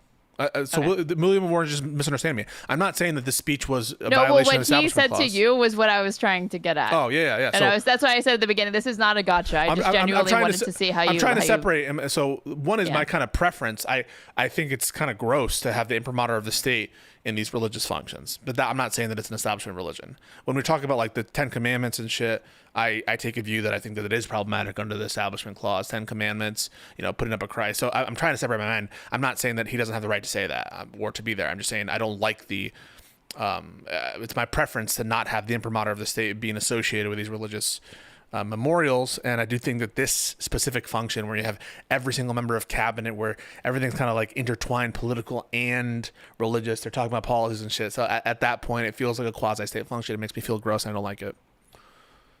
Somebody might chat, but we're not talking about putting up crosses in schoolrooms. Thank you. We're talking about what he did. And I am thinking that, chatter, because for once you were not being responsive to what I said. Obviously, I didn't think that you thought that crosses should be in the classroom or anything like that. I wanted you to address what you did with this commentary. I just don't understand. I might not have worded it clearly I was being comprehensive in that I think that we should have more in general, right? The general idea is I think separation of church has taken a back seat, both in terms of culturally and also in terms of the actual precedent of the Supreme Court. And I was just charting out different areas of what I think are problematic aspects. And I'm not saying that what the speech at this memorial rally, whatever, is illegal. I don't like it. I'm not dodging you, Ian. Imprimatur. It's its authority, its credibility, lending its imprimatur. It's stamp of approval. This person wrote it imprimatur, rhymes with empanada. Imprimatur is a person's acceptance or guarantee that something is of good standard. So, for example, a newspaper's imprimatur, to imprint, to impress, a declaration authorizing publication. She spoke of God. Just God. Your God could be whoever. Could be Jewish, could be Hindu, could be Buddhist, could be Muslim, could be Christian, could be Catholic, Protestant, more, whatever. God. And I felt a bit more like, that's a broader tent, okay? And she celebrated him in the spirit of debate and the First Amendment. She didn't other anyone. I felt that she reached out and tried to bridge these ideologies. And I'm sorry, I think she I get what you're is one of the saying. only people that does this. And she has said to me before, when I have expressed my deepest concern about where we are with the othering and the divisiveness, and she said, Jillian, your concerns about this are very real, and divided we fall is very real. And we need to do everything we can to work against that. I didn't see a ton of people working against that who were. Oh shit, Jimmy had political Kimmel's taking motivations. shots. That's the thing. Charlie and his friends and his Oh, family. this is breaking news. Jimmy Kimmel is taking shots. Go to Aaron Rupar's Twitter. He's putting up a bunch of them. Am I gonna get copyright ID'd for showing fucking Kimmel clips? I don't think you will. Okay. Didn't we show them before? I showed the other ones, and it wasn't. Oh wait. I have the full monologue right here. Full monologue. A full Jimmy Kimmel monologue. You're telling me that's not gonna be copyright ID'd? Here it is. If you want it, you can also go to Aaron Rupar's Twitter. Is the whole monologue done? If the whole monologue's done, I guess we can watch it. Yeah. Okay. But send it. Yeah. Let's see. Saint Jimmy. Praise Jimmy. Gotta risk it for Jimmy. Jimmy risked it for us. Oh, yes. I 1.25, sincerely yeah. doubt that 17 minutes of a fucking Jimmy Kimmel monologue and getting fucking copyright struck, but we'll see. I can't hear shit. There we go. I can't hear shit on my end. Oh, okay. Really? Let it play. Let it play for a little bit.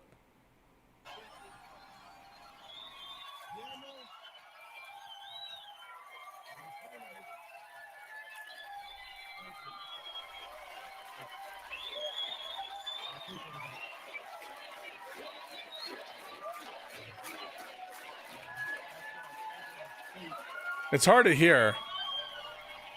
Well, it's just the audience. Give it a second. Ah! What? Why'd you just do that? I put the volume up and you shouted at me, but it's not your fault. Trying to fix the audio.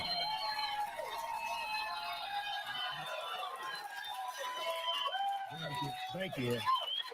Anyway, as I was saying before I was interrupted, if you're just joining us, we are preempting your regularly scheduled encore episode of Celebrity Family Feud to bring you this special report. I'm happy to be here tonight with you. Woo! Let's go, Jimmy.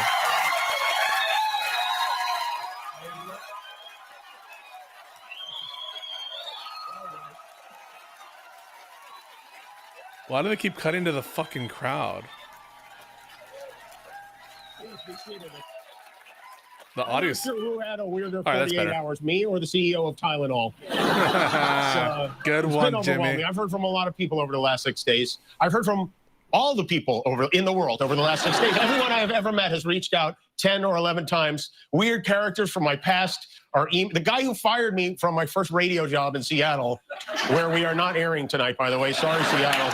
His name is Larry. In 1989, Larry tried to force me to do a bit called Jokes for Donuts, where people would call in with a joke and I would give them donuts. I refused to do it, and then I made a lot of fun of Larry for suggesting it. And eventually, Larry fired me, and I had to move back in with my parents. But even he wrote in to cheer me up. Thank you, Larry, and I want to thank everyone who checked in. Let's go, Jimmy. The prince that was I do promised. especially want to mention are my fellow late night talk show hosts, my friend Stephen Colbert, who Saint found himself in this Stephen. predicament. My friends Jon Stewart, Seth Meyers, Jimmy Fallon, Yeah. John Oliver, Conan O'Brien, James Jimmy Corden, Arsenio, Kimmel. Kathy, Wanda, Chelsea, even Jay reached out. I heard from late night hosts Oh. in other countries, from Ireland and from Germany. The guy in Germany offered me a job. Can you imagine? This country has become so authoritarian. The Germans are like, come here. Let's go. My boyhood idols, Howard Stern and David Letterman, were very Stern. I feel honored Liberal to be part of Avengers. a group of people that knows what goes into doing a show like this. And I also want to thank all of you. This was us. We did this. Yeah, he's thanking you personally. You're his strongest soldier. Me for my selfie. Obviously, these things contributed to him. Stavros, we're thanking Stavros Halkias for his contribution to the cause. Oh, that picture? That was a great picture. Yeah. What if he goes like, and I want to especially thank Wick TV. What would you think? What would you say? He would. I mean, I think it would be deserved, right? I think it would be. Yeah. Wick is his strongest soldier, so got to give credit where credit's due. Somebody said he embraced socialism on this. I would sooner expect him to embrace socialism than shout out Wick TV. Not gonna lie. So. Supported our show, cared enough to do something about it, to make your voices heard so that mine could be heard. I will never forget it. And maybe most of all, I want to thank the people who don't support my show and what I believe, but support my right to share those beliefs anyway. People who I never would have imagined, like Ben Shapiro, Clay Travis, Candace Owens, Mitch McConnell, Rand Paul, even my old pal Ted Cruz, who, believe it or not, said something very beautiful on my behalf. I hate what Jimmy Kimmel said. I am thrilled that he was fired. Oh, wait, no, not that. The other part. But let me tell you, if the government gets in the business of saying, well, you we can't don't like say what you, the media, have said, we're going to ban you from the airwaves if you don't say what we like. That will end up bad for conservatives. I don't think I've ever said this before, but Ted Cruz is right. He's absolutely right. That's all of us, including him. I mean, think about it.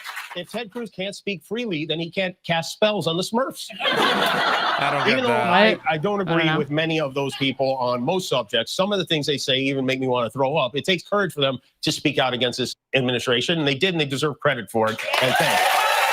For telling their followers that our government cannot be allowed to control what we do and do not say on television, and that we have to stand up to it. I've been hearing a lot about what I need to say and do tonight, and the truth is, I don't think what I have to say is going to make much of a difference. If you like, Really quick, did you think that what he said that got him kicked off the air was factually incorrect No, I thought it was factually or true. irresponsible?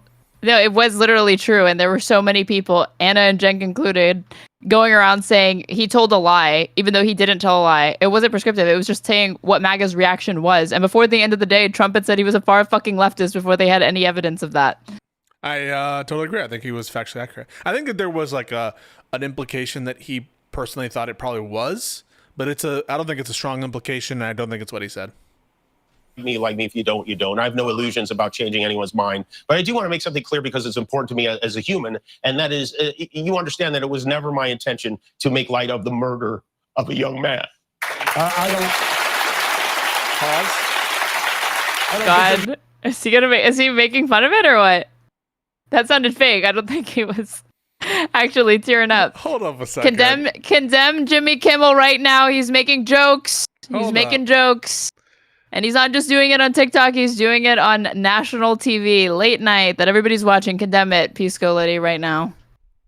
A young man. I mean, this is fake as fuck, right? Can we just... Yes, it is. Condemn it. Condemn it. Condemn right now. Do you condemn Jimmy Kimmel? Do you condemn him making jokes about a tragedy? I don't think it's a joke, right? It's just him... It's a joke. No, it's not a joke. He's making jokes. He's just like... He's a comedian. He's making jokes. No, I think he's just like trying to play it off as serious. I don't know. I think it's kind of fake. As a joke, yeah. Trying to play it off as serious as a joke. Also, young man. I mean, he was young. He was young. Yes or no?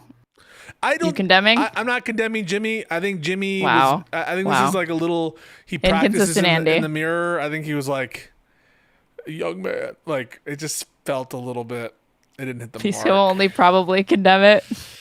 I don't think it was right. The only thing funny about it, I posted a message on Instagram on the day he was killed, sending love to his family and asking for compassion, and I meant it, and I still do.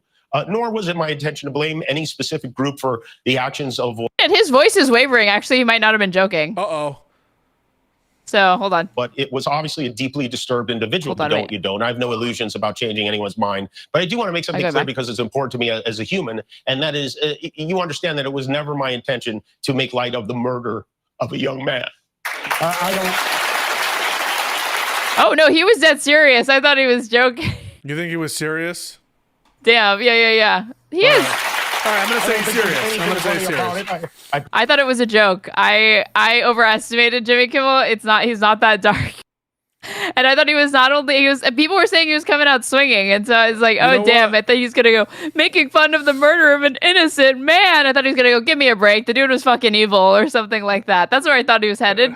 And then he continued to his voice was over. I was like, oh shit, he means that. All Okay. right, this is one from my chatter.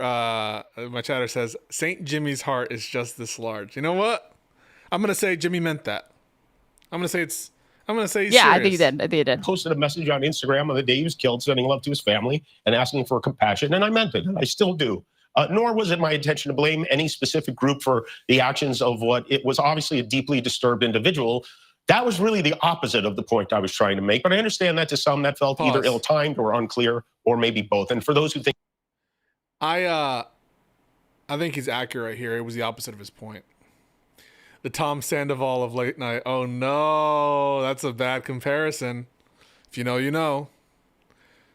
I did point a finger. I get why you're upset. If the situation was reversed, there's a good chance I'd have felt the same way. I have many friends and family members on the other side who I love and remain close to, even though we don't agree on politics at all. I don't think the murderer who shot Charlie Kirk represents anyone. Maybe upset people would think that he would such of him to shit on a dead guy. I mean, maybe. This was a sick person who believed violence was a solution, and it isn't. It ever. And also selfishly, I am a person who gets a lot of threats. I get many ugly and scary threats against my life, my wife, my kids, my coworkers because of what I choose to say. And I know those threats don't come from the kind of people on the right who I know and love. So that's what I wanted to say on that subject. But I don't want to make this about me because, and I know this is what people say when they make things about them, but I really don't. This show is not important. What is important is that we get to live in a country that allows us to have a show like this. Yeah. I mean, I've had the opportunity to meet and spend time with comedians and talk show hosts from countries like Russia, countries in the Middle East, who tell me they would get thrown in prison for making fun of those in power, and worse than being thrown in prison. They know how lucky we are here. Our freedom to speak is what they admire most about this country. Yeah. And that's something I'm embarrassed to say I took for granted until they pulled my friend Steven off the air and tried to coerce the affiliates who run our show in the cities that you live in to take my show off the air. That's not legal. That's not American. That is un-American. And it's so yeah. I want you to think about that. Should the government be allowed to regulate which podcasts the cell phone companies and Wi-Fi providers are allowed to let you download to make sure they serve the public interest? Do you think that sounds crazy? No! 10 years ago, this sounded crazy. Brendan Carr, the chairman of the FCC, telling an American company, we can do this the easy way or the hard way, and that these companies can find ways to change conduct and take action on Kimmel, or there's going to be additional work for the FCC ahead. In addition to being a direct violation of the First Amendment. I'm fucking disappointed by this. I cannot believe people are like, oh, he's coming out swinging. He's going out in the paint on this one. I think he's being too conciliatory in light of things. Well, I don't think that this is even effective. It's not a particularly What is he supposed to intelligent do? threat He's to supposed make to be in like, public. take Ted out Cruz, his fucking... Quadruple the fuck down. Come and take it, shit. Fucking, again, he should be making MAGA this... was trying to do this? He should reiterate what he fucking said, and he should say that, like, he's not going to be intimidated or bullying. He doesn't owe anybody any fucking apologies. He's a comedian, and I agree. Based. What Aaron is saying? I just don't, this is not the posture for this moment. I think it's a fine posture. I think a better posture would be like, I'm not going to be scared by you and the Trump administration. You're not going to expedite it out. Yeah, I think it should be more aggressive, but I'm fine with this. He's a late night guy, whatever. I also don't think it's mutually exclusive to be like, I think it goes without saying that obviously I fucking condemn the killing and murder of Charlie Kirk. That wasn't what I was getting at, and that's never been the message I was trying to promote. That's also like not my type of humor.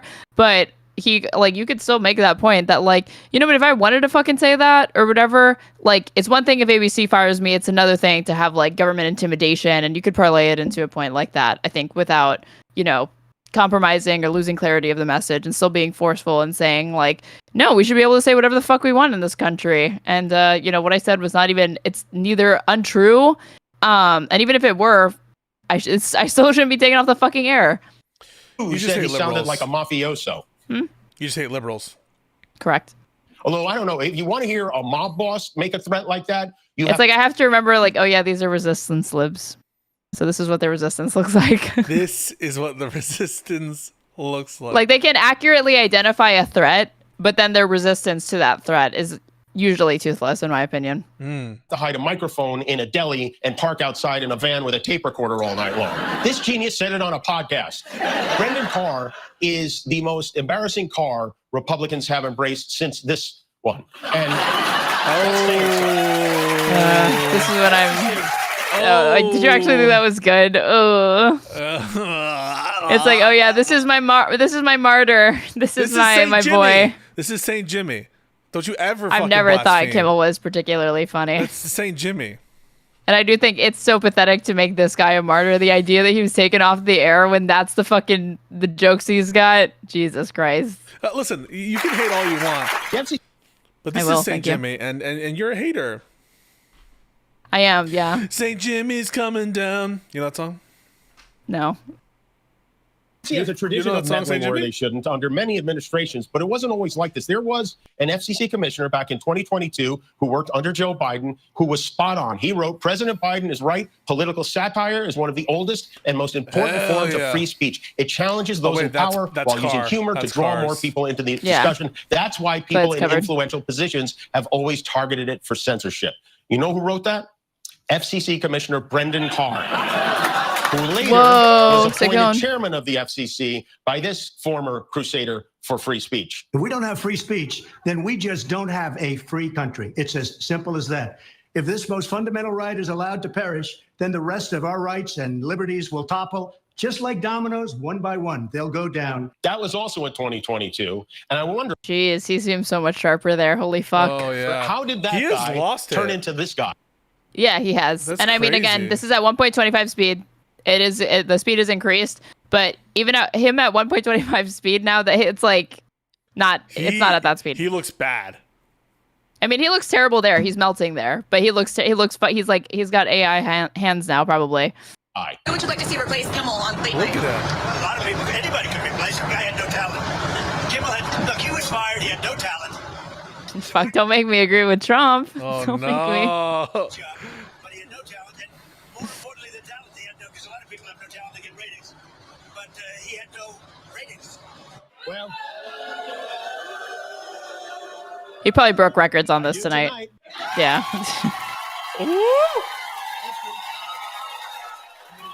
Pause. From a chatter, Jimmy Kimmel is the Gandhi of late night television. Couldn't have put it better myself. That was beautiful.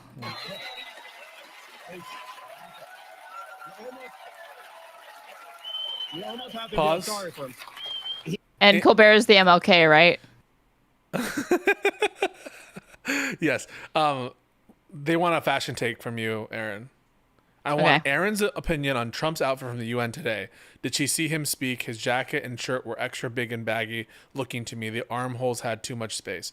The only thing that's important to me is how prominent is the neck pussy? How much is it constricting Trump's neck and making his jowls and his fucking loose skin look and resemble a Disgusting. fucking vagina? Okay. So let's take a look. If I put Trump UN speech, I'm assuming it's a speech. Let's see. Uh-huh. Okay. Moment of truth, you guys. Oh my god, the world's smallest photo. Awesome. Oh wait, I gotta. This person says, is like- this is my next comment. His nussy was all over. Yeah, the nussy. Give me a second, let me You guys show. are like, this is what Gen Z's all about. They're like sexualizing things that are serious. Pisco would never do that. He would only defend Charlie Kirk asking a woman out on a date at a business interview. You can't even see any neck action. Okay, Oh, like it's a big suit. Oh my god. Oh my god, his hands are so tiny. Wow, got him. Never heard that insult of this president before. Maybe you should be. Maybe you should replace Kimmel. He did say it can be anyone. Doesn't have to have talent. I think that the suit is a. Oh, I'm sorry. Did that strike a nerve? You were a little quiet after I said that. No, I'm good. This is a huge fucking suit. I don't even. It's not even tailored to him. But he does look like, I don't know, the fact it's like making him look skinny and like almost like He looks gaunt skinny. a little bit. Yeah, he looks skinnier. And like when you lose weight at this age, you don't look trim or fit. You just look end up looking old. unhealthy, frail, weak, feeble. So He did his best to cancel me. Instead, he forced millions of people to watch the show. That backfired bigly. Oh, he might have to release the Epstein files to distract us from this Epstein. now. all right, he's bringing it home. He's bringing it home. Now, a lot of people have been asking me if there are. He had me in the first half. Not gonna By the way, lie. this is how Let's see- your let's- average lib mom reacts to this. Epstein. Like that's how they do it. They just fucking like a soy point. Yeah, this is. And they're like holding a crazy. glass I of would wine never in do one hand, this. soy pointing with the other. Yeah. Conditions for my return to the air, and there is one. Disney has asked me to read the following statement, and I've agreed to do it. Here we go. To reactivate your Disney Plus and Hulu account. Owned. Disney sucks. They lost like $4 billion because you shouldn't fuck around with the Disney adults. Fuck yeah. If there's anybody who knows how to organize a consumer boycott, it is these people. So I don't know why they thought it would be a good idea. Have you seen this guy, Meat Canyon? You know this person, Meat Canyon? What are you saying? All right. Well, he has a video on Disney adults. It's pretty funny. Sorry. Press play. Okay. Open the Disney Plus app on your smart TV or TV connected device. I've been Disney owned. fortunate to work at a company that has allowed me to do the show the way we want to do it for almost 23 years. I've done almost 4. Anybody who cancels should hold out and see if Disney sends you a promotional email for a really, really cheap price to resubscribe to Disney Plus in the next couple of days after this if they don't see the return. So just wait, hold the line, Hold the and then you can line. resubscribe, okay? 4,000 shows on ABC. And over that time, the people who run this network have allowed me to evolve and to stretch the boundaries of what was once traditional for a late night talk show, even when it made them uncomfortable, which I do a lot. Every night, they've defended my right to poke fun at our leaders and to advocate for. Oh my God, who is Jimmy Kimmel making uncomfortable? The spiciest thing he's probably done is like roasting celebrities if he hosted like the Oscars or some shit. There's nothing fucking controversial going on in any of these monologues. You really have like a special place in your heart for Jimmy. And that's his name. And don't wear it out. Let's say Jimmy. Beautiful. Subjects that I think are important by allowing me to use their platform. And I'm very grateful for that. With that said, I was not happy when they pulled me off the air on Wednesday. I did not agree with that decision, and I told them that, and we had many conversations. I shared my point of view. They shared theirs. We talked it through, and at the end, even though they didn't have to, they really didn't have to. This is a giant company. We have short attention spans, and I am a tiny part of the Disney Corporation. They welcomed me back on the air, and I thank them for that. Disney! We love Disney! Even though they're fucking spineless and indefinitely suspended you in the first place, I wouldn't be thanking them. Fuck this. This is some bootlicking. That unfortunately, and I think Like, I think he needs to be like turn up the passive aggressiveness like 10,000% here. Disney. Yeah, exactly. Justly, this puts them at risk. The president of the United States made it very clear he wants to see me and the hundreds of people who work here fired from our jobs. Our leader celebrates Americans losing their livelihoods because he can't take a joke. He was somehow able to squeeze Colbert out of CBS. Then he turned his sights on me, and now he's openly rooting for NBC. This guy, and this is why Aaron is broke. I don't know what that even means. What does that mean? Oh, because you don't kowtow to the mouse. Oh, correct. That's correct. That's why. Yeah, they were gonna cut me a check any day now, but then comments like this, and they were like, "We're done. Negotiations over." To fire Jimmy Fallon and Seth Meyers and the hundreds of Americans who work for their shows who don't make millions of dollars. And I hope that if that happens, or if there's even any hint of that happening, you will be 10 times as loud as you were this week. We have to speak out against this. Yes. Dude, this guy should run for dog catcher. Dog catcher. Okay. I'm about to say Jimmy. Good I'd say one. Jimmy. I was just joking. Journalists too. He's suing them. He's bullying them. Over the weekend, his foxy friend Pete Hegseth announced a new policy that requires journalists with Pentagon press credentials to sign a pledge promising not to report information that hasn't been explicitly authorized for release. That includes unclassified information. They want to pick and choose what the news is. I know that's not as interesting as muzzling a comedian, but it's so important to have a free press, and it is nuts that we aren't paying more attention to it. Wow. We're living Thank you so much out. for the pause. Super chat. Jimmy should have said, "This is my last show. Not working for Disney anymore." Also wonder what's out. No, I think he should have done the show. I think you agree, right, Aaron? He should have. Oh yeah, I'm not like, unless you could explain to me like what comes after that ends up being more effective or something like that. I'm not surprised that this is the path that he took. I think he should have just fucking been like, I don't know. Well, maybe actually like you can't fire me, I quit. Like, who wants to work for a fucking company that does this? I mean, like, ideally he would leverage his position to fight for more job security for other employees, because there were like huge unions that had his back during all of this, like writers associations, guilds, etc., that were coming out against Disney and in support of Kimmel, saying that like these sorts of kowtowing, you know, is a dangerous precedent to set. And Right now. He's dead, right? Yeah. Look, I never imagined I would be in a situation like this. I barely paid attention in school. But one thing I did learn from Lenny Bruce and George Carlin and Howard Stern is that a government threat to silence a comedian the president doesn't like is anti-American. That's anti-American. And I am so glad we have some solidarity on that from the right and the left and from those in the middle like Joe Rogan. Maybe the silver lining from this is we found one thing we can agree on, and maybe we'll even find another one. Maybe we can get a little bit closer together. We do agree on a lot of things. We agree on keeping our children safe from guns, on reproductive rights for women. Wow. Freeing Palestine. Affordable healthcare, pediatric cancer research. These are all things. If he wants to get indefinitely suspended again, he's going to end this monologue with Free Palestine. Free Palestine. That most Americans support. Let's stop letting these politicians tell us what they want and tell them what. Or I'll say the first part and you finish it. When he said death to the. Whoa. I would never. You never finishing that? No, I would never do that. We want. You are our leader. Now, there was a moment over the weekend, a very beautiful moment. I don't know if you saw this on Sunday. Erica Kirk forgave the man who shot her husband. She forgave him. That is an example we should follow. If you believe in the teachings of Jesus, as I do, there it was. Saint Jimmy. That's it. A selfless act of grace, forgiveness from a grieving widow. It touched me deeply. And I hope it touches many.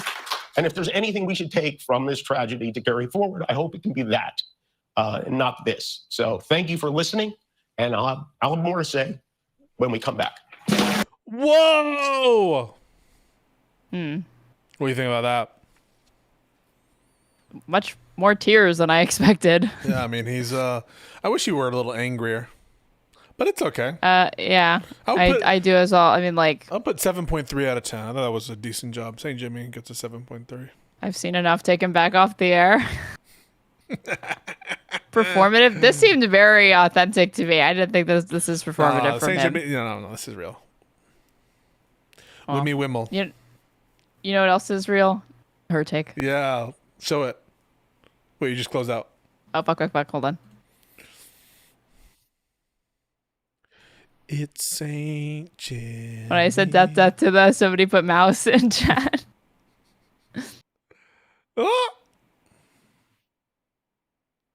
Appreciate it. But there were some people there I felt like had political aspirations, and I was a bit, Yeah, I was a I bit think, thrown off. honestly, I think Christian nationalism was the point.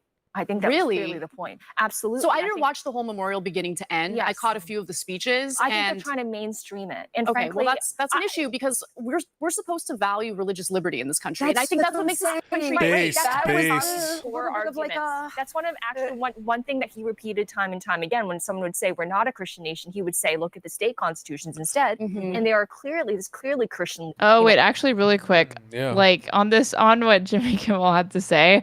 Did you see Amy Klobuchar's statements earlier this week No, do I want about to Charlie have? Kirk? Hold on, and like what Jimmy Kimmel just did is like a little bit indicative of that to me. A little bit because I think he was a little bit more forceful. But yeah, hold on. This is 12 days ago. It has to end. Amy Klobuchar calls for unity against political violence and Charlie Kirk killing. I don't know how I feel about having more than one Amy on the show today. Suffer. To both of you, thank you as well to Senator Britt. I also, like my colleagues, want to make very clear that there is no place for this political violence. And you think about Charlie Kirk's wife today, you think about those little babies that are never going to know their dad growing up. And I can't help but think about what's happened in Minnesota this summer. Same thing, right? A madman killing our former Speaker of the House and her husband, gunning them down in their house, killing, attempting to kill another legislator, 8 bullets through him, 9 bullets through his wife. That all happened in our state. And the next one, I'm going to yet another funeral on Sunday of a little 10-year-old girl named Harper, gunned down. Well, they weren't politicians, these were kids while they were praying in mass. Fletcher's funeral was last weekend. We were all there. The manifesto was political. It was all purpose. The shooter was an all-purpose hater against every side, every which way. But that's what we're seeing right now, and it has to end, and we have to join together to condemn it. So we're here today on another atrocity, and that is these Ukrainian kids. Etched in my memory forever will be the trips that I took to Ukraine, one of them with Senator Blumenthal, but another with Senator Portman, the burned out apartment buildings, the mass graves. It just goes on and on and on. And now you have nearly 20,000 kids. It's one estimate, one is at 35,000, with only 1,600 returned. And if you want to know what terrorism about, it's kidnapping kids. And one of the things that we have made very clear is that these kids must be returned before there's any negotiation on the war, only because Pause. you can't I don't want to be having mean. I incentives. respect Amy Klobuchar a lot. Does she look like she just got out of bed? I don't respect Amy Klobuchar a lot. Why do you respect her? I don't know. But I mean, I respected her when I found out she like abused her staff or whatever. That was funny. Jesus. But she just looks like she had a hat I respected on her or when she said something. the thing. Say your signature thing What's her thing? I don't know. What did she say? about how Trump's hair would fare in a blizzard or whatever. She kept repeating that in like 2019 or 2020 when she was running for the Democratic presidential nominee. I like Amy, but her hair looks like she was just in a wind tunnel. Dick Blumenthal looking old as hell. For combatants in war to capture and kidnap kids. These kids, Lindsay mentioned the ones that were being trained to be part of military. You don't say that he looks like he just rolled out of fucking bed, huh? Because he doesn't. Because she's not wearing enough makeup to you, No, or what? because her hair is sticking up. Okay. Look at wait no. In Tell me Russia, I'm wrong. You're right. That's just the way that she styles it. You're not serious right now. Are you trying to defend this? To the extent that I've seen Amy Klobuchar, her hair, it looks the same as it always does. Chat, what do you think? Put in the right answer. Who's right?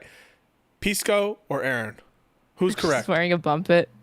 Also have kids that parents desperate were told, well, just come to a summer camp in Russia. Is that sexist? And it'll be a How is way that for them to sexist? take a break. Leave it to a man to criticize a woman in public. Okay, I guess I can never say anything about any woman ever again. But you can talk all the shit you want about men. Correct. That is the way of things here. It'll be a safe place, and they never come back. You have kids that were taken either in the war zone or more likely in a situation like this when they were so young that they can't even remember their Ukrainian language or the Ukrainian culture. And the parents aren't going to be able to identify them because they were 1-year-olds or 2-year-olds when they were taken. And now they've been there for 2 years, 3 years. That's what's happening right now. I did a meeting with some of the families, Ukrainian families in Minnesota. And as one of the moms told me, Irina, when we met them, she's talking about the one she met, a few that came back. They didn't cry. They didn't scream. They just stared, eyes wide, eyes empty. So that is why I support this bill. But it is also why Senator Grassley and I came together on our resolution. But there's another bill that's very complementary to this right now that we're working, and I believe will get included in the defense bill. And that is to make sure that we keep tracking, that we assist the Ukrainians in tracking these kids. And we appreciate the First Lady's involvement in writing a letter to Vladimir Putin directly about these kids.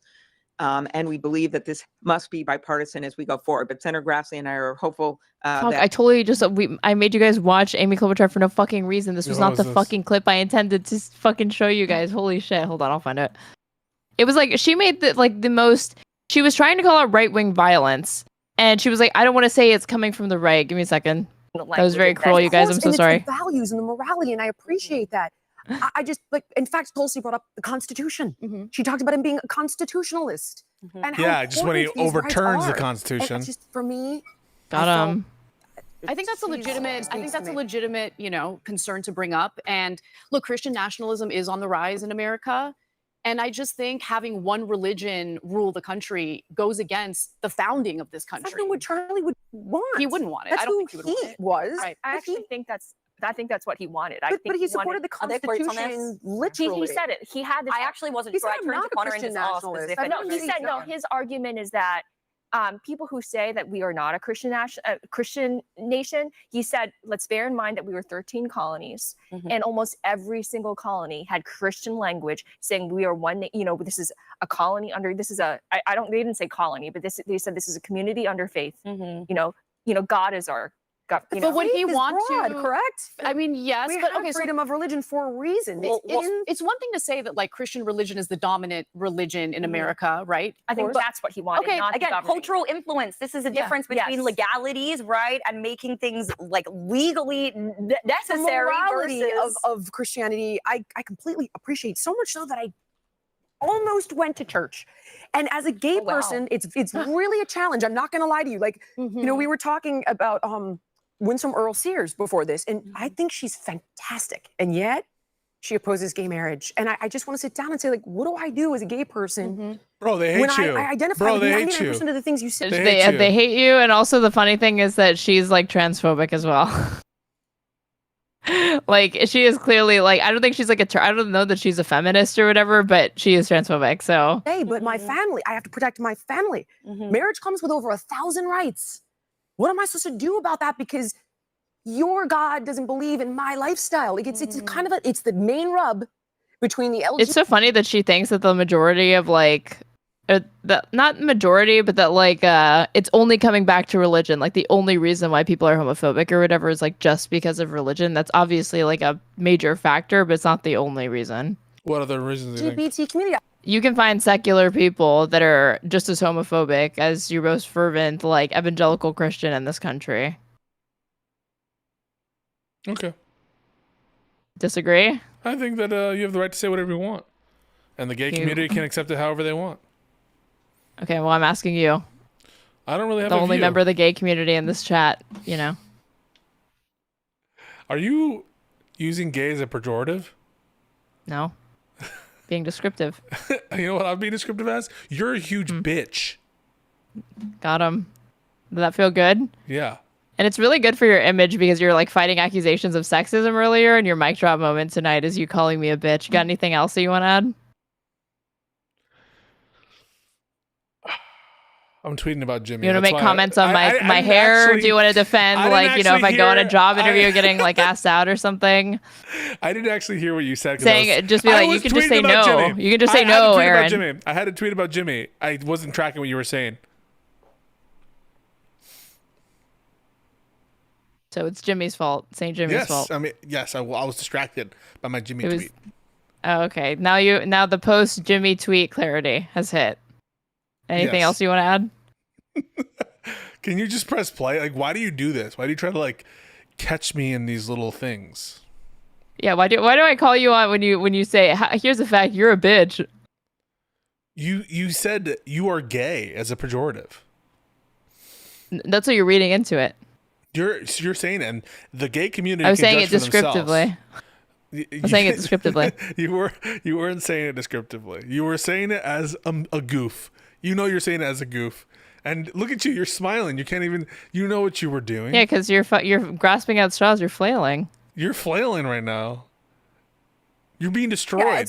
And that's why I I'm actually listening kind to of Jillian. love Charlie's stance on this. Right. You know, he can be shush. personally opposed to gay marriage, but what you do is completely He never not our tried to business. legislate opposing it, by the way. Not one It's time. just not what matters. Never. It's not our He never business. moved He to block never it legally. did He it. didn't block. He didn't put forward policy. Didn't back policy. He never ever tried She to was take away. saying you're There are two happy. reasons why. Number one is just love. Yeah. Like he cares about you. He loves his gay friends. That's number He one. does. But there's He also does. a political consideration because politics inherently is a game of addition, not of Not subtraction. subtraction, So why would you be alienating such a critical part of the American community? When did she fucking drop I mean, you've seen out? the video of that kid. Okay, somebody just said, in the interest of time, the spiciness starts to pick up when the Israel conspiracy talk starts at 45:38 All right, and let's do that. 58. Okay, Yeah. let's go. We got some other shit to cover, you Yeah, we got guys, so some we're shit. gonna speed up HerTake. But real ones know that I have to get every moment of HerTake, so tomorrow I will cover this comprehensively. Stop talking about this because, you know, I want to trust the government. Then he backtracked on that. We have it on good word from a few people that he, you know, was against Oh the wait, regime. I went too far back. Charlie Kirk has been pro-Israel. He has been taking money from Jewish donors. He has been doing his part to win the hearts of Generation Z on this issue, specifically as it relates to Israel and Palestine, and trying to encourage Christians to be more supportive of Jews, Judeo-Christian values, everything like this. Now, rumors have come out that he was in fact breaking with a lot of those ties and was starting to come into disagreement with many of these donors and even with the president himself. I mean, we saw that shortly after the Epstein release, right, he came out and said, oh, I'm going to stop talking about this because, you know, I want to trust the government. Then he backtracked on that. We have it on good word from a few people that he, you know, was against the regime change war that was going to be occurring in Iran. And he wanted to speak out against these things. Yes. He And was so, pretty public about it. Like Charlie, it's not like he was hiding the ball. I mean, he Mhm. was against engaging in a regime change war in Iran. That was one of the areas I agreed with him on. Mhm. But he was very much, you know, Pause. supportive of. No, he basically said just trust in Trump. Let him do whatever the fuck he wants. This is Literally. this is so silly. He wasn't principled whatsoever. He had completely contradicted himself, and I think I even have the fucking receipts for that. I don't even know why she would bother telling such a bold-faced lie. Oh wait, it's Anna Kasparian, so no surprise there. Just another day where Anna's playing defense for some MAGA propagandists for absolutely no just fucking because reason. they both are vaguely pro, or at least not even. She's trying to turn him into a martyr for Palestine, which he absolutely wasn't. Zionists, and that is a consistent theme. Okay, I have it. I have all my receipts for Iran in a single document. I'm not kidding, because I knew that people would lie about this shit when they got the chance. So, so this was April of this year. Can we disarm Iran without starting a war? So this was 5 months ago, April 18th, 2025. Here's what Charlie Kirk had to say. Another truth. Because while Iran should not have a nuclear weapon, going to war with Iran would be catastrophic. Going to war with Iran would be a dreadful mistake, and that includes American military strikes on the interior of Iran. Two things can simultaneously be true. We need to exert maximum leverage while also saying we are not going to go to war with Iran. Doesn't matter if Tom Cotton wants it. Doesn't matter if Lindsey Graham wants it. It doesn't matter if all the U.S. senators and the deep state cabal wants it. We will clearly say we are against a war with Iran. Let's play first Cut 99. So that's his position, April 2025. By June 2025, by the way, a little bit different. So tonight, my take is very simple. We trust the commander-in-chief and his judgment. We don't know all the intelligence that was in. What was that, Oh Anna? my About him being God. consistent. This was June 21st, 2025. Live. U.S. bombs Iran. Trump speaking soon. We trust in the president. In front of him. Now, by the way, there has to also be an understanding that for those of you that are like overly celebratory, I just want to try to humble you. You don't know how tonight is going to end. You might say tonight is an awesome night. It is in some ways so far, but we don't know how tonight. Can we get some of the B-roll here? Basically, I mean, Fordo looks. Okay, and then this is also brought to the attention by Midas Touch, though it's a Wall Street Journal article that they're referencing. The White House contacted Charlie Kirk and other MAGA propagandists to try to quell the online backlash to his involvement in the Israel-Iran war, from a Wall Street Journal article. Fearing a backlash from his isolationist-aligned supporters, White House officials have quietly reached out to conservative influencers to explain Trump's possible shift away from diplomacy. Among those contacted was MAGA acolyte Charlie Kirk, who recently polled his conservative audience on whether the U.S. should intervene. Nearly 90% said no, the Journal reported Wednesday. Some prominent conservatives have toned down their rhetoric, but discontent has continued to burst into public view as longtime Trump supporters voiced concerns that the president is abandoning his campaign trail pledge to extract the U.S. from foreign entanglements, according to the report. And then he also said this after all of this happened, hoping that people fucking forget that it happened because... So, I mean, I don't know. So what happens next? Here's the best case scenario. The best case scenario is that on July 4th, everyone forgets about this. It kind of just goes into our memory. There is no real... Best case scenario, everybody fucking forgets about this by 4th of July because a big, beautiful bill was going to be passed, and he didn't want the negative press from the fallout of this to distract from them being able to get the bill passed. I mean, this guy was shameless. Fucking He absolutely shameless. was. He literally was in cahoots with the Trump administration. There was, again, not a single day where he wasn't just doing the bidding of other capitalists or other people. So for Anna to be like, oh, but he was like principled or whatever in this, get the fuck out of here. Chatter, conservative chatter says, all you people in this chat is ingenious and fucked. So you need to have, are there, not is ingenious and fucked. And I'm sure you didn't mean yeah, ingenious. you show that chatter who's who. All You fucking correct their grammar. Dunk on them. All you people fucking in get this them. chat, Get their ass. All you people in this chat is ingenious and fucked. Keep smearing a dead man. We see your aura. I have the help I need. It's called God. There was somebody who came into my chat last night, like just fucking bitching and moaning that there were people in my chat that didn't give a fuck about Charlie Kirk and thought the memorial was tasteless.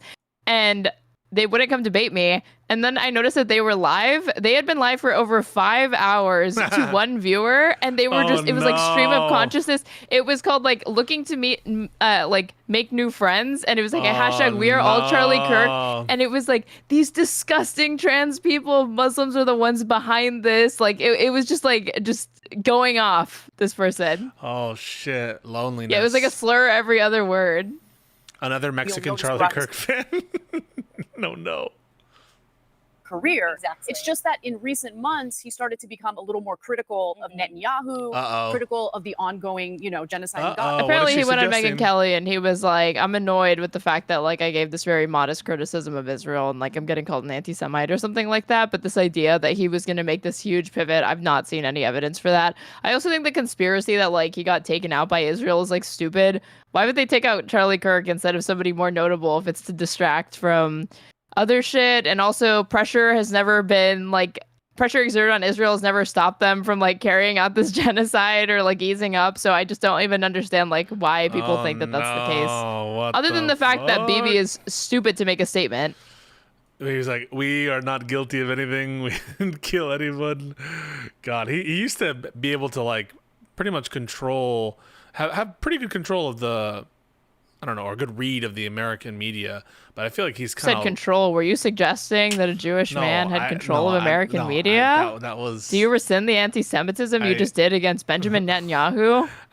Listen, I meant to say good grasp of the American media's reaction to stuff. I didn't mean to say control. He doesn't, of course, control. Yeah, okay. Yeah, sure. That's what you meant. And Taylor Lorenz, she said joy, and even though she said she retracted it, we know what she really meant. Just like we know what you really meant. She looked happy. And you looked happy saying that until you had to back off because I just called out your blatant anti-Semitism. Aaron, have you ever once Pisco? In your life dedicated yourself to something greater than your snark? Is there a positive project that you have ever been a part of? Just press play. Nice. This podcast with you. My higher calling. All right, press play.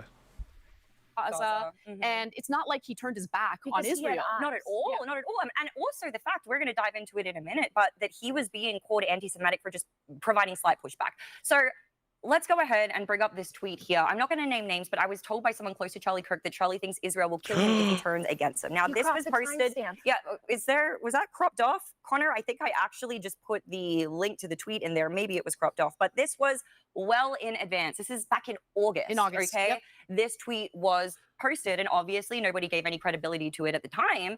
But then after his assassination, people started to go back and look at various different clips, one of which that has gotten a lot of attention was his conversation with Megyn Kelly. If you have that one, Connor, we could play that, please. Should be inside Connor of the is so production document. It's a link. freaking slow. Connor. Their production thing. I thought you were So talking about counterpoints or something. So basically, I was like, why did you say that out of nowhere? Connor. on with Wait, Megyn apparently, Kelly, did you and they're hear discussing- Mrs. Points is a lib? Oh, we love that. I didn't Love know that. No. Wait, we should invite Mrs. Wait, our first ever guest should be Mrs. Points. Hell yeah. All right. The fact if you Connor's not invited. How's it like Go to be into married to videos? an unhinged maniac?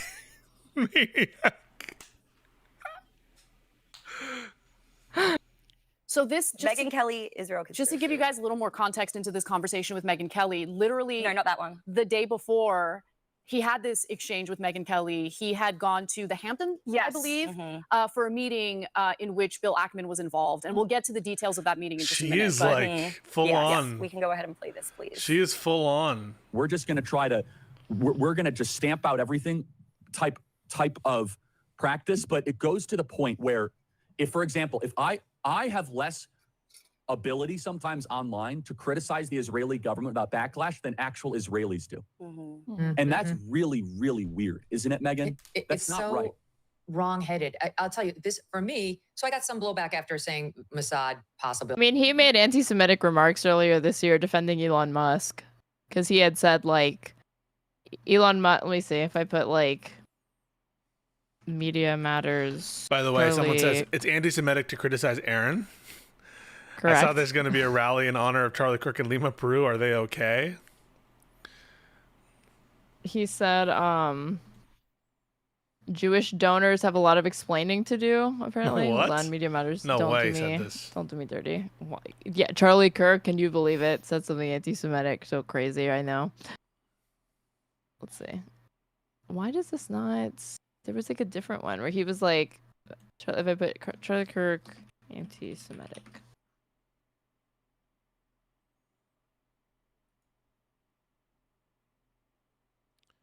Let's not be too hasty.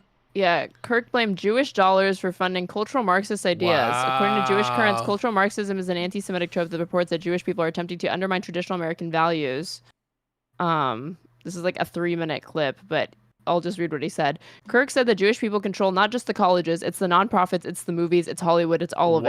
Sound familiar? Wow, that sounds Kirk also like- said the number one funding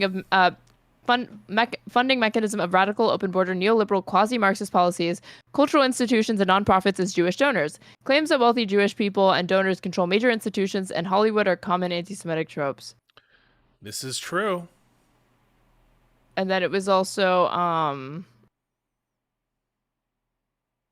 is this where he like defended Musk or something like that? There was a point where like Elon Musk Oh yeah, Kirk suggested that secular and elite Jewish people who are pumping money into colleges and universities have been turning a blind eye to anti-Semitism. Like he said, no shortage of like weird shit.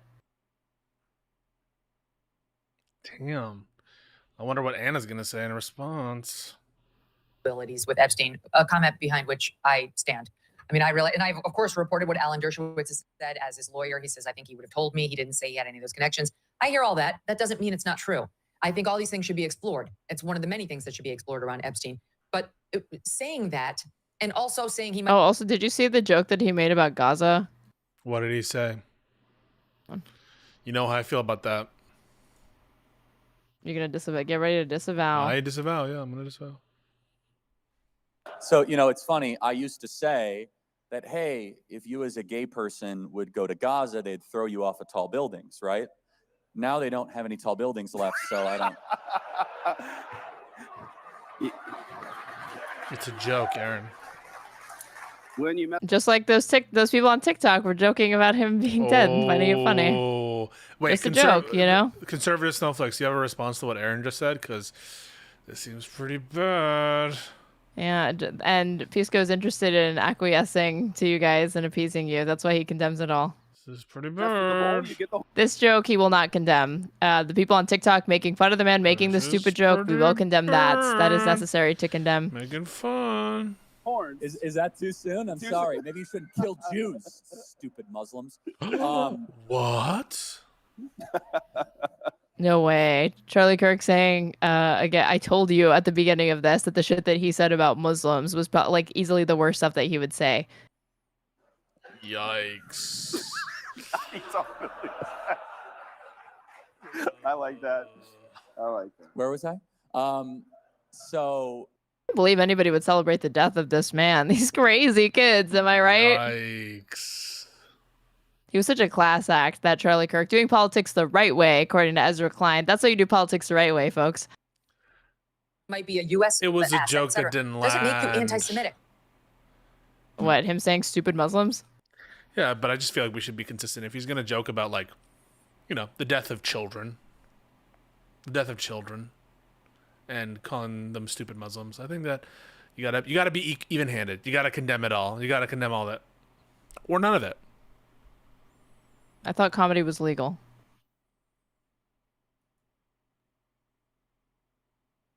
we're just going to try to, we're going to just stamp out everything type I of. think it's repeated. Thank you.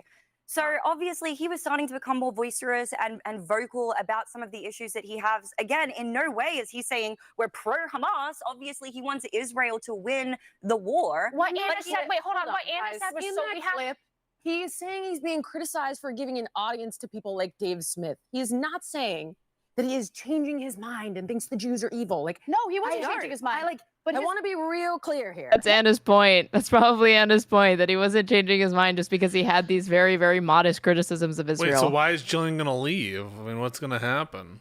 I guess we're going to see. Because I think this is dangerous, and I want to be fucking deadly accurate. if Holy we're gonna shit. have this conversation. Holy so that's what he's crap. talking about. Jillian never drops an F-bomb, you guys. This is a big Whoa. deal. It's about the fact that Dave Smith, he gave him an audience at Turning Point, and he was being criticized for having people who didn't agree, like Tucker, on the stage. On the stage. He wasn't saying, So the I have changed donors- my mind here, and I'm being attacked. That's But not so what he was saying. what's playing out behind the scenes is that, you know, Turning Point USA has some very wealthy pro-Zionist donors. Those donors had a problem with the inclusion of Dave Smith and Tucker Carlson at that Turning Point, you know, event. Again, just keep in mind their citation for this is the gray zone. But Oh, no. that aside, it's clear that I think she's referencing the gray zone article. There are, like, Ackman didn't deny that conference had occurred. We don't know if that specific conversation occurred. You're relying off the testimony of the anonymous sources within the gray zone. So do with that what you will. I just want to address the Pisco chat real Earlier quick. this- Never believe her lies. Don't believe Erin. She's trying to convert you to be a gray zone follower. Don't believe her lies. Sorry?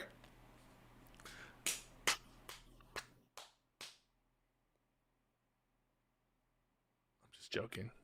Guys, I surrender. Pisco defended Ezra Klein before we got to the end of it. Pisco Press defended play. Ezra Klein till we Press got to the end of that play. fucking thing. What he got triggered by was every excuse in the book. He was literally just trying in real time to rewrite what Ezra Klein had said, give the most charitable interpretations of it. Sure It about wasn't that? until he felt like he downplayed the threat sure of about MAGA, that? then Pisco got triggered. Anybody can go back in my VOD, which is timestamped, and see where Pisco sure did about that in our that? last episode of Just Press Play. Also, the fact that he was talking about Epstein. And the fact that he was talking about Epstein, yes. So basically, he's getting this pressure from donors, which led to that meeting in the Hamptons with Bill Ackman, because Bill Ackman apparently wasn't happy with it either. But you guys also have to understand that there is a trend now with young conservatives who are not supportive of Israel or not as supportive as previous generations. So you have young people who are part of Turning Point, who go to the Turning Point events, and they're constantly debating with Charlie Kirk about this issue. And Charlie Kirk wants to be inclusive. Like, the whole point of what he was doing was to engage in My debate God. and dialogue. So he Charlie Kirk wants to be inclusive. Yeah. Inclusive hang and on. Charlie Kirk definitely belong in the same sentence. I actually do agree on one respect, in one sense of the term inclusive, which is to say conservative movement. He was inclusive. And he was, I think, a bridge builder when it comes to the conservative elements to try to get them in line behind Trump and to make sense of the contradictions. I think that he was a bridge I builder. mean, in he that was sense. inclusive of jank, right? He'll take any useful idiot that he can possibly use. Sure, he's inclusive in that We're never sense. gonna get that interview with Jank, are we? Includes, Dave Smith. He includes Tucker Carlson. Just different voices, and then he gets, according to them, hounded by the donors. So that hammered is the word. Hammered. That's right. Hammered was the word that was. And by the way, used. Connor, I sent you a video. If we could pull this up, this kind of addresses a little bit more about what you say. Just Also, one more thing what that I want Anna to said watch. was so critical. A couple lines ago, you said the timing. We cannot forget the timing because this is the day after. How do you think that summit went? Like, how do you think it? He seemed annoyed by it at the very least. Yeah. All right, let's play this. They have a lot of explaining to do, a lot of decoupling to do, because Jewish donors have been the number one funding mechanism he says. of radical, open border, neoliberal, Oh quasi-Marxist. no! And Jewish donors, they have a And lot. I mean, I saw Jillian on a panel for Piers Morgan, and she didn't really get to ever play defense for any specific quotes, but she was like, they're all taken out of context. Every single one is completely fine. Like, she was ready, but it never got to that point. A lot of explaining to do, a lot of decoupling to do, because Jewish donors have been the number one funding mechanism of radical, open border, neoliberal, quasi-Marxist policies, cultural institutions, and nonprofits. This is a beast created by secular Jews. And now it's coming for Jews, and they're like, what on earth happened? And it's not just the colleges. It's the nonprofits, it's the movies, it's Hollywood, it's all of it. It's like time for you guys to wake up and say no more. Draw a line in the sand. I don't care if you hate me. I mean, I can narrow it down. It's George Soros who's primarily funding all Oh this. my What God! does that have to do with him being Thank you, Lindy. Very cool. George Soros, critical George about what's going on in Gaza? Can you just He's pause? So saying, like, it's not a great sign that the week that you're having Nick Fuentes on, you're doing Soros memes, you're doing JQ memes. Well, that's you're doing- PBD. That's the PBD podcast. yeah, This is I'm separate. just- But I mean, is anybody really surprised? all of you liberal institutions that are now being killed off by your own Frankenstein, like these things that you created, wake up and pay attention. He was critical.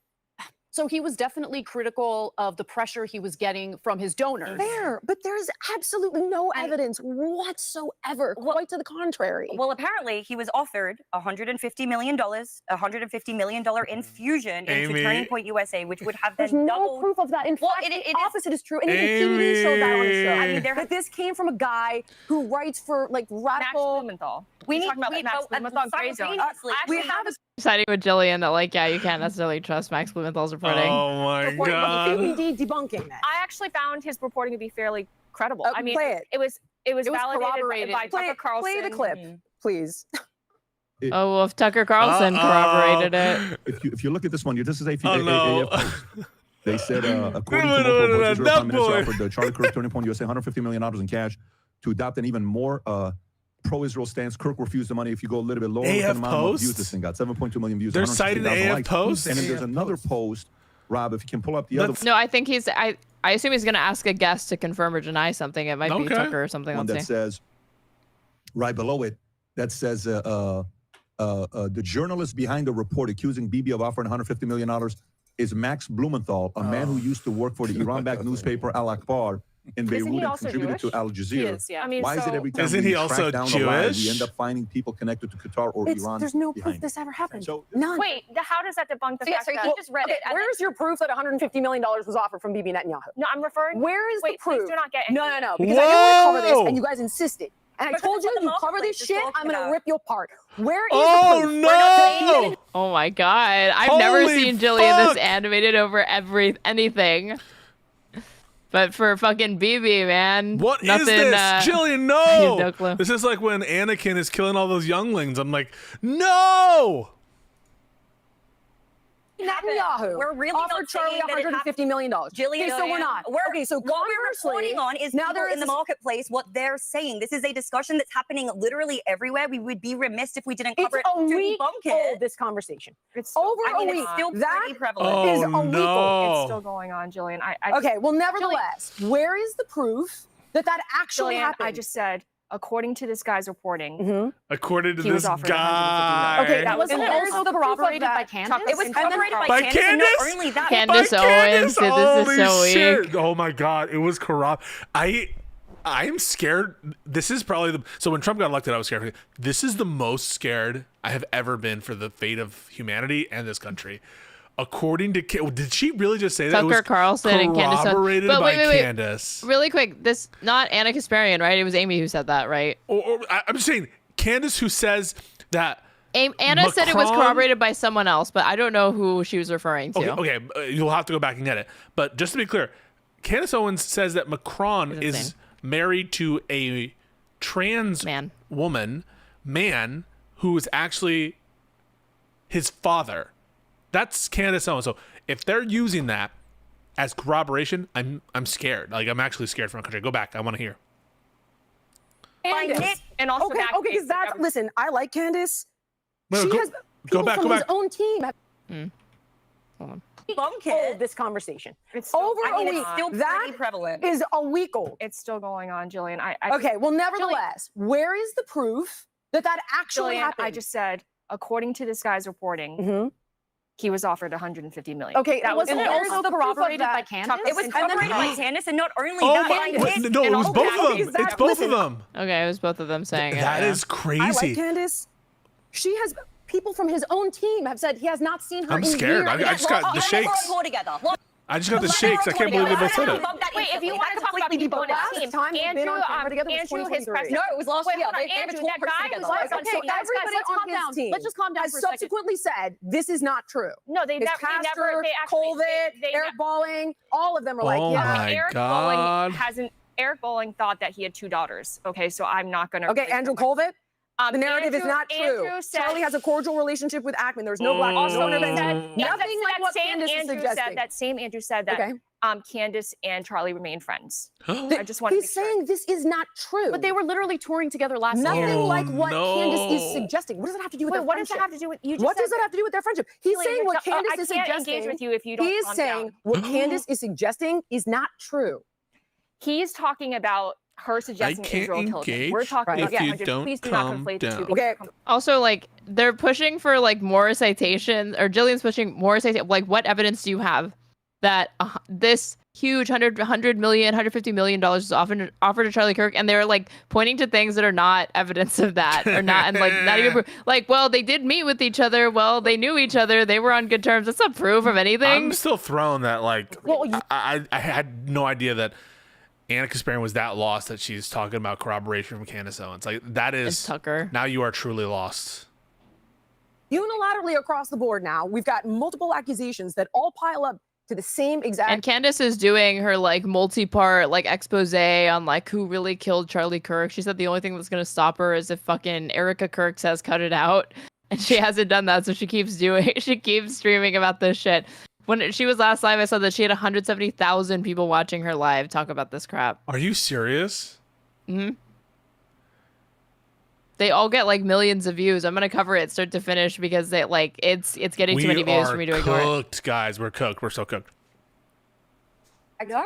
I think it's the furries. It's the furries. I think it's the furries. But a lot of people. I don't know, and I don't look. Look at Jillian. Those who are Zero saying, evidence to suggest none. Okay, you're saying guys. can we just Even stop for a Dave second? This is Smith ridiculous. is like, ridiculous. This is absurd. Like this whole thing is ridiculous. There are two things being conflated right now. There are conspiracy theorists who think Israel killed Charlie Kirk. They have yet to provide a shred of evidence proving that. Done. End We're of not story. talking about that. I am talking about something You entirely were talking different. about no, that. we're not. Hold on. Oh, you Let were me talking finish about my that. fucking thought. Okay, the real issue here is that before most people even knew that Charlie Kirk was dead, you have Netanyahu giving multiple interviews talking about how, using the fucking moment for his own political purposes, like the fuck. Yeah, Bibi has made like multiple statements saying that Israel is not involved in his assassination or death. my- Rule that he is. Let me finish my point. Oh my God, she's so did not angry. I She's- literally So just now we're just gonna make let a me finish my sidebar. point, Jillian, because none of us can finish a damn Jillian. point without someone else Oh jumping down your throat. no.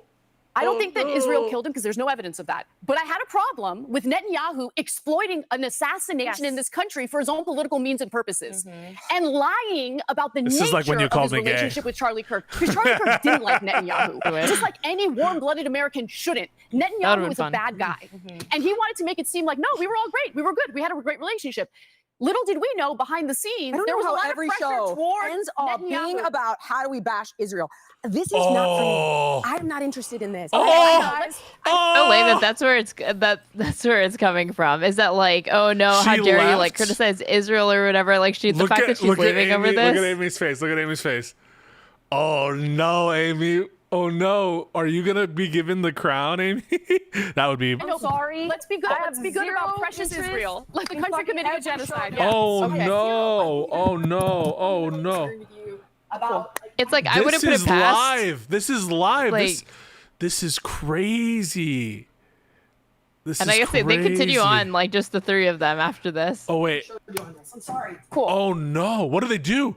What do they do? So can we continue the conversation? Yeah, let's not. Let's. Okay. She's in frame. Finish the last topic. All right. All right. Wow. Okay, guys. So That's her red again, line. to clarify, Not genocide apologia, of course. Criticizing, bashing Israel. That's where she draws the line. I can't believe she just walked off. Why? We can save the show. I don't want to be on this show if I'm not with the original cast. Okay. We were angling to get on the show, and I don't want to do it if Jillian's not there. She's part of the. But they rant about Jillian some more after this. So. Oh, I gave you a link. retreat, so. The last thing I'm gonna do is we have to watch the TYT clip of Anna saying this, or like talking about what happened, because I think she might be burning some bridges, as Anna's want to person who is labeled do. the #1 anti-Semite out there, who has been anti-Semitic for the last 10 years, Nicholas Fuentes, has come out and said there is no evidence that suggests that Israel did it. And that's actually According to Nick Fuentes. Well, She's Vanio such a Nazi is groiper. saying, She's nah, I such don't a even think groiper. so. Yeah. It's crazy. She's a groiper. She's a groiper. is saying that. We can play that, please, really fast. Thank you. Jillian's not here. Jesus Christ, man. was offered an Oh my God. infusion Oh. of Guys, I've never met a group of people more Guys. sensitive than those who defend Israel at any and all costs. Oh, no. I'm sorry. It is not some Oh, angelic country. It's a no. foreign country, and we have the Oh, right to be as shit. critical Oh, of a foreign shit. country as we Oh, want. shit. We have the right to be as critical of our own country. I mean, Jillian wasn't even saying, like, I think you guys are being anti-Semitic. I'm walking out. Like, literally, her line was like, you're criticizing the state of Israel too much. You're bashing Israel. Oh, you're on Anna's side. You're on Anna's side. No, I'm saying that Jillian's Jillian gone and didn't you're even have a laughing. good basis, correct? Yeah. She stormed out, and you're taking. This should tell you the brain rot. She was right to be critical of the fact that they don't really have the evidence Yes. outside of Blumenthal's reporting surrounding that. But the fact that what's motivating her to press for that is just that she doesn't like that they're bashing Israel is pathetic. No, but what she's pointing to is this kind of like this need, even when there's no evidence, right? When there's no evidence, they're dedicating a segment to it. When there's no evidence, like I don't know what to say. Yeah, but she doesn't. Okay, but Jillian doesn't care about not having evidence for claims. You know that that's the fucking case. Her issue is the fact that they're bashing Israel, and she said as much. Because it's venturing into some. I'm just noticing, asking questions, kind of posting, and you know who they're. But she didn't say you're being anti-Semitic. She said you're bashing Israel. The issue is criticizing Israel to her. First boy. You disagree? I don't have. I'm pondering it. You ever hear of pondering politics? Well, I'm pondering your anti-Semitism right now. I'm pondering that. I'm saying that, yeah, Jillian was based to press them for more evidence for the $150 million claim. But the fact that what it's motivating it is just, I don't like the criticism of Israel is pathetic and it's infuriating. As we want. And we are fucking Americans. And you know what? We get in less trouble for being critical of America than if we were to be critical of Israel. And I I'm mean, sorry, it is ghoulish. It is Ghoulish. to take advantage of a Ghouls. political assassination in a foreign country, as Netanyahu did, to spread your disgusting political Oh message that my wasn't even right, that wasn't even God. accurate. yeah, didn't he imply that it was to do with Islam? He said that it was Islamists that killed Which Charlie at that Kirk. point, there was no Pause. information that had come out. There wasn't. Amy's like inviting all of Anna's worst impulses, and she's like, "Good, keep talking shit of Israel." Oh, Yes. please. No, like, you think Amy Dangerfield was standing over Anna's shoulder when she's talking about dancing Israelis on Twitter? Anna I'm- can do all of this by herself. I'm just- Don't believe me. I'm just saying. Also, I do love ghoul discourse. I love it when people talk about ghouls. I love it when talk about droids, warlocks. These are all funny words to me. Anything. He blamed it on the Muslims, and this, by the way, Has nothing had to do with nothing Muslims. to do with Muslims. That's my point. That's not a conspiracy theory. This is actually what he did. It's well Also, documented. he said he had a letter from Charlie, which also turned out to be he misdescribed it, and so Netanyahu is just not a. I'm just like shocked. Yeah, no one here was saying that Israel. I do not think Israel killed him. We have to be able to intellectually explore ideas and concepts. Anyway, And if we can't, that's when things start to get a little- She like needs to take the error. Like, can you shut the fuck up for 2 seconds, Amy? No one gives a shit about what you have to If say. you have an emotional breakdown, We're never getting the Amy Dangerfield interview, you guys. Oh shit! What a every time someone criticizes a foreign country, I really think you should do some self-examination. Yeah, look, I don't want to trash Jillian. You know, she had an emotional reaction to that. It's her right. It is what it is. But I do think that it's totally legitimate to talk about something tragic happening in our country and that being exploited and weaponized by a foreign leader. Funny because Anna has dog posted way harder on this very show with Jillian going along with it when it came to like the Epstein stuff. But then with this, she didn't like it. She drew the red. This was her like red line. Yeah, that's not a conspiracy theory. That actually happened. And whether Oh yeah, Jillian said she was gonna destroy them on this topic. She rage quit. She did say that at the beginning. She was like, "I didn't want to do this fucking topic. I'll tear you limb from limb to do if you fucking do it." And then she just ended up walking off. Can I just say, one of my chatters, Workout, who I love his little image, he goes, 0 days since last misogyny moment. What are the comments saying? It has been 0 minutes. You're in rare form tonight, Pisco. I'm not sexist, guys. This is all this is silly. Well, if he says he's not. What do the comments say? Amy has been really outstanding. Jillian walking out showed weak character and was extremely disrespectful. We are Americans. This is not Israel. We are not bonded. We are different countries. We have different found fathers with different ideologies. There is no country so invested and intertwined with our government like Israel. 50 states, one Israel. I've never seen our Congress unanimous on any topic These like Israel. are A standing everywhere. ovation for Netanyahu. Clarify. Is there any part of that you agree with, or do you just think that that because it's underneath this that it's probably attractive? It's like that comment's motivated by I just think all the the YouTube comments right now they're pretty shocking. They make me say, "Oh my!" Like whenever I see if there's anything about Israel, it's like they venture into some dark places. See, I'm sorry, Jillian, but Charlie Kirk's funeral is not about you. It's about him and his message. And his message was about God. We are one nation under God. God is a part of everything we do in this country. 255 likes. Can you believe that the HerTake audience is fucking conservative? No way. Our country is so cooked, bros. Jillian got the call. Yo, they're not even hiding it. I'm really glad the remaining ladies stay on and debated and made valid points and had the discussion. Hard conversations Americans avoided. The truth is not pretty. The truth is the light and way to unity. Worse than the comments this is liked by the HerTake channel. Yo, guys, we're so cooked. I'm gay, Latino, Republican, and Christ is king. Get over yourself, Jillian. Damn. They do not. You need to start the hashtag We Stand with Jillian, Pisco. We stand with Jimmy. We stand with Jillian. We stand with all. I don't fucking stand with Jillian. I don't stand with Jillian. Who do you Although stand I with? don't like that they're Yeah, you stand with like Max their citation. Blumenthal and BB. I don't like that they. You're the one who said BB controls the media. Just gonna remind everybody of that. There's been a lot of misspoke. theories about Israel throughout the years and whether or not they were the ones to actually contrive certain things. Sure. That's up for debate. But what we know is Israel is really good at never wasting a crisis. That's right. Oh, Like they have a no, room full she's of people doing the on standby that when thing. something like this happens. I mean, again, she defended Fuentes like a couple of episodes ago. She's a groiper, How do we 100%. spin this in such a way? And If she's not a groiper, she's like a groiper apologist. So You ever watch that show? It's a weird name. It's called The Legend of Korra. I've heard of it, but never seen it. This is a Netflix animated show, right? Yeah, it's this Like that? It's this Chinese anime, and there's like these group of people. Anyway, they remind me of the Groipers. Thanks for that. Yeah. There's this show, and there's this group of people on the show that I'm not going to describe, and they remind me of groipers. Awesome contribution from Pisco Liddy here. I forget their Top name. quality commentary on Just Press Play every week. You can always expect it. Thank you so much. That was awesome. Why did you even say that? I don't even know. Is it because it's late? There's like these extremists who want to take everyone's bending away. Is it laziness from you? Like if I don't get the reference, you're like, I guess I'm not going to explain it. People know what I'm talking about. That's literally like, did you hear what Trump said earlier this week? Do you know what I'm talking? Do you know what I'm talking about? Sorry, sometimes I just When like to. he said I like to the confuse time my of whatever. audience. Sometimes I just like to confuse my audience with like just nonsense. But sorry, it's not a Chinese anime. It's the sequel to Avatar. Sorry, you can press play. It's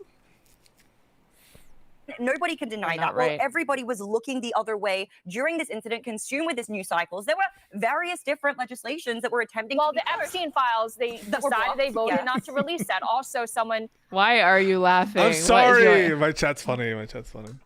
Yeah, okay. Lauren Boebert introduced a bill saying that whoever criticizes Israel, their passport should be could be yanked. revoked, so you could not. Did you see the fucking Charlie Kirk resolution that passed? Oh, it's so do you know what? Hutch is my boy. Love Hutch. He tried No, to do, you were about to be so base. You were about to fucking go off. Yes. He tried to debate me on this shit on Live and Learn, be like, And he actually defended it. It's not a big deal if you just like, why are we worried about what these lawmakers are doing? And I'm like, dude, this resolution sucks.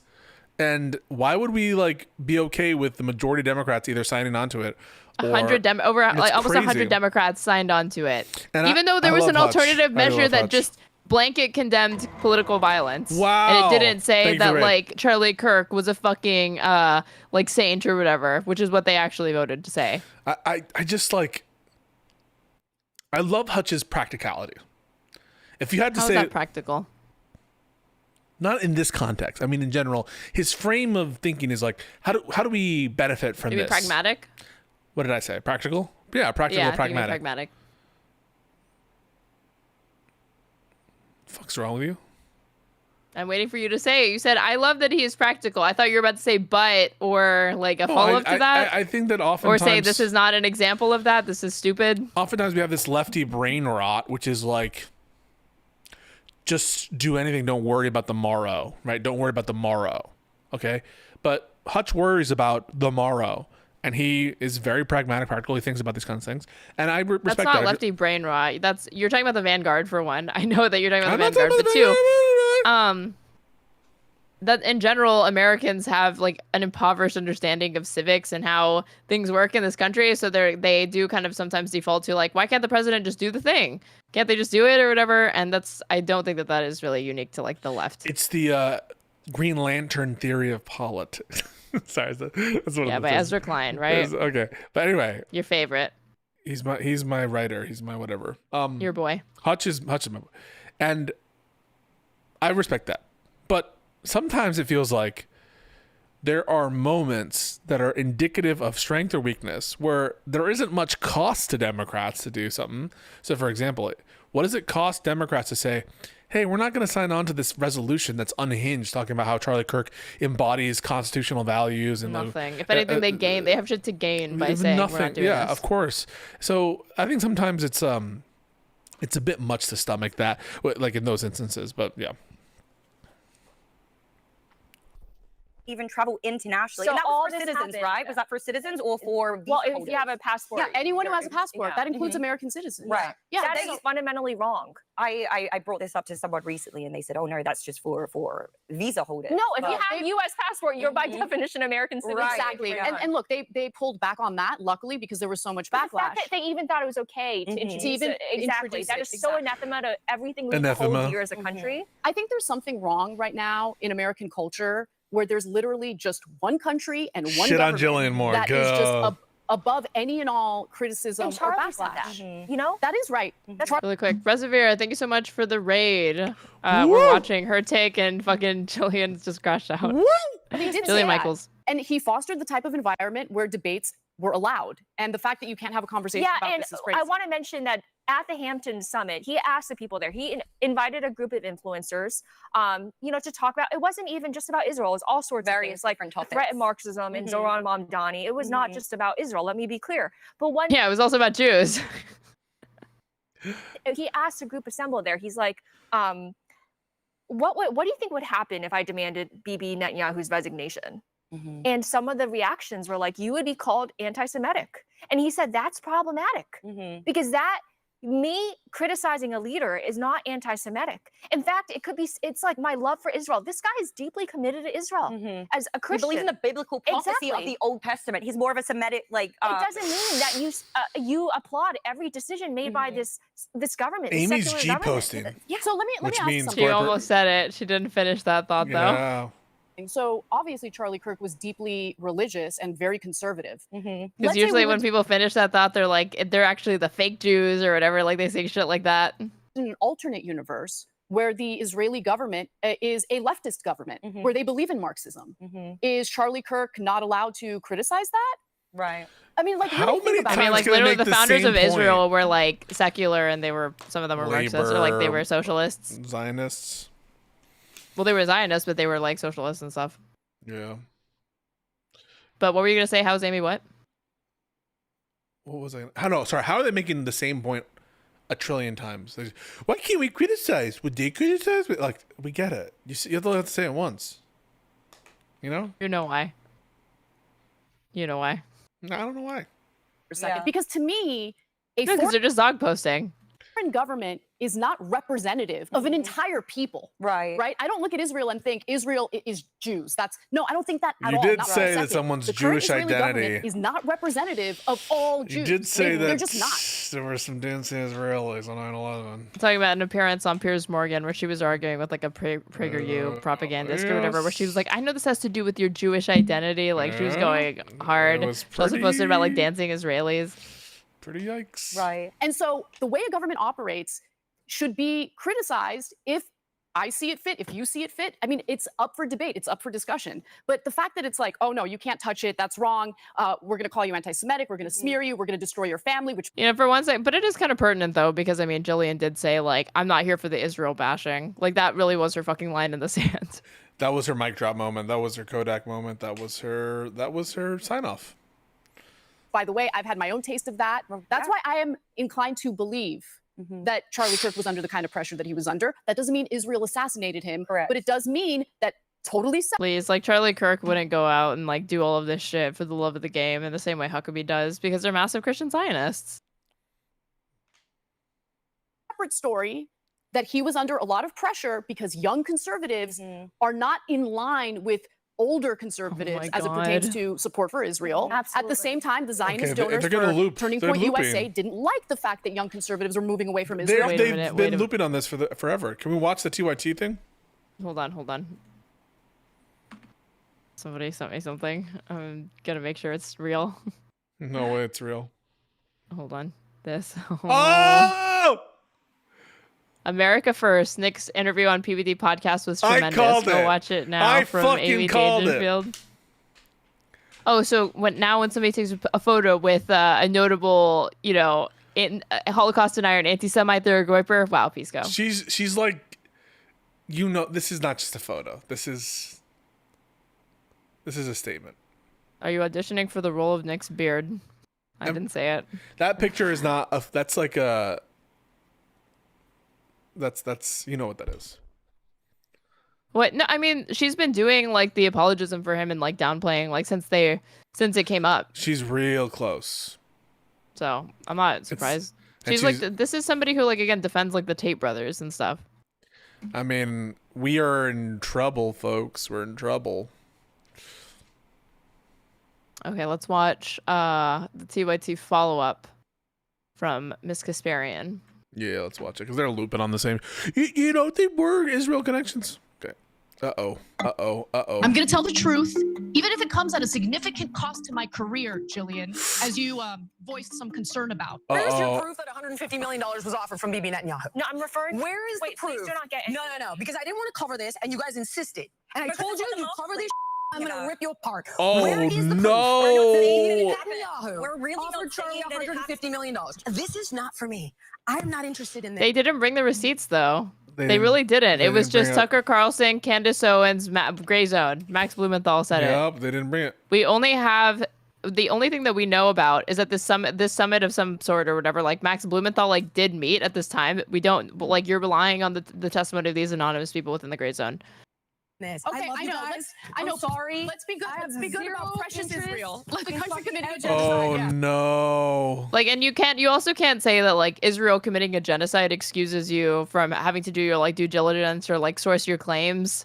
You know, you can't just say whatever the fuck you want about anyone or like just make any claim without actually substantiating it. And I do think that it's like lame to be like, they're doing a genocide. So, you know, yeah, fuck me if we're just like believing unsubstantiated claims or ones that are highly dubious and need to be verified by independently. Well, as you just saw from that video, Jillian Michaels, who co-hosts HerTake along with me, Amy Dangerfield, and Lindy Lee, quit. What? With her and essentially did so while. No, wait, HerTake's done. Fuck, Wait, that what? really was the end. I think she just said that they all quit. No. I think that's what she just said. No, She just quit that. HerTake along with me, Amy Dangerfield. Wait. The country committing a genocide. Yeah. Wait, I might have misheard it. Let's see. Well, as you just saw from that video, Jillian Michaels, who co-hosts HerTake along with me, Amy Dangerfield, and Lindy Lee, quit. Oh, I thought essentially. I thought There's she a was glitch. saying There's a glitch. Yeah, it was. I misheard. I thought she was saying we quit, like in protest of her doing that shit or something. No, but she said she did so while we were live. Yeah, she was saying she rage quit. Now, keep in mind, Jillian Michaels was the lead host of that show, so she Was. abandoned it while we were Was airing the lead- live. And I want to explain exactly what happened from my. Wait, did she actually resign over this? No way. Oh my god, I love how again, like all of the fucking bullshit that's been spun on that fucking show. This is where she draws the line, though. Let me look at her Twitter. Jillian Michaels. Let's see. Has she made a statement?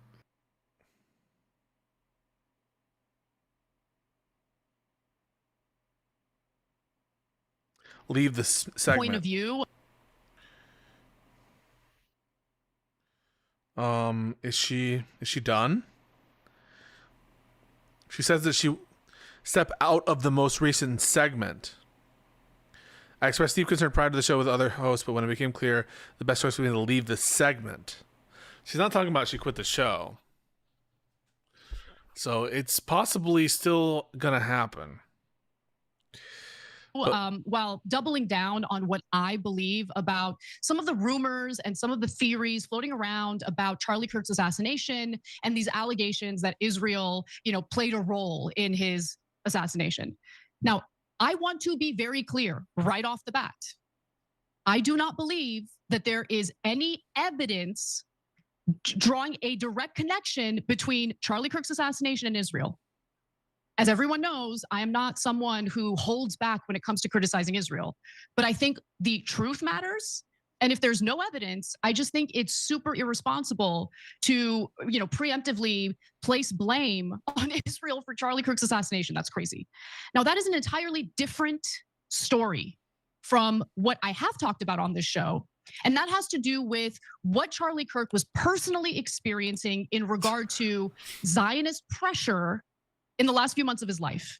Now, what I refer to when I'm referring to that Zionist pressure, I'm specifically talking about the fact that apparently behind the scenes, and Charlie Kirk himself confirmed this in a conversation with Megyn Kelly, he felt that he was being smeared as an anti-Semite, which but like it's not going to substantiate whether he was offered $150 million by Bibi Netanyahu to put into TVUSA. Can you put 1.25? All of that other stuff can be true, and it still would not substantiate that claim, huh? Can you put it at 1.25? Because I understood this point when she was making it on air. Anyone who doesn't understand this point, like, okay, we get it, yeah. Because of the fact that he included Dave Smith and Tucker Carlson at the America Fest, conference. And during that conference, Dave Smith, debated somebody on Israel, and I thought it was a great debate. I enjoyed it. And then Tucker Carlson, of course, gave that speech in which he, floated the idea that Jeffrey Epstein was a Mossad asset. Okay. So I think that if you're going to be part of a group of people, and as Charlie Kirk very much was, that purports to want to be. You're gonna report on this story and you're gonna repeat things. I think you have to disclose to your viewers who you are sourcing it from, and you are sourcing it from Max Blumenthal, and you are sourcing it from the Gray Zone. The Gray Zone has published lies. The Gray Zone has made mistakes. You should not just report it as fact, or like it's being reported from like the AP or whatever. Which she kind of did. Of all. I mean, by not disclosing like where her source is now for this is not good. Points of view, debate all points of view, not try to censor people because of wrongthink. Then yeah, you should be inclusive of voices like Tucker Carlson's. I mean, he's one of the top conservatives in this country in terms of media. Yeah, you got to be inclusive of Tucker Carlson, you guys. He really doesn't have a big enough platform. Smith, who is not as big as Tucker Carlson, but he's been really making a name for himself by debating this very issue. And so I love the fact that he included those voices, but apparently some of the donors behind Turning Point USA did not feel the same. Okay, fair enough. Now, the segment that we were doing, okay, about the conspiracies, yes, did mention the conspiracy about Israel allegedly, having something to do with Charlie Kirk's assassination. Every single person on that panel said that they do not believe it. But that was getting conflated with something else. And the conflation had to do with the pressure that Charlie Kirk was facing. So as this conversation was happening. Okay. So funny that like Jillian rage quits over them having this discussion and not like Nick Fuentes doing like a fucking episode or anything like that. He had already been on the Valuetainment Network on Saucecast, which is canceled. I didn't realize Saucecast had been canceled. Oh, is it? It was probably replaced by HerTake. Yeah. They haven't uploaded in like 11 months. And then PBD took a dig at Saucecast like, well, that's why we canceled your show the other day. Yikes, because it wasn't doing well? Yeah, it wasn't. The channel had like 240,000 subscribers, but the views on each upload are pretty low. People are speaking over each other. It's pretty chaotic. Is it on YouTube? I thought in real time what was going. What? The Saucecast? Like the Saucecast like Fuentes thing? Yeah, let me see. Well, do they still have their channel, the Saucecast? Or Saucecast? Yeah. Going on was that Jillian was under the impression that we're about to like throw Israel under the bus as the assassins. And that she was conflating. Yeah, I did get that sense from Jillian that she really thought that that's what they were angling at, even though Anna had already said that they were not going to, that she didn't think Israel was behind the assassination of Kirk. With the story that I do believe has credibility, and that's that Charlie Kirk is facing pressure from, Zionist donors. Okay. But then upon reflecting. Yeah, look, this was 2 years ago. Oh, wow. I'm getting more views than them. Heated debate on race, religion, and feminism. Saucecast episode 131. In today's captivating episode of the Saucecast, join Adam Sosnick as he hosts a compelling group discussion with guests Michael Sartain, Alpha King Nima, and controversial influencer Nick Fuentes, alongside accomplished women Amy Dangerfield and Catalina Lauf. Accomplished women. Accomplished at fucking what? But like, this is by far the best viewed episode. Go to the views of the other videos. Yeah. Like it's really, really low. So 270,000 subscribers. 10 months ago, their uploads were getting 3.9 thousand views, 1.6 thousand, 1.2. Like every now and then they'd have some that like 4,000 here or whatever. I feel like I'm doing better than 750 these. views. Wow. Yeah, no, this was like if they're gonna do these shows, they have to put them on the main Valuetainment channel. Right. Well, I say that, but then like, how do the HerTake segments go? I think they probably do well. Because they have their own channel actually, and they got 70,000 subs. Oh wow. Well, Like those are similar numbers. no, but they're 30K on the main episodes, right? Yeah, the episodes get the views. Yeah, that's the thing. So, on this HerTake segment, I realized that no, Jillian wanted to not deny that story as well, and I disagree with that wholeheartedly. So she wanted to basically convey that Kirk was still very much supportive of Israel, which is absolutely true. Take a look. He's saying he's being criticized for giving an audience to people like Dave Smith. He's not saying that he is changing his mind and thinks the Jews are evil. Like, no, he wasn't changing his mind. But I want to be real clear here. No, but because I think this is dangerous, and I want to be deadly accurate if we're gonna have this conversation. So that's what he was talking about. It's about the fact that Dave Smith, he gave him an audience at Turning Point, and he was being criticized for having people who didn't agree. Like, oh wait, did you read the follow up to what Jillian had like tweeted? Because you read this, right? Yeah. To Anna Kasparian, I have publicly sung your praises. I fought for you to get the job on HerTake. For you to make this shitty YouTube post for clicks is sad. I posted it below for you. Hope those AdSense dollars pay you the money you're after. Well, I've appreciated your upset over what is happening. You're upset? She used the wrong your. It's a weird way to put this anyway. While I've appreciated your upset over what is happening in Gaza, is it possible that when you start saying things on your content like you think you're God's chosen people when you behave like demons, it might be crossing the line? When almost every episode of HerTake has to bash Israel, it might be Which overkill. is true. When we what? They bash it every episode. I wanted the super chat. Israel? Can you talk about Good. this? I don't give a fuck about that. I don't think that this stuff should be said or whatever. Like that's not productive. This is the super chat. Is it far-fetched to believe that pro-Israel activists like Bill Ackman were willing to donate hundreds of millions to Kirk? I don't think that's far-fetched. No, but it's just but it has to be shown. substantiated. Just because something is probable or likely doesn't mean it's substantiated. Would the AP even report on this if it were true? Maybe. I mean, I think that's of note. certainly after his death, I think it would be of note. So I think the answer is yes. I think if this were proven, I think the AP would report on it. And if not, it would be like some other news organization. That's, to me, it's like Israel's doing a fucking genocide. This idea that like we can't bash Israel every episode. That's like saying you guys you bash Trump every stream, Pisco. Why don't you cool it? How come you never, why don't you pick on somebody else? Like, give me a fucking break. I'm just pushing back. Do you genuinely mean it, or you're just pushing back to push back? I don't think it's wrong to criticize Israel on every episode. Okay, but you were like, yeah, they do bash Israel every episode. They Maybe do it's not like that, it's a though. bad thing. And so if she doesn't want to do that, maybe she doesn't want to do that. Do you think that's bad? To bash Israel every episode? Yeah. Yes, because I think it is distracting of Trump. So yes. They're doing a genocide. Yeah, I don't say don't Trump talk is about it. complicit in. Trump supports that genocide. Yeah, but I don't talk about Israel every episode because it's not my focus. I think that I don't need to hear about Israel every episode. It doesn't need to be your focus. It's not a zero-sum game of like any minute that you spend talking about Israel in your episode is like time taken away from fucking Trump. You're right about everything. You okay, Pisco? I'm not okay. Can we see if there's any more drama on the fucking video? When we have to discuss conspiracy theories about Israel's connection to hideous events like 9/11 or Charlie Kirk's murder, it could border on irresponsible and dangerous. Sorry if I wasn't game. You're a real gem. Keep at it. And then she links it. Yikes. Tucker Yeah. on the stage. On the stage. He wasn't saying, So I the changed donors- my mind here and I'm being attacked. So basically, he's getting this pressure from donors, which led to that meeting in the Hamptons with Bill Ackman, because Bill Ackman apparently wasn't happy with it either. But you guys also have to understand that there is a trend now with young conservatives who are Please not go walk out like supportive of Jillian Israel, or did. not as supportive as previous He was about to, you guys. No, whatever. generations. So at this point, I'm under the assumption that we're all on the same page, because you just heard Jillian Michaels repeat what I believe, right? That Charlie Kirk was facing backlash. He didn't like the backlash. He was public about the fact he didn't like that backlash as he was speaking to Megyn Kelly on her show. Okay, fair enough. Now, at one point, the claim that pro-Israel donors had offered Kirk and Turning Point a $150 million cash infusion as a way of influencing him came up. And, Jillian thinks that the claim is spurious, and I haven't seen hard evidence. For now, there have been rumors about that, but she is right.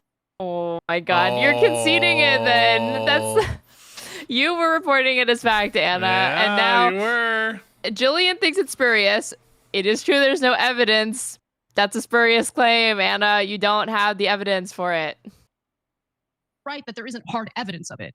And she was very stuck on this point. Okay, so let's take a look at that part of the conversation. Where's your proof that $150 million was offered from Bibi Netanyahu? Tucker Carlson, Candace Owens. Tucker Carlson, Candace Owens, though. She corroborated Where is it. the proof? No, because I didn't want to cover this, and you guys insisted. And I told you, you cover the I'm gonna Look at her. She has no nussy. She has no nussy. It is pure, none whatsoever. Pure veins, pure. The Stacey, a view of the jaw of the Stacey, you guys, and look at that, just an angular, defined, vascular. Look at the vascularity while she's like screaming, like, "Stop criticizing Israel! I'm gonna fucking rip you apart." Netanyahu. We're really offered Charlie $150 million. Jillian, so we're not. Why are you on me, Jillian? What they're saying. This is a discussion that's happening literally everywhere. We would be remiss if we didn't cover it. Remiss? We would be remiss. It's over a week. That prevalent. Is a week old. It's still going on, Jillian. Okay, well, nevertheless, where is the proof that actually happened? Jillian, what's become of you, According Jillian? to this guy's reporting, he was offered $150 million. Okay, That was also corroborated by Candace. It was corroborated by Candace, and not only that, by Corroborated by Listen, I like Candace. Candace. She has people from his own team have said he has not seen her in I'm gonna years. say it. Fuck Candace. together. Fuck Candace Whoa. Owens. But fuck Candace Owens, am I right? Oh, you said at me? Okay, no one has reported that Benjamin Netanyahu personally has offered or had offered Turning Point USA $150 million. Wait a minute. I want to check that fucking Gray Zone article because I'm pretty sure it does say that, but I could be misremembering it. Let's see. If I put that's on Yahoo. The Gray Zone reported on September 12th, citing a longtime associate of Kirk, that Netanyahu had offered to organize a massive infusion of pro-Israel money into TPUSA, and that Kirk refused. Okay, so Netanyahu, what they didn't report is that he himself did it, just that he had like organized it or Organized the whatever. fusion. This is a chatter says, Pisco, tell Mindy to go back to China so I can cross it off my bingo card for this episode. Why are you laughing? Mindy Lee? There was reporting that pro-Zionist donors offered a cash infusion and that Charlie Kirk rejected that, along with Benjamin Netanyahu's trip. He offered a trip for Charlie Kirk to visit Israel again. Now, we all know what those trips to Israel are all about. It's basically re-education camp. Don't you know better than that? You shouldn't be critical of, I mean, he wasn't even really all that critical of Israel, to be honest with you. He didn't want to invade Iran. I obviously agreed with him on that. But for the most part, I saw him We have constantly defending Talibots in the Israel. chat. Pause. It The had now gotten Talibots. She's a Jew, and she's exasperated by the veiled anti-Semitic conspiracy theories. My understanding is I can respect that, and I think I kind of agree with Tali. Wait, say that again. Talibot says she's wait, is she Jewish? Is Jillian Jewish? Her mother, I mean, Judaism is passed down matrilineally, and her mother is of Jewish and Syrian descent. And hence, But she was just saying in this earlier in this episode, depending on how you understand like people's relationship to Judaism, some understand it as a race, other people do not.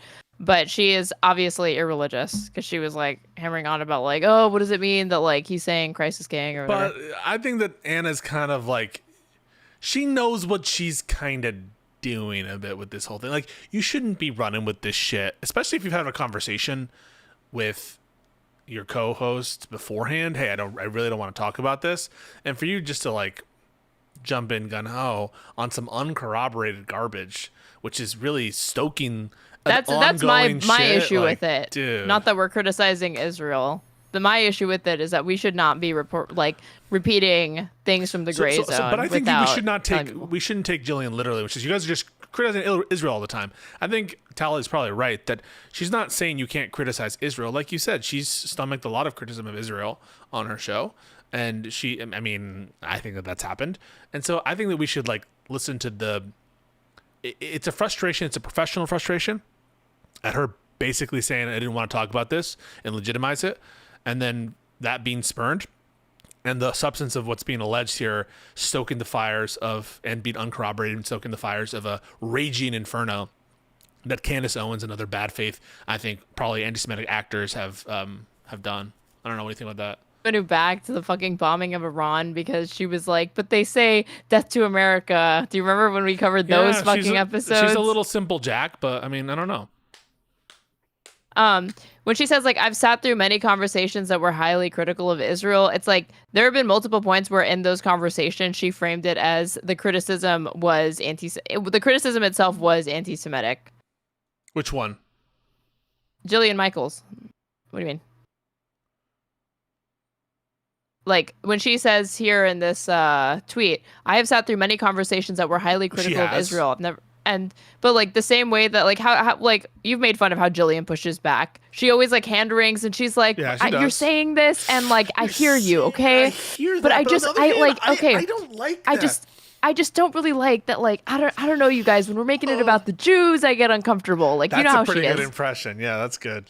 But she did sit there. Well, I'm saying that like when she's like I've sat through these, she's I guess kind of suggested that like she's either contributed and like she was able to provide like critical pushback or like she sat through it like I didn't like it but I didn't say anything, but like no, she would jump in and do her fucking hand wringing that she does with every single topic or whatever. She's done it with like Trump and the insurrection at different points. She did it with like again Israel bombing Iran and America doing it as well, defending America. Like the way that Jillian like pushes back is always the hand wringing. So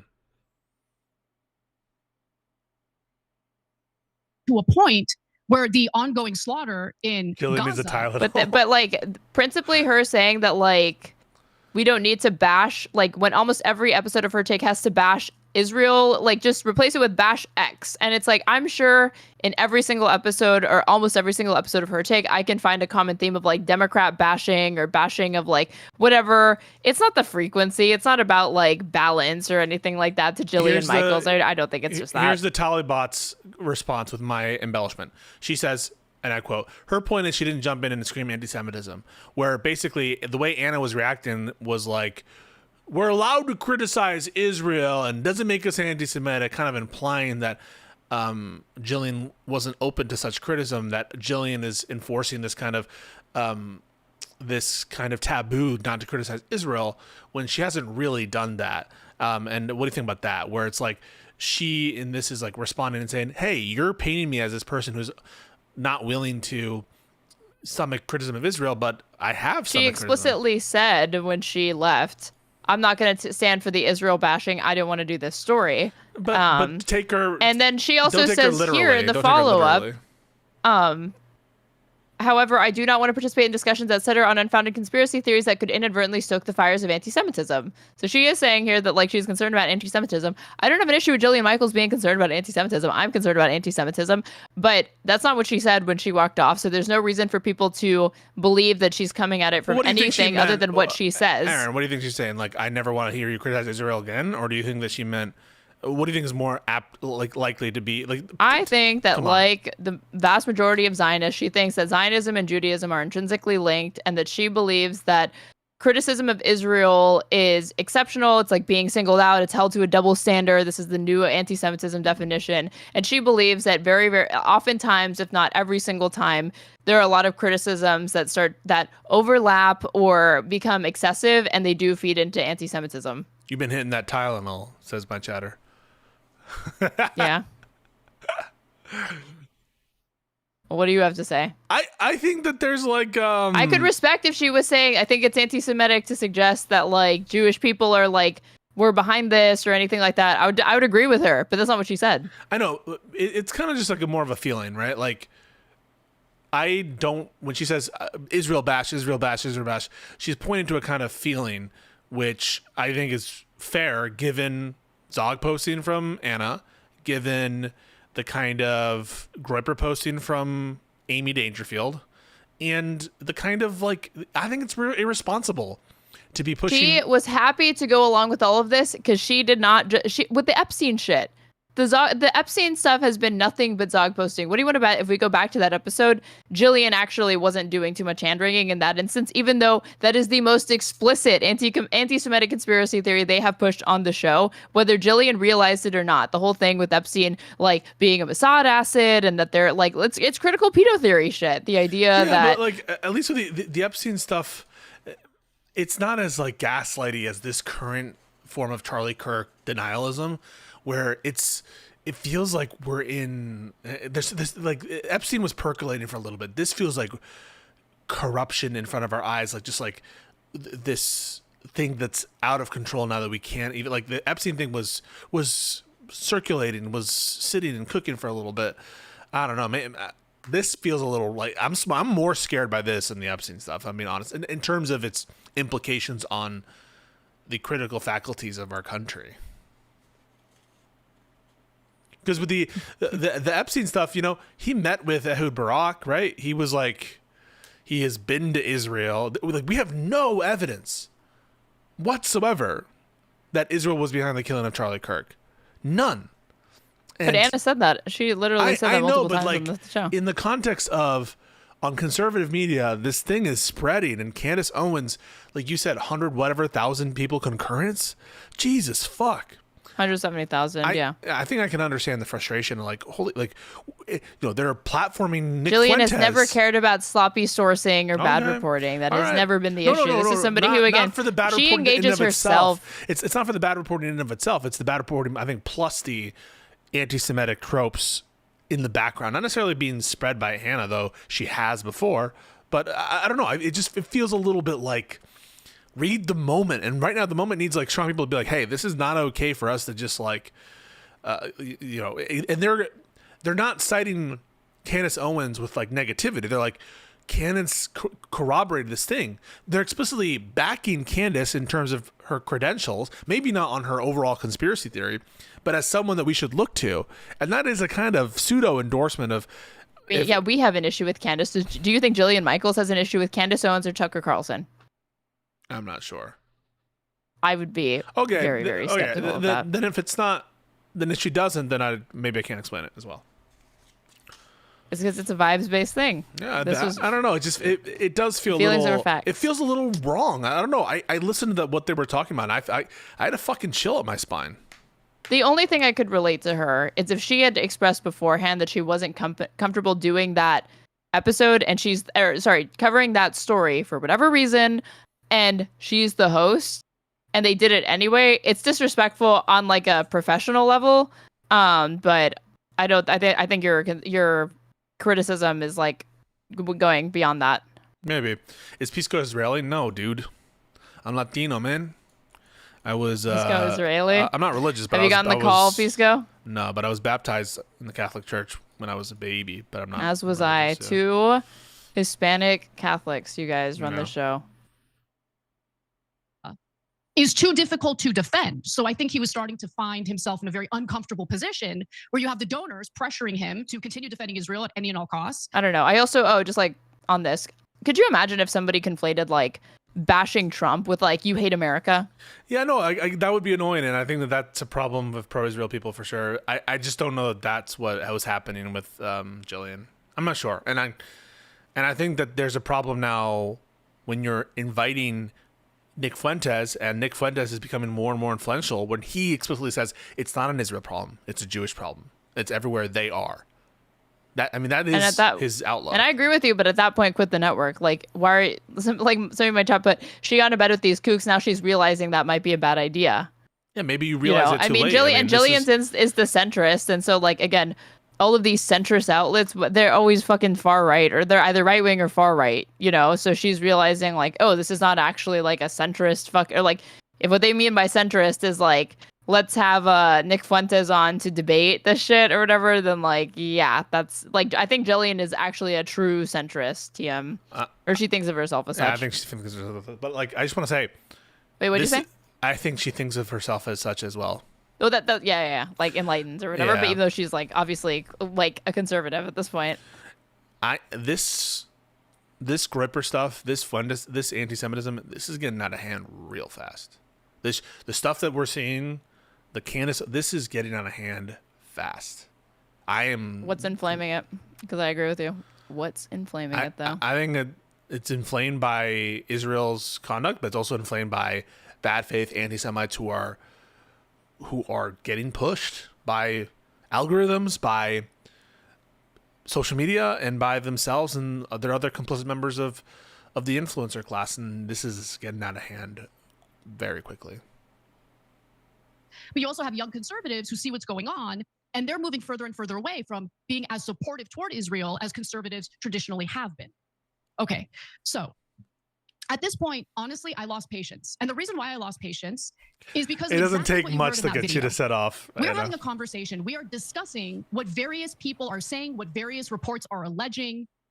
You have to get through the presentation of the story and what the various people are saying before we can all weigh in on what we think and what our analysis is. But we never.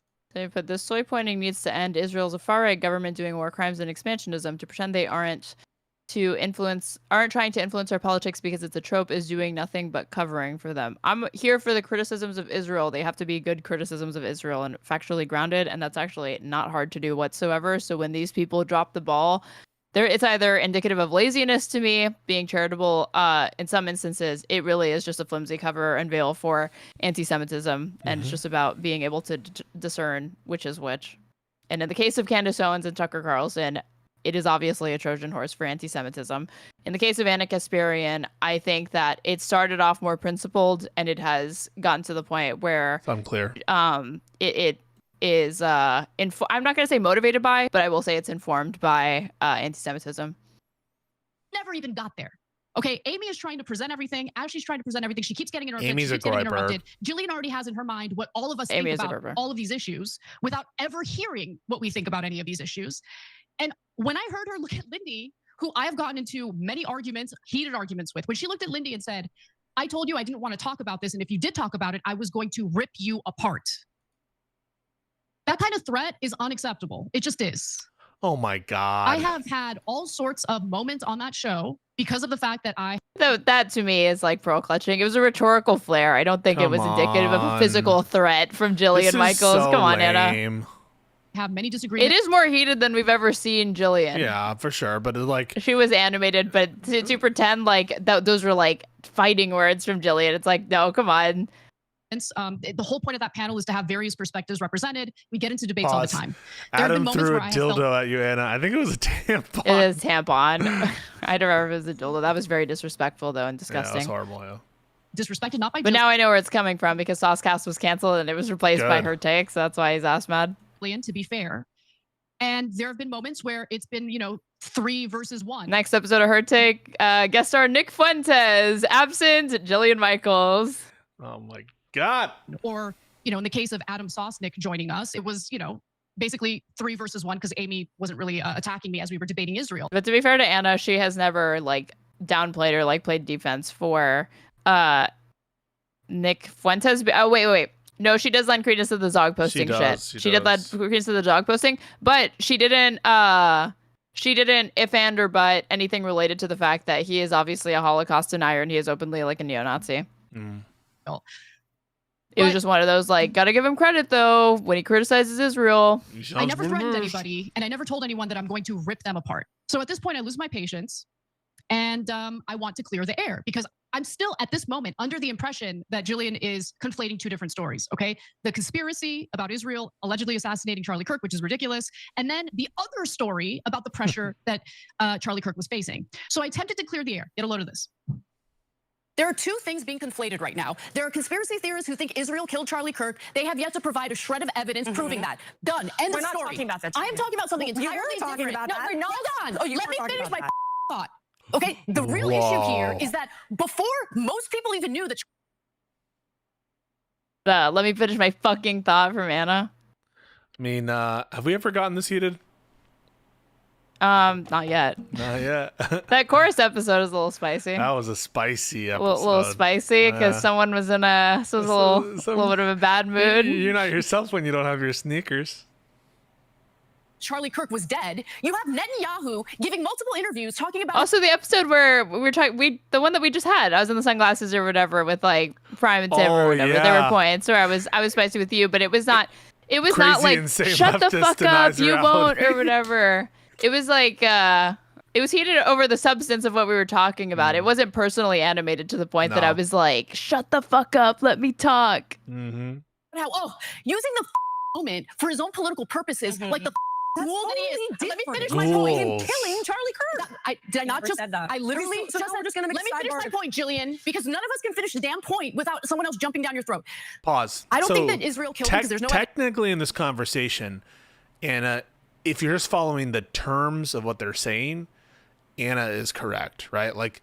Anna is making this distinction and separating them, and Jillian is wrong that Anna is technically, by the words she's using, suggesting one or the other. I think it's all about the surrounding context, the lack of substantiation, and basically the optics of it and who's behind the sourcing here and the Caniso and stuff. Maybe the can. Only time Jillian is ever given a fuck about any of that stuff. Yeah. It's so disingenuous in a lot of ways to me. Evidence of that, but I had a problem with Netanyahu exploiting. Jillian has pushed anti-vax conspiracy theories. She's platformed she's flirted with the Zog shit. Soros being behind certain things. Jillian herself has pushed those things. Again, it's always telling that the fact that they do have some room to be tolerant of some anti-Semitism, but then when it's against anti-Semitism in Israel or whatever, that's where she draws the line. We need to have you guys in studio so that Aaron can throw a tampon at Pisco. Maybe That'll be fun. If we're canvassing, maybe we go canvassing. When we do the IRL episode of Just Press Play at some point, you guys don't. It's gonna be a little. Don't worry. Throw a tampon. in this country for his own I political would be means and canceled. I purposes. think if I threw that at you, but if you threw it at me, it would be a funny. Yeah, callback. Adam Sosnick was canceled because men are always held accountable on the internet when they're fucking misogynistic towards women. Lib men are held accountable. Who was the last lib man that was held accountable for misogyny? Jimmy Kimmel, and he was the best for misogyny.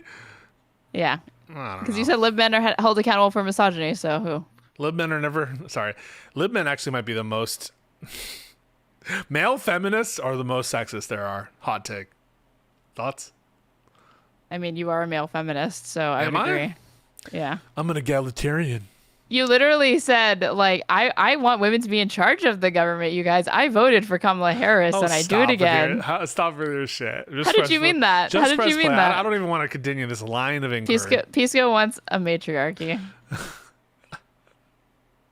Harry Sisson. Harry Sisson. Really great fucking pull here. He was held accountable for his womanizing ways.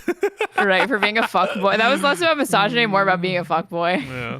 The nature of his relationship with Charlie Kirk. I clear the air. Very specific. I repeated twice in the video you just saw that I don't think Israel is behind Charlie Kirk's assassination. Okay, but things still got out of. But like fucking, I can't remember where Lindy and Amy stood on that, but I wouldn't be surprised if they did. But as far as Jillian directly addressing Anna, if she said in the heat of, in the midst of their exchange that like you're the one pushing this, Anna had already explicitly distanced herself from that conspiracy theory. So again, I just want to say that like I don't think it's the literal words Anna's using. It's the backdrop, it's the lack of substantiation, and it's the vibes, which I can understand the frustration. No, I think it's mostly disingenuous from Jillian. I think that like again, it's coming from not being uncomfortable with anti-Zionism to me, and not really anti-Semitism. She's flirted with anti-Semitism in different ways in the show. Point. And she doesn't care about factuality. This is Jillian fucking Michaels we're talking about. It is discomfort with that.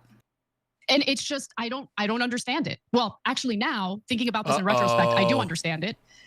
So Be at careful. this point, pretty in my opinion, I just think what Netanyahu did, like before most people even realized that Charlie Kirk was already pronounced dead, like the same minute that Trump announced that Charlie Kirk had passed, you have Netanyahu doing some of the most detestable garbage commentary about who he believes killed Charlie Kirk.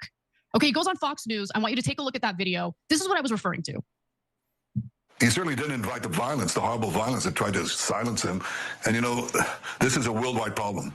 The people on the on the extremes, the Islamists, the radical. I wonder how fucking pissed off Israelis are to see this man go up there wearing the yellow ribbon for the hostages when he refuses to end this fucking genocide and get those hostages back. Islamists and their union with the ultra progressives, they often speak about human rights. They speak about free speech, but they use violence to try to take down their enemies. Whether it's President Trump, who's been You'd know a thing or two about that, dude. This is gross as fuck. This is this is the thing that Jimmy Kimmel explicitly didn't do. I mean, the kind of shit that he's doing right now here. It's the most opportunistic shit.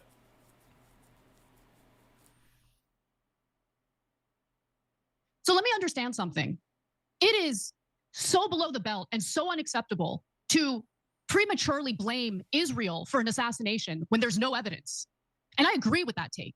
How is it okay for the prime minister? This isn't just some random person online. This isn't some rando conspiracy theorist on X. This is the prime minister of Israel exploiting a tragic moment in American history for his own political purposes. And why is he looking for Trump? And propaganda about Muslims. Because God forbid the leader of Israel ever miss an opportunity to exploit a tragedy in the United States for his own purposes, as he did in the aftermath of 9/11, by the way. This is who Netanyahu is. I'm never, ever going to be silenced by any. There's better examples of Bibi doing that than I don't know what she's talking about. Did she say 9/11?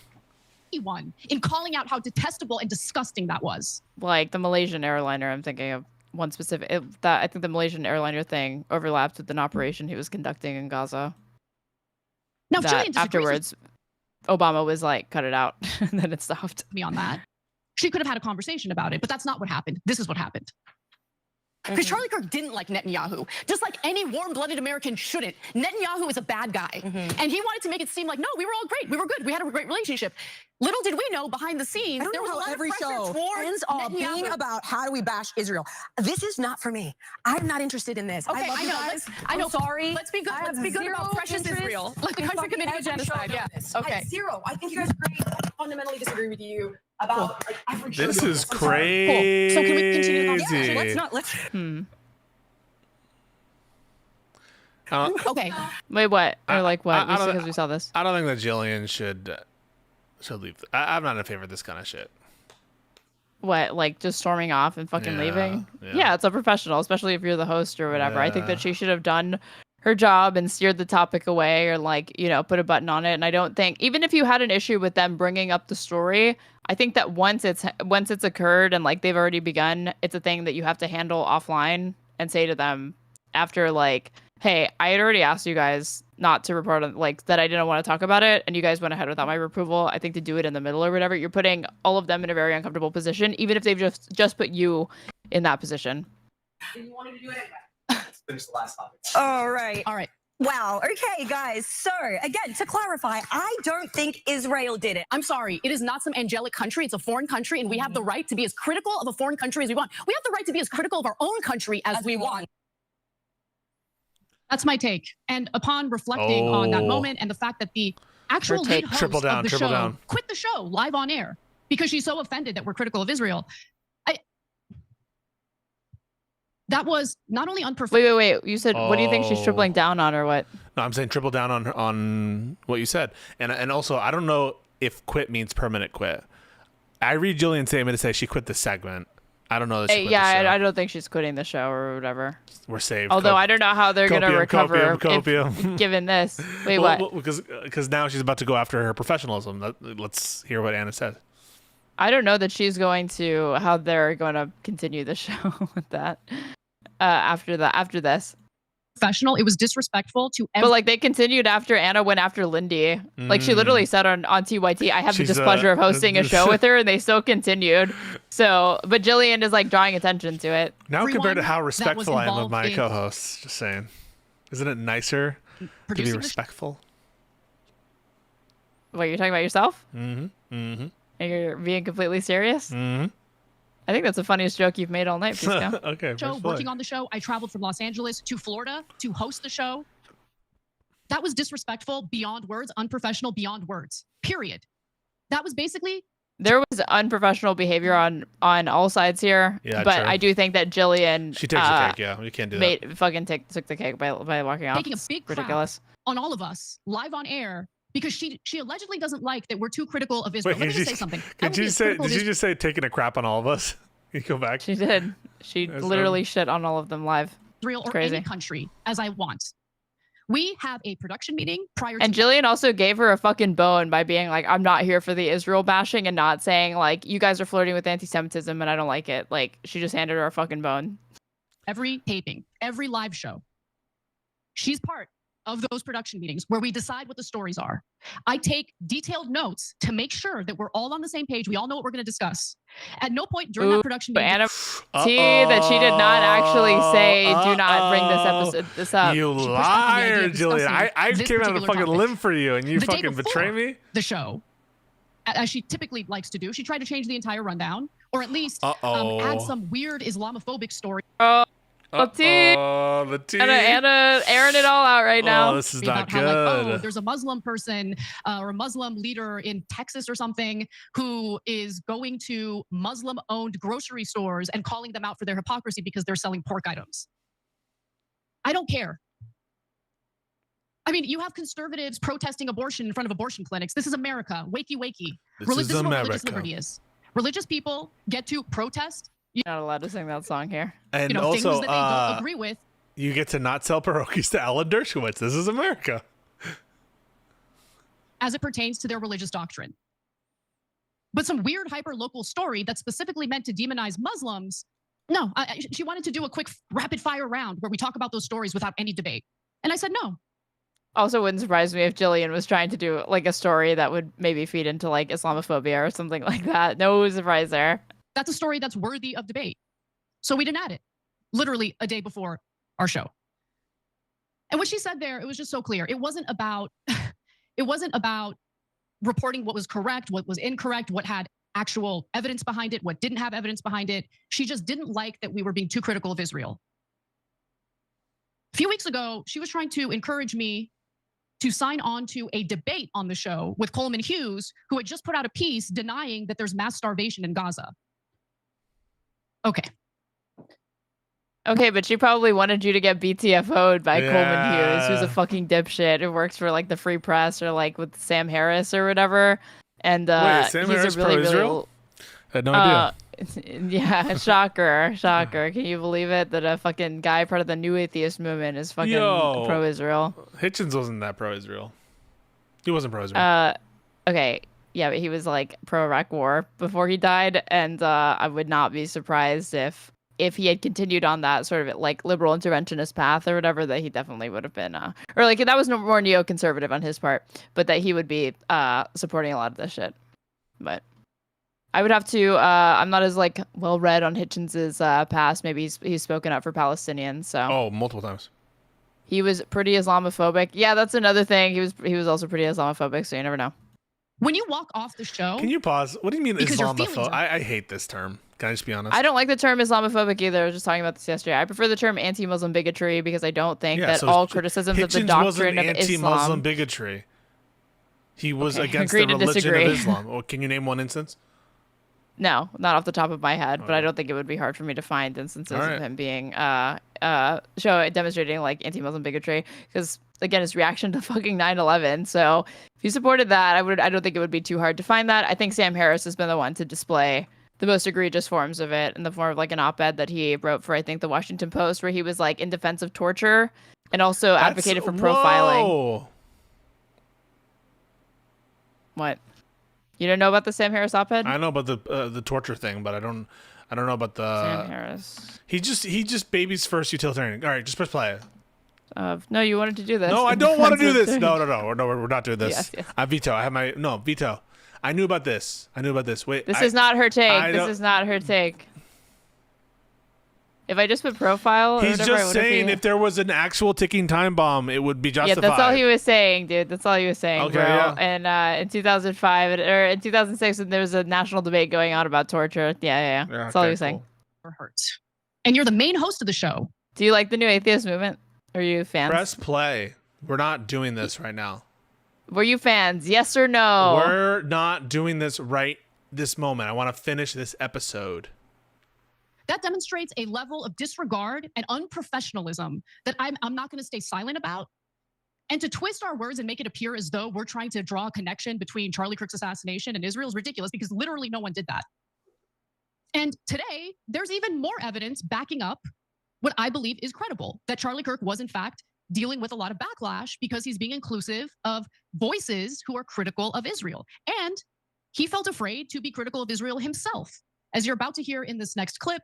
So today, Kirk's producer, Andrew Colvett, clarified that, yeah, Charlie Kirk was getting backlash and he was pretty irritated by it. Charlie's position on Israel was very clear. I like them more than I like Hamas. I just wish I was free to criticize Israel and not be labeled an anti-Semite, because I can criticize my own government and not be called anti-American. Right. But why do I have more freedom to do, that and not criticize, a foreign government? And he was really upset that there was this sort of clampdown on the freedom of expression, the freedom of ideas, free speech when it came to a foreign government. And It's like, I could tell you why, dude, because the administration Who's that you that? support is filled with a bunch of fucking Christian Zionists like Huckabee and Senator fucking Rubio, who've literally made it like, it is actually like the thing with like you're more vulnerable to having your visa revoked or potentially not being able to immigrate to this country if you've been critical of Israel. Marco Rubio like explicitly said this. Yeah, I mean, so there's an answer to Charlie Kirk's question. He just didn't like it. And I will say this. Who's this woman? And of course, they have to scapegoat Jews instead of just call out the fucking extremist right-wing policies of MAGA and also Likud and, the far-right government in Israel. Who's this woman on the left? TYT correspondent, I have to assume. Oh, wait, no. way. This is on the Turning Point USA. It says Real Alex Clark, YouTube. So like he had earned. why do you want to know who this woman is? You like her or what? One more mess up, Aaron, and this entire show. I'm walking out. He's not going to turn his camera off. He's just going to get out and like leave. And then I'm going to have an empty chair there. Earned. Did you see that that's what they did when like with the next episode of the Charlie Kirk show? They just like had an empty chair there for him. What's wrong with that? I'm not kidding, to like honor him. Have you seen that? Do you watch Curb? Yeah. Why? Have you seen the episode where fuck, what's his name? Funkhauser has the seat for the baseball game, and he has a seat for his dad, the ceremonial seat, who just passed away. And Larry wants to sit there. He's like, no, it's for my it's for my dad. It's the honor. And he's like, what are you talking about? I want to sit there. Sorry, press play. I know. I never seen that. It sounds hilarious. That's good. The right as a friend of the Jewish people over the years and all of the things that he had done, he felt like his bona fides in that respect were unassailable and that he should have the freedom to say, hey, it's time to end the war. Hey, it's time to stop the killing. But, you know, when you... Yeah, the dude who was like, these fucking Muslims that like to kill Jews and making jokes about like buildings in Gaza not existing or whatever. Yeah, he was against the killing, bro. With Tucker, for example, yeah, I mean, we took some pushback. We lost some donors. And what's interesting is it wasn't necessarily Jewish donors. Yeah, because Zionists include evangelicals. This is not about Jews, as I've said a billion times before. There is also an Except when I said that one time, this is about your Jewish identity. Intentional conflation. One time. Israel. Yeah, I was gonna say what? How do you not have this as like a sound drop yet? You have to get it. Jewish people in general. One and that's guy, done one time. intentionally to smear anyone who dares to be critical of Israel as an anti-Semite. If you are critical of a government, it doesn't mean that you hate the people of that country. If you are critical of a government that refers to Israel as a Jewish state, it doesn't mean that you are anti-Semitic or hate Jewish people. It means that you have a problem with the conduct of that government. And no one's ever, ever, ever going to silence me about that. Ever. Period.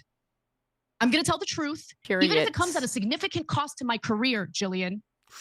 As you voiced some... I will retweet Marjorie Taylor Greene. I don't give a fuck. I will platform Tucker Carlson. I will say that Tucker Carlson should be president or like should run for president of the United States. I don't give a fuck. This is the hill I'm dying on. Concerned about. This makes the birthing person hill look like... Doobie says the dancing Israeli thing is true. Who says that? Someone Doobie, in your chat? Doobie, my top donor. I might need to take him off my thanks at the end of the videos. Your donors? Talking about the donors? He's a donor. He's a pro-Palestine donor. He's a pro-Palestinian Who's behind donor. it? I disclosed it, though. Doobie is anonymous. We don't know Yeah, I who is disclosed as a behind. teller. Press play. Wait, Finally, do you actually one believe more the dancing point that I wanna bring Israelis? up. To Doobie or me? You can find the news clips. Oh, no. Those news clips don't substantiate what people think that they do. Don't. They really don't. Today it was reported that, and this is by Max Blumenthal, by the way, he's naming names. Ultra-Zionist billionaire Robert Shillman, I kid you not, that is his name, was one of Charlie Kirk's most committed donors. But as Kirk fell under attack for his increasingly critical Israel views during his final weeks, sources say Shillman ended funding for Turning Point USA. This is a legitimate story that has legitimate receipts. Names have been named, and it is entirely separate from conspiracy theories involving... I love how she's like, names have been named, but it's anonymous sources that Max Blumenthal is getting it from, and he's printing it in an outfit that's not reputable. So if it were, again, like anonymous sourcing is totally normal, standard journalistic practice, but you can trust it when it's like the Times. You cannot necessarily trust it when it's the gray zone. These people would need to identify themselves, or it needs to be independently verified. Israel allegedly assassinating Charlie Kirk, which again is spurious and does not have any evidence to back it up. So if anyone dares to say that I believe in that conspiracy theory, if anyone dares to smear me, I want to be very clear right now in stating what I actually believe. Which is only the dancing Israelis 9/11 conspiracy. I do not believe that Israel is behind Charlie Kirk's killing. My biggest donor believes it. Okay.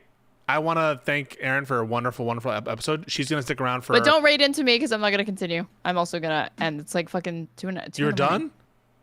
Yeah, Okay, I know usually I keep going, but I'm going to do the shoe on head video on my own, I guess solo tomorrow. I'm also doing, Smugmug and I are covering PPD, Nick Fuentes. Be here tomorrow, you guys. It's going to be fucking insane, I'm and sure. everybody follow me on TikTok. It's Pisco Liddy, and Instagram. It's really important you do this, and it would mean the world to me if you did it. If you did it, it would mean the world to me, and I'll know Go it. like the TikToks. He tells you to follow. Like you guys it. need to go Like the follow and then go like a TikToks. Just TikTok. go That's in there. actually Like- what gets engagement. Like and all the that. TikTok, like the TikTok. And yeah, love you guys very much, and we'll see you soon.